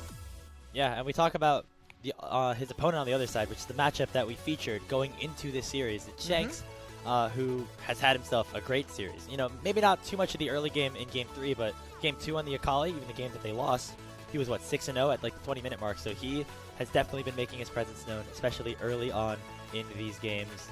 Winning that battle, at least just a little bit, which is, I think, a good reason as to why AL are now just one game away from winning this rematch. And on the other side, we're going to have to see some better stuff from Cream. We are into Game 4 of that true Fearless format, which means we're going to now see 30 complete different champions taken away from these teams before we even get into pick day. Trying to think of all of the mid laners. We still have Yone. That was a champion that did end up getting banned on the 3rd phase, so maybe some AD mid laners start to come on through. Grapes, I want you to start thinking about the 80 carries that are left. Ashe is gone. Jhin is gone, Ezreal's gone, Misfortune's gone. There's a lot of them are no longer available. The Ziggs game, I think, kind of opens up for maybe the Varus and the Kalista that have been permanently banned, but yeah, still, they're kind of all off the table. Varus gets banned again. Now we have to think of the trade currently that we've been seeing from LPL is, especially in 3rd and 4th game, Jinx versus Kai'Sa. And that would be pretty good for, I think, both of these teams. Both Hope and Jackie Love are very comfortable on either of those champions. The Kalista still available as well. It's been banned away in this first phase quite often on the red side. We'll see if AL want to take that away from Jackie or if they want to opt into a different sort of trade. On the other side, Yone, Nocturne, and Karma. We were wondering if the Nocturne ban was still going to happen in this first phase now that the Orianna was taken away. Looks like the answer is yes. And that leaves a lot of 80 carries up on the board with the Jace ban actually on AL's side. Or they could just give Kanavi Lee Sin, because why not? Yeah, Kanavi Lee Sin. I really was hoping for a Draven, and I think AL do need to keep that in the back of their mind. Not only that they're not a team that really prioritized Draven, but also Kalista has gotten through, and you're going to be playing against one of the best Dravens in the LPL if he is going to slam it. So that is something that we'll be keeping track of either in this game or the mythical Game 5 if we do ending up seeing it, as AL now need to be finding AD junglers here alongside Shanks. And again, Tarzan is a guy that has a champion ocean when it comes to this role. Could be a carry, could be some more supportive stuff like we saw in previous iterations. Lot of options, as it will be Shanks picking up the Silas. Remember, that was banned away in the second phase of game number 3's draft, so getting ahead of it a little bit, I guess, is Shanks and the rest of AL. Going to be paired alongside a Volibear. Still a little bit of a flex. I think Flandre could potentially have this as an option, and just allowing for more flexibility across the board for Anyone's Legend. You think about the top laners that are still currently available, and a lot of them are those AD bruisers. Volibear does a fantastic job up against most of them. We'll see what TES are reaching for. For Cream, one of his most played last year was the Ahri as well. But instead, he reaches for the Azir, a champion that he's been kind of off and on. He definitely improved his Azir within the within the 2024 calendar year. So excited to see what he's able to pull out with this one. Now with the priority through mid, does TES decide to drop an 80 carry here, or are they looking to maybe get their top laner now that they know that this is going to be that Volibear? We were talking about it in game 1. That's the Urgot getting locked in for 3-6-9.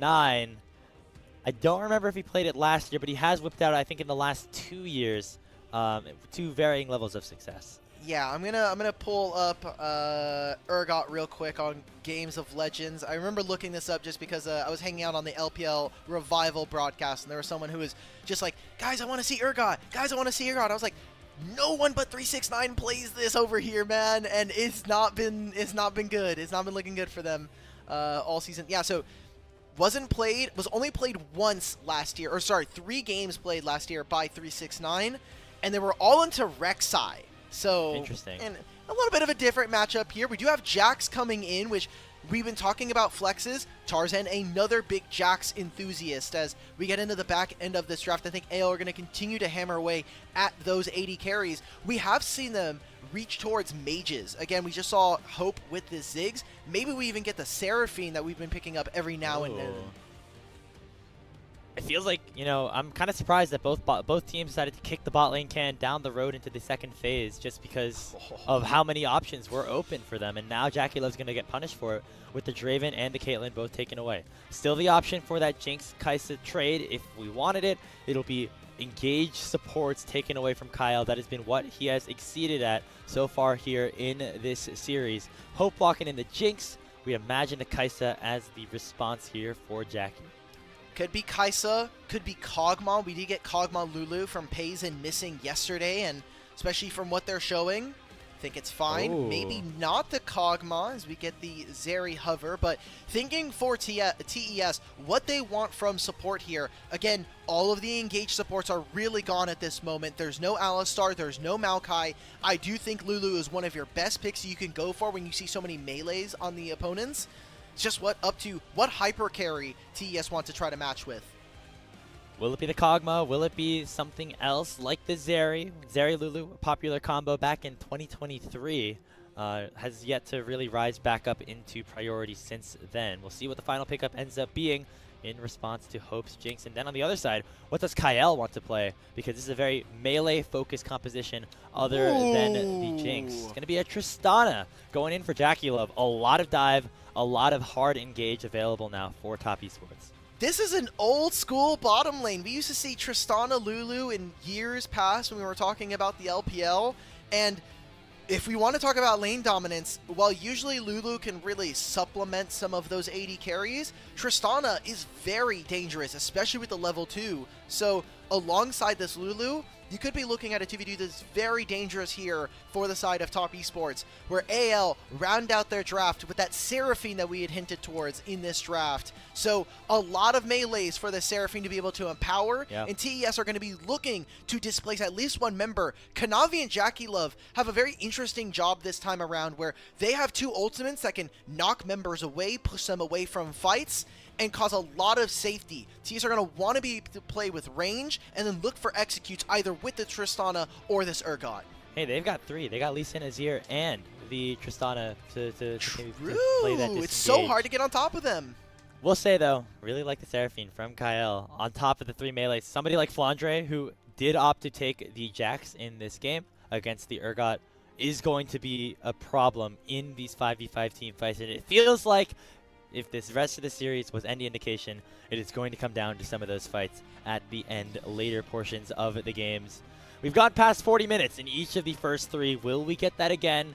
And who will come out on top? So far, Anyone's Legends have gotten the better end of things in general, but Top Esports need a big turnaround in a big way if they want to force a Game 5. I'll be honest, Grapes, I think this is an uphill battle here for Anyone's Legend. They need to be able to catch out Kanavi or even this Urgot for 369. And like you said, 3 different tools, not including the entirety of Lulu's kit. That makes it very difficult for a Sylas, a Volibear, a Jax to get into the back line. So as long as they're able to keep their front line, make sure that they're drawing the battle lines against anyone's legend, they're going to have to be coming in from flanks. And we'll see what AL can do to disrupt the flow of battle as we head into Game 4, potentially our last game, or what is going to send us to a Game 5 here. I really hope, for the sake of the hype of this series, I'd love to see it go to Game 5. For my sleep schedule, I would really hope I don't have to cast 2 best-of-5s back-to-back. Not only 5 games, but potentially like 200 minutes, is that right, of gameplay between these two Yes! teams? There's 1 million. We keep going to 40 minutes with these games. At least JDG last night in Game 4, they made it a 20-minute stop. We had a in and out quick. Yeah, I mean, the stream started at 1 Pacific, right? It's now already 5 Pacific, and we haven't even started Game 4 just yet. So these games have been dragging on a little bit as we start off with yet another unique level 1. JackieLove actually potentially caught out. Might have to actually use the flash or the cleanse. Doesn't do it in time. Finally has to flash away. The Sky Splitter doing a little bit to try and slow people down, but that's a big cooldown given away from JackieLove. He'll be without that flash for the first 5 minutes of the game. And he was trying to just buffer it, but he gets canceled on that play, so doesn't even have time to recall. It's 1 minute and 30 already. JackieLove just has to walk in the lane, half HP, no flash here. So fantastic job yet again. AL with a level 1 trying to find an advantage as Flandre with the counter-strike makes a big difference early. And so looks like both sides were looking for a potential lane swap. Okay, I'm getting dizzy. I'm not gonna lie. I love how it's also like stabilized cam too, so it's just her in the middle of the screen. Everything. I know, else it's is moving. the camera's moving as she bounces up and down, like to the beat. It was a lot. It was a lot for 8 in the morning without much sleep. Oh yeah, I guess it is 8 in the morning. I still got darkness outside my window, so Yeah, about to fry some eggs going into Game 5 at this rate. So your PC might be able to crack eggs on the side of your PC at this point. So early game, however, again, we are looking at our 2 junglers, specifically at Tarzan. I think if he can destabilize this early game for TES, that'll be where they'll be able to at least potentially look for things, as this game does get more and more difficult as this game goes on. I will say Shanks has also an important job, as with his ability to steal ultimates, he can also do a bit of repositioning by himself, either with the Azir or the Lee Sin and Tristana. saw there Tarzan looking for potentially an invade or a gank early, but nice ward by Kanavi to spot that out quickly. And actually with that knowledge, going to go up into the of Tarzan and try to steal it away. He still has his smite, but so does Tarzan. Sky Splitter not going to spot anybody out. That objective is just gone. Nice job from Kanavi and the rest of Top Esports. Ooh, 369 doing a great. He's been really, really good about making sure that Kanavi has information when he can. So if Kanavi says, hey, I need you to walk in enemy jungle and find where Tarzan is, 369 throws up the 07, walks in, pushes his lane, and Tarzan look at this.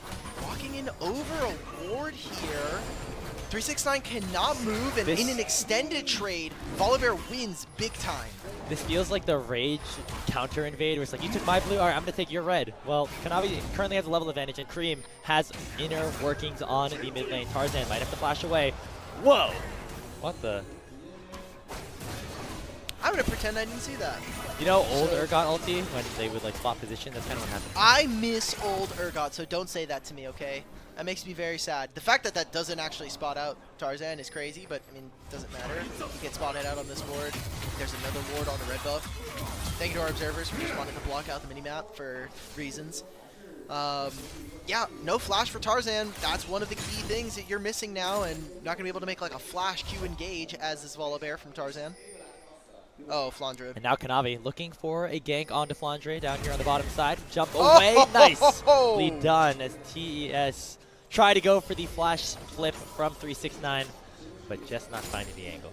And the wave will push back. Flandre should be able to catch this before it hits the turret, even with the TP changes that we talked about at the very beginning of the show. Man, very unfortunate, especially now that 369 no longer has flash. That's one of the really key summoner spells that you need in this matchup, especially as Jax, once he starts to get items, and because you've already TP'd to this wave, 369 needs to make sure that he has a safe time to recall, otherwise he misses out on so many of these minions. Doing a decent chunk of damage there with shotgun knees, making sure that Flandre is at least decently low, so any threat of a dive probably out the window unless any other support comes through. But the rest of the junglers here, both junglers I should say, for these teams around the top side of the map with the grub spawning in about 30 seconds. Let's see what the setup here is for AL. Remember, winner of this locks up at the very least a top 2 here in the group. And if you're able to get first in any of the groups, you buy yourself double elimination going into playoffs. Second seeds from every group will be playing in the lower bracket, meaning you only have 1 life in a best-of-5 full fearless system. Very dangerous in the LPL, as honestly, it's been great so far to have only best-of-5s. We're skipping straight out, no best-of-1s, no best-of-3s. And it's also a very condensed schedule. Not every team plays against each other here in this first split, so think about it, Grace. I would be so terrified to go into lower bracket and I have to potentially face against AL or TS. That is not great. That is not the RNG you want to run into for sure. We turned back to the game. Grub's being started up. Actually, Cream just taking a lot of damage from Hope. Not enough to take him down, but he does have to use the ultimate and dash away. Meanwhile, 1 grub was picked up by top in the meantime as Tanavi was able to snipe one away. That does mean that none of the feet will go over because of these grub camps, but it looks like both teams still want to fight. AL and Tarzan looking to try and at least make it an even trade so far in the grub. Jackie Love has the rocket jump away. That is the first grub secured for AL, but 369 in the middle of everything and might actually just get singled out in 1v4, but Flandre jumps away. It is first blood picked up here for Shanks, and anyone's legends are running away with this team fight. Hope gets his first kill. It is 3-0 around the grub. That's the feat of strength. Feat of warfare is immediately gained by AL. And I had some questions because 369 was putting pressure onto Hope, forced him to flash in the mid lane. And I was like, okay, maybe the AD carries are not going to be able to join in on this one, at least from AL's side. But they make a massive team play there. TES are immediately back onto the map and pressuring on this bottom side. But we can take a look at this play. Jackie Love has to jump out. This is tough. There's no mid play here. You don't have your Azir to be able to go for this. And the AP ratio on the Tristan ult is also very, very impactful. So as we see, TES, they don't play their timers. They're not able to play. I think they should have just immediately gone back to the laning phase and tried to push out for some of those turrets. Instead, they get Jinx Gold. They get Shanks very far ahead now. 2-0-1 up against Cream. And it's that story of the mid lane once again, where Shanks on these melee mids have been doing very, very well, even on the Orianna last game, but Cream not having found his footing just yet here in the early stages of this LPL season. And you know, he was such a prized prospect, picked up from OMG last year, had a good run into the internationals, but now maybe running into a bit of that sophomore slump in a way, and it will be AL continuing their dominance across the Rift. They're going to pick up this first dragon of the game with the Hex deck going their way. Grapes, that sinking feeling. While TES do have range advantage as the game goes on, I don't think you want to get into a battle with a Seraphine and 3 melees. The ability for Seraphine to kind of bypass all of that range and hit straight into your backline. Shanks being able to steal ultimates, and all it takes is a single kill, and Hope gets those resets. But again, you have so many tools to be able to stop that. We already talked about the ultimates. I think Crisp also with this Lulu, which is such a different look, especially for where we've seen Crisp in years past and coming into this now. He was obviously a very big engage player when we were talking about it last year, but he's really starting to dip into his bag with full Fearless and all the different ranged picks he's picked out so far. We now see Tarzan down towards the bottom side, scouting things out a little bit. Not a ton to fight for in the next couple of minutes in terms of objectives. And so right now, anyone's legends, I feel like, are very comfortable just maintaining where things are, farming up, getting their carries closer to these first completed items, because right now they have all of the leverage and they have all the momentum going their way. Hope is also a lot closer to finishing his first item, but Yuntal Wild Arrows did get a change on this patch. I'm going to double check what that patch was real quick, just because Yuntal Wild Arrows has also just been an item that has been extremely terrible. Well, not terrible, but just Crit itemization's in a weird spot. I'm gonna say that. Oh, Flandre's look at getting this 1v1. top side of the map, 369 with the Fear Beyond Death on top of him, and will be enough for Kanavi to dash on top and pick up that kill. However, he's stuck between a rock and a hard place, that hard place being the Flame Choppers of Hope. A two-man charm coming through from Kyle, and the Encore says, sing it again, baby, as Hope picks up a second. Dude, predicts the flash. Chris flashes straight into the Seraphine ult. Jackie Love, you're all by yourself under this turret, brother. I just don't think this is real. Tarzan can flash. You still have the Volibear ult as well. How many plates can AL get during this push? As even here, Urgot hasn't even recalled. There's no one covering this bottom side. Flandre's going to be able to have alone time with this turret. It'll take a little bit for him to get there, but that's time desperately needed and desperately desired here for anyone's Legends. They're going to get their third plate down here in the bottom lane, and now even as Chris respawns and comes back into the top side, not really much places to go as AL are overloading here. They land the stun here we go. onto Chris. He dies once again, and the teleport's going to come in to make it a 5-man stack for AL. Cream matches a TP of his own to prevent any further dive, but that does mean the full Grub camp will go over to anyone's Legends who are looking poised to run away with this series. What an insane fight. They just completely try to cut off some of the carries of TES. 369, I mean, yeah, he finds the 1v1, but the entirety of this play turns into Kanavi having to overextend for this play. They don't think that this that Hope is quite here, and these traps make it difficult. He's literally stuck. At one point, he just starts emoting. He's like, all right, cool, I'm dead. And again, the ultimate prediction here, I think after this play is really where it starts to get like breakneck for the side of AL. Is with these kills, they crash the wave, they cut TES off from it, and while that's happening, 369, Jackie Love, they're like, okay, well, I want to walk back up. Chris was like, hey guys, I'm back, and then gets chased down, dies again. They get those grubs, so now 5 grubs for this team, and this is starting to turn the fate of what we were talking about from draft. Despite all the range advantage, they need to get to that point in the game, and especially when you are behind, that adds minutes onto your timer as to when you're actually allowed to play the game. Yeah, Top Esports in a little bit of trouble. Needs some big response right now. Thought they could have found it with Kanavi landing the kick, but Kyle finally will get bursted down. But it will be a 1-for-1 as Hope will pick up the trade. 3-0 and 3. The Wild Arrows completed here for the Jinx. As AL still looking up. Kanavi just, I'm not gonna lie, it smells of desperation. We're trying to get this kill onto Kyle. We force our own flash. And Tarzan doing a great job. I don't even think you need to actually kill 369 here, although probably can. Now hey, why not? Sundered Sky. Wrap it up, Grapes. I think we're having a repeat of our Demacia Cup, brother. We had such close games for the last like 4 hours. We were being entertained by all this. It would be a shame for it to end this way. We'll see if Top Esports has any sort of response, but just the way their composition is structured, front to back is not going to cut it if they are already this far behind in gold. You can see Hope just miles ahead of anybody. 1.3k ahead of Jackie Love specifically. It's going to be a long time until that Tristan is relevant again. So the buff to Yuntal Wild Arrows was 5 AD, 10% attack speed, and now costs 3,000 instead of 2,900. Not bad, but definitely started to creep up there. Collector being 60 AD is not bad. And for Yuntal Wild Arrows, you still have that crit chance that you're scaling. The attack speed's feeling nice as well. So crit optimization may be back. It's not fully back, but yeah, I don't know. Grapes, this game just feels so weak for TES, and it's like a situation where now you have this Lulu who can empower your carries, but your carries are behind, so Lulu doesn't feel as great. They now are on 1 item, so if there's ever a chance for them to make a play, it has to be here on this dive. Flandre shows, and TES, they sink right back into the shadows. They're losing Dragon while this is happening.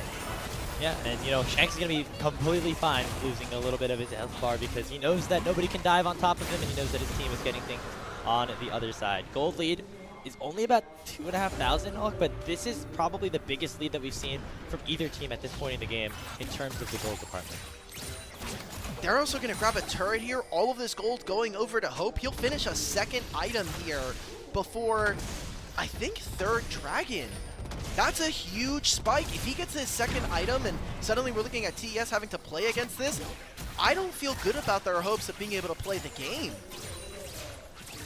And like, where can they find an answer, right? I mean, it has to be probably Cream, who, again, we have said not having the best series so far against AL. Shanks kind of having his number so far, especially here in this game 4 on the Silas. Right now, just at the Leandry's spike, compared to a full Merc Treads and an additional Fiendish Codex on top of his opponent. So, still a long time until we find anything. I think it's going to be up to Kanavi. Try to find some picks.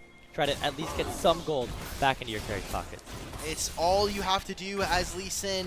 I know I've been kind of doomer about TES's chances in this game, but honestly, it really does just take one shuffle, one Lee Sin kick to find the enemies in AL and disrupt this front line.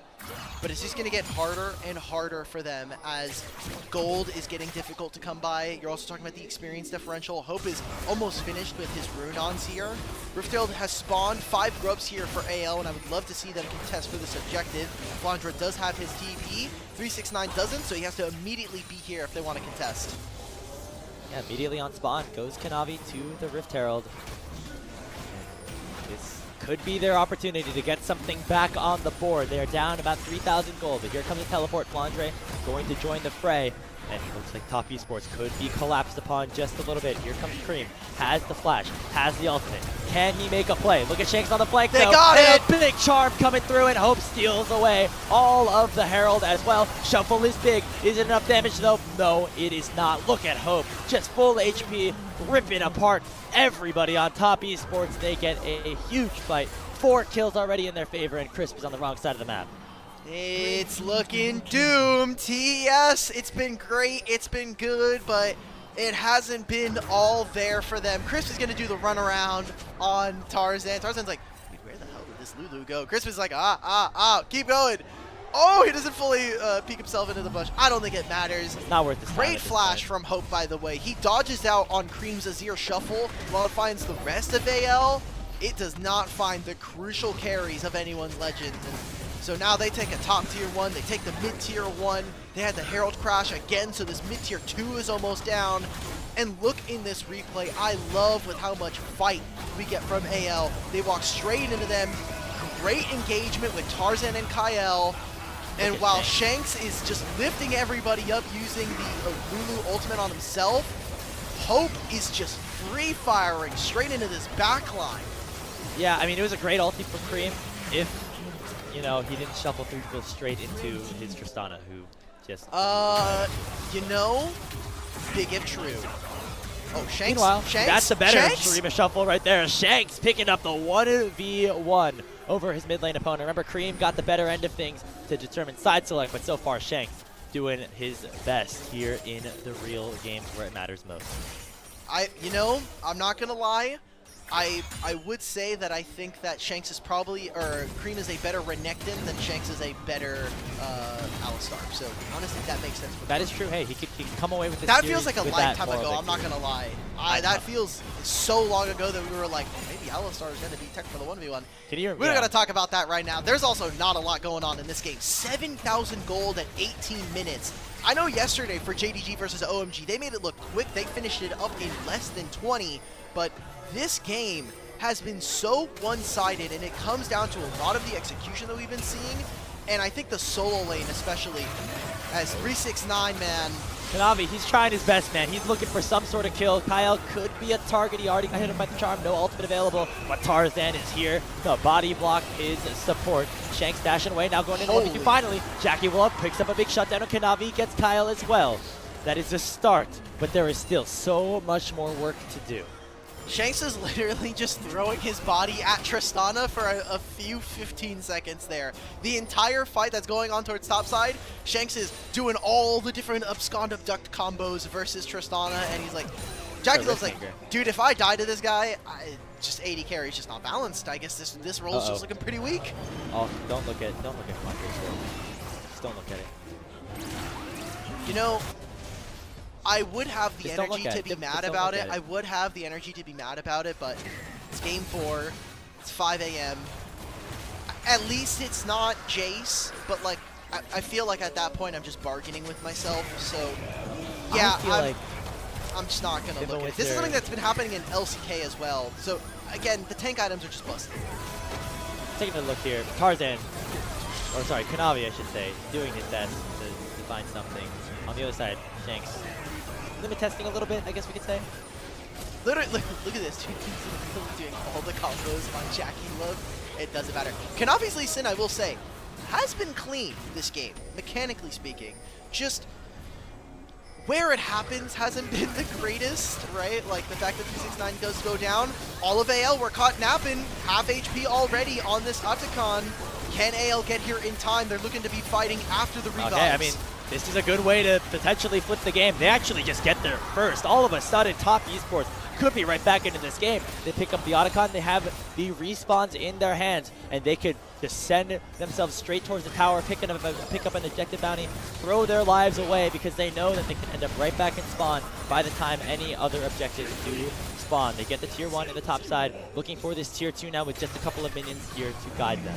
They can shred these turrets, and they have the turret bounties as well, so there's a lot of gold being slingshot back into TES. Yeah, Hope is hitting on this mid-wave. 5 grubs. All that AL needs to do is somehow be able to stop them. Tristana's getting engaged upon. We see Jackie Love getting a little frisky with it. Has to be able to jump over. Inhibitor open way, he's going to cancel the backs. 369 is back, but that is it. And now it can be a potential numbers advantage on the other side for anyone's Legends. Kareem has to use the shuffle to get Flandre away as he puts up the Sun Disc as well. Is Hope dead though? Does he get out of here in time? So he's going to call his TP. He's going to do his recall. Tristana's coming. If she jumps over, they're looking for him. Oh, just spotted him. My No, he's God, out. just barely is able to escape underneath the eye of TES. That is a highway robbery right there. Thought that it was going to be good for Top Esports. They pick up the Otacon to get an objective bounty on the top lane, but they have to lose an inhibitor as a response on the other side. Hope now has an Infinity Edge and a Runons. Very, very powerful Jinx, who, again, Hope really starting to play off like one of the best ADCs in the LPL. You know, it was so funny in Demacia Cup, there was one chatter, I forgot what their account was, but they said that Hope was the best AD carry, or one of the best AD carries in the LPL.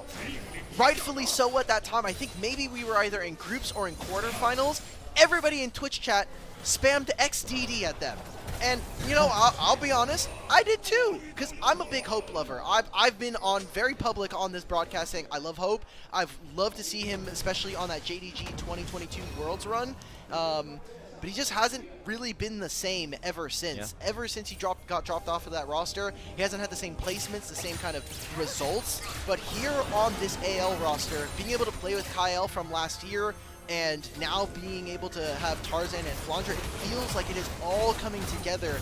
And that plot armor that we mentioned all the way in Game 1, it just feels inevitable. Like AL, they can make mistakes in series, but they can always rely on some of these carries, whether it's Tarzan, Shanks, or Hope.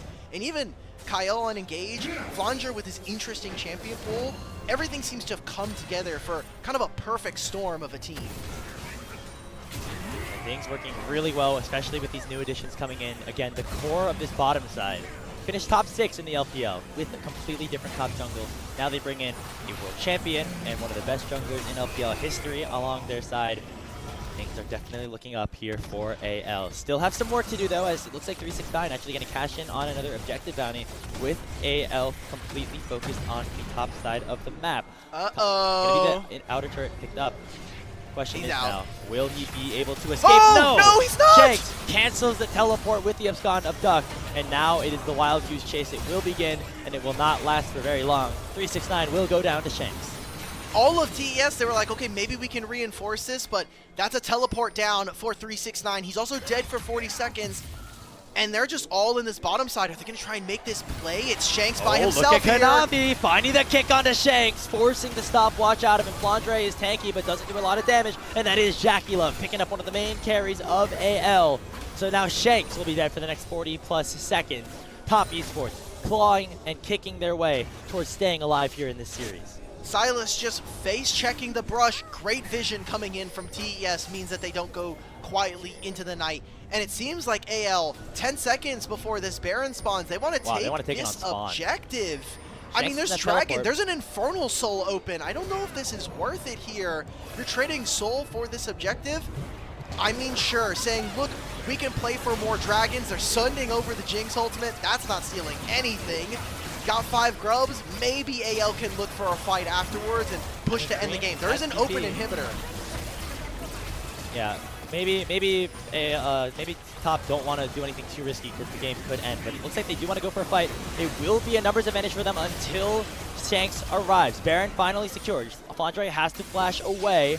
They land the Fear Beyond Death. That's going to slow them out pretty well. Jack nice up job. by the Flame Chompers. Really good spacing opened up here by Hope, and now Shanks has arrived, and oh it no, will Hope! be anyone's legends coming through and wiping the floor with Top Esports. They go 5-0 in the fight. They get the Baron, and they will get the game, and they will get the series win.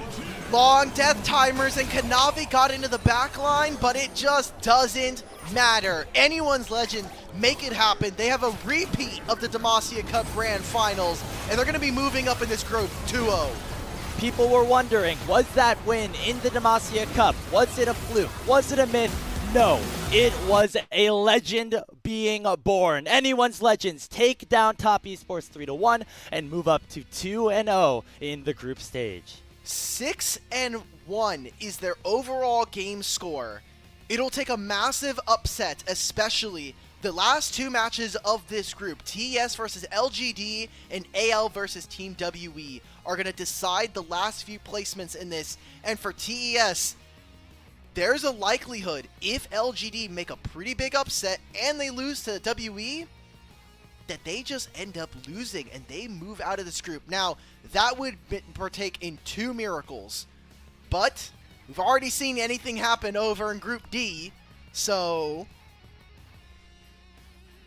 we'll see. I mean, that is the last game of the group stage, I believe, right? It'll be happening on the last day of groups on the 15th of February. Again, we're going to be taking that break in just a couple of days for the Lunar New Year, but LGD, hey, they played very well against AL, despite it being a 3-0. All the games ended up being close. Maybe that's just how AL like to play the map and like to play the game, as we have maybe learned in this best of 5. But if LGD can put something together, if they can regroup after this break and try to figure out a strategy to take down top, it could be the favorites of this group going into the regular season, missing the top 8 and missing playoffs. I think that the TES downfall would be very, very interesting to see, but we'll have to wait. Again, like you said, last game of the split before we move into the playoffs. And a lot of things happening in between now and then. I think we can kind of skip all the MVP votes just because we already know Hope is probably going to get it after what was generational Jinx game. And for anyone's legend, now that they've locked themselves at the very least top 2 here in the group, you have to start thinking of what this team looks like against the other top 8 team, or the other top 7 teams that we're looking across the board here. I mean, Grapes, do you feel like this is a team that can kind of go the distance here in this first split? It almost feels like kind of like a ragtag team of misfits making it on through against all odds. It's so interesting because I think AL's path through the playoffs of Demacia Cup was BLG, then Weibo, then Top. But because they didn't play against BLG's main team, they played against that secondary roster, I believe. We didn't get to really see them against that team. But they have played against a lot of the other teams that were considered favorites in the LPL and have triumphed, at least so far. So I think the last test will be a BLG or something like that. Like how will they do in a matchup against the clear favorites in the LPL? That will be a question that has yet to be answered. But anyone's legends, I mean, they are absolutely a top-tier LPL team at this point. I love the juxtaposition of a team like BLG, who spent all of 2024 really hammering away at being one of the best execution-based teams when it comes to team fights, laning phase. Their individual mechanics were really on point for 99% of the year, only falling in the grand finals of the World Championship and even MSI up against Gen G. And then you come into this year with a team that has a top laner who, known for his unusual picks, but coming off of a pretty slump year on JDG.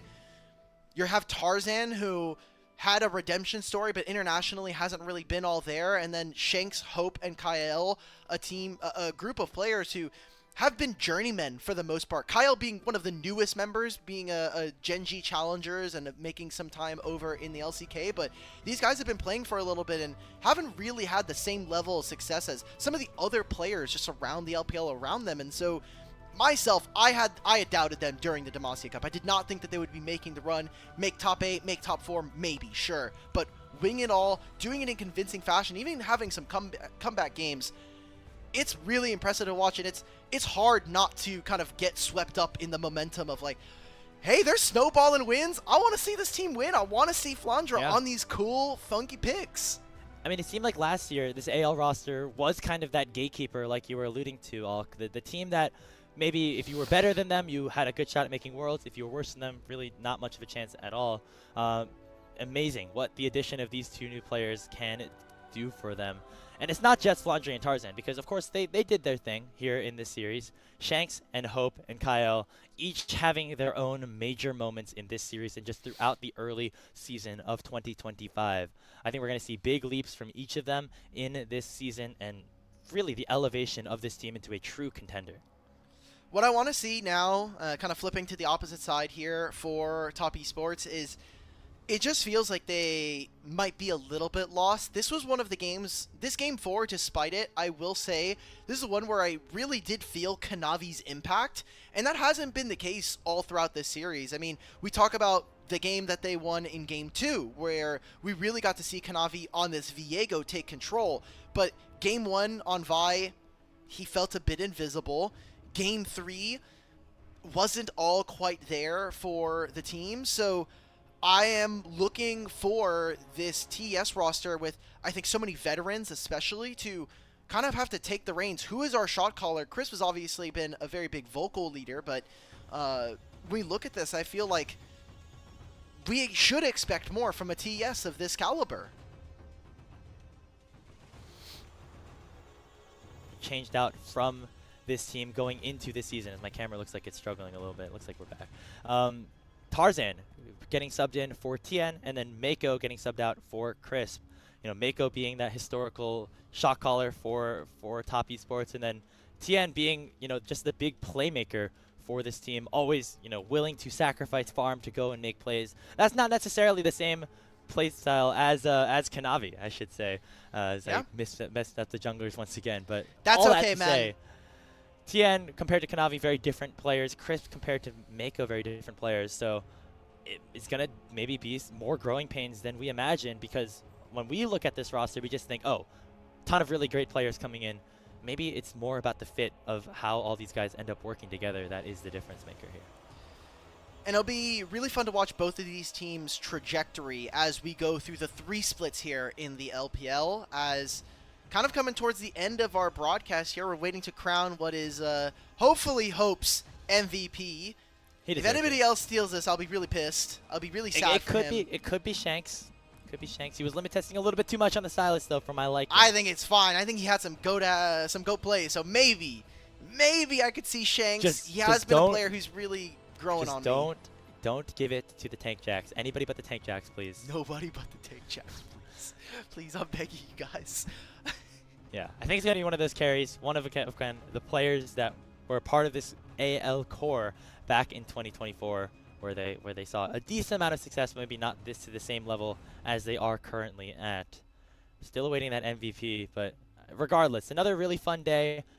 Very fun to see anyone's legend kind of go back to this matchup that they won in Demacia Cup and take care of business once again, really establishing that they are a true contender. And we've got some, I think, really exciting series coming tomorrow in our first doubleheader best-of-5 of the season. I wanted to thank the LPL for their formatting by putting at least one Demacia Cup rematch in every single group. That was very great of you guys. Thank you for doing that. We got like the TT, LNG back-to-back. We had this series, obviously, like we were saying. And yeah, like you were kind of mentioning, while we can... Do we think they're going to give MVP right now? Because if I call for the schedule graphic and they show MVP... As soon as you call for it, it's going to show up. That's the thing. Exactly. So I'm just going to wait, man. I'm going to let 957 run me around this one. And if it doesn't ever come up, guys, please, just show me hope. Give me the jinx. and we could talk about the rest of the show and we could close out. Come on, guys. For some reason, the most one-sided game has the longest deliberation. Okay, here we go. Oh, it's Tarzan. Not the pick that I would have had, but hey, Tarzan gets 2 in a row. I guess good for him. He was okay. He was fine. Give me the schedule graphic for this week, Kelsey. It wasn't the Jacks. It wasn't the Jacks. It wasn't the Jacks. Thanks, man. Again, we're bargaining with the tank top laners. Like Grapes was saying, we have our first doubleheader of the season. This is the last show before the Lunar New Year break. We're going to be starting a lot earlier, 10 p.m. PST, so make sure you have your clocks wound up. If you need, go to timeconverter.com, somewhere on Google. You'll figure it out yourself. I believe in you guys. LNG versus BLG is going to be the first best of 5, and afterwards going to be followed up with RNG versus IG. A lot of stuff on stakes here. That BLG LNG team probably not going to be as close, but RNG with Niket coming in, IG after taking a loss to NIP, anything's possible in that Group D. And you know, with LNG losing that series to Thunder Talk, that they are very motivated to make something happen to keep themselves alive after all the expectations that were maybe put on that team. They didn't look super good against TT, however. It's BLG, guys. It's BLG main roster. Yeah, well, we'll see. I think that either of those series have a chance to be exciting, as we got some good matchups to look forward to. Again, we're going to be starting a few hours earlier, so make sure you check all your time zones for that. But that's going to do it for our broadcast here on LPL English today. A big thank you to everybody who tuned in, especially to our coffee supporters. And thank you very much to our elite coffee supporter, Aaron Soup. Their financial pledge helped level up the broadcast and give it back to the cast and crew who strive to give you an English LPL product every day. Once again, final score in this Demacia Cup Finals rematch. Anyone's Legends 3, Top Esports 1, alongside Alk Battery and our producer, Kelsey Moser. My name is Grapes. Thank you so much for watching, and we'll see you all here tomorrow.